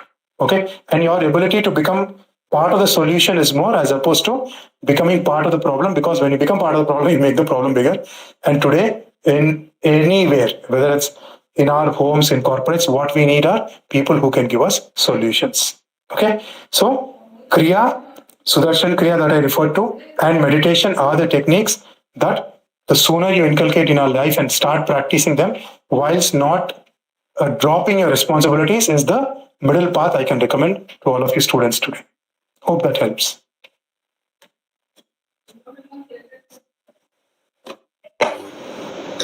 Yes, sir.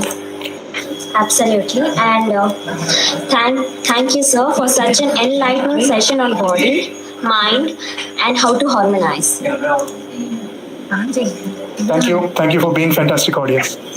Now we have officially come to the end of the Spiritual Retreat 2025-26, and it's been an absolute delight engaging with incredible personalities like you, Mr. Ramesh Timmana, Sri Satya Gopinath Das Prabhu, and Dr. Harshita.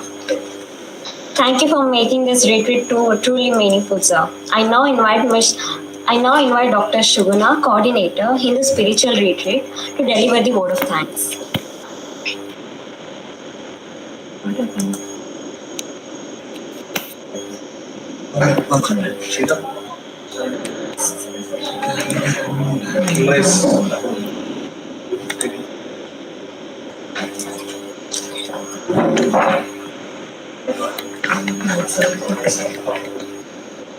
A very warm and heartfelt thank you to everyone who made this spiritual retreat truly meaningful. First, our sincere gratitude to our esteemed speakers, Sri Satya Gopinath Das Prabhuji, Dr. Harshita, and Mr. Ramesh Timmana, for sharing their wisdom, experiences, and inspiring perspectives with all of us today. Your presence elevated the entire retreat special. We extend our deep appreciation to our management, Reverend Father Dr. C.H. Amara Rao S.J., Vice Chairman and Rector, Reverend Father Dr. A. Francis Xavier S.J., Correspondent, Reverend Father Dr. N.B. Babu, Principal, Vice Principals, Reverend Father Dr. A. M. Joseph Kumar S.J., Reverend Father M. Arul Jyoti S.J., and Reverend Father B. Peter S.J. for their constant encouragement and support. A special word of thanks to Reverend Father Dr. M.L. Thomas S.J., the campus minister and the controller of examinations for his guidance. I also express my sincere gratitude to Mrs. Madhuri Hepsiba, coordinator of the Interfaith Forum, and to my fellow coordinator, Mr. A. Pasupatinath, for their dedicated efforts in bringing this retreat alive. A special thanks to our faculty in charges, Mrs. M. Shailaja, Dr. Swaralipi Nandi, Dr. M. Veeraswamy, Dr. Shivali Sharma, Mr. A. Ramesh, Mrs. Nikita, Mr. Praveen, Miss Jyoti, Mr. Venugopal, Miss Lakshmi, and Mr. Harry Joseph. A big thank you to the student volunteers and our technical team for the seamless execution of every session. And finally, to all the students who joined us with openness, enthusiasm, thank you for being the heart of this spiritual retreat. With gratitude and warmth, we conclude today's spiritual retreat. May the learnings and reflections from this session continue to guide each one of us on our journey towards inner peace and the spiritual growth. Thank you.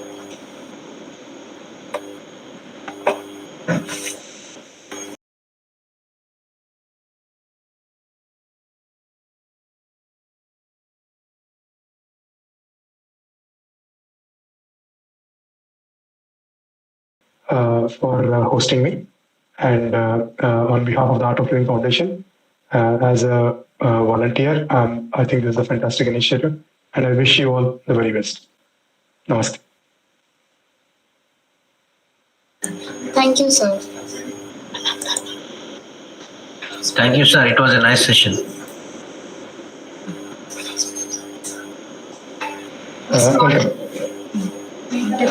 A small announcement. The attendance link and the faculty feedback form and student feedback form are sent in the chat box. I request everyone to please fill the forms. And if there's any feedback for me, please do share that back, Ritika. Sure, sir. Thank you. Thank you, sir.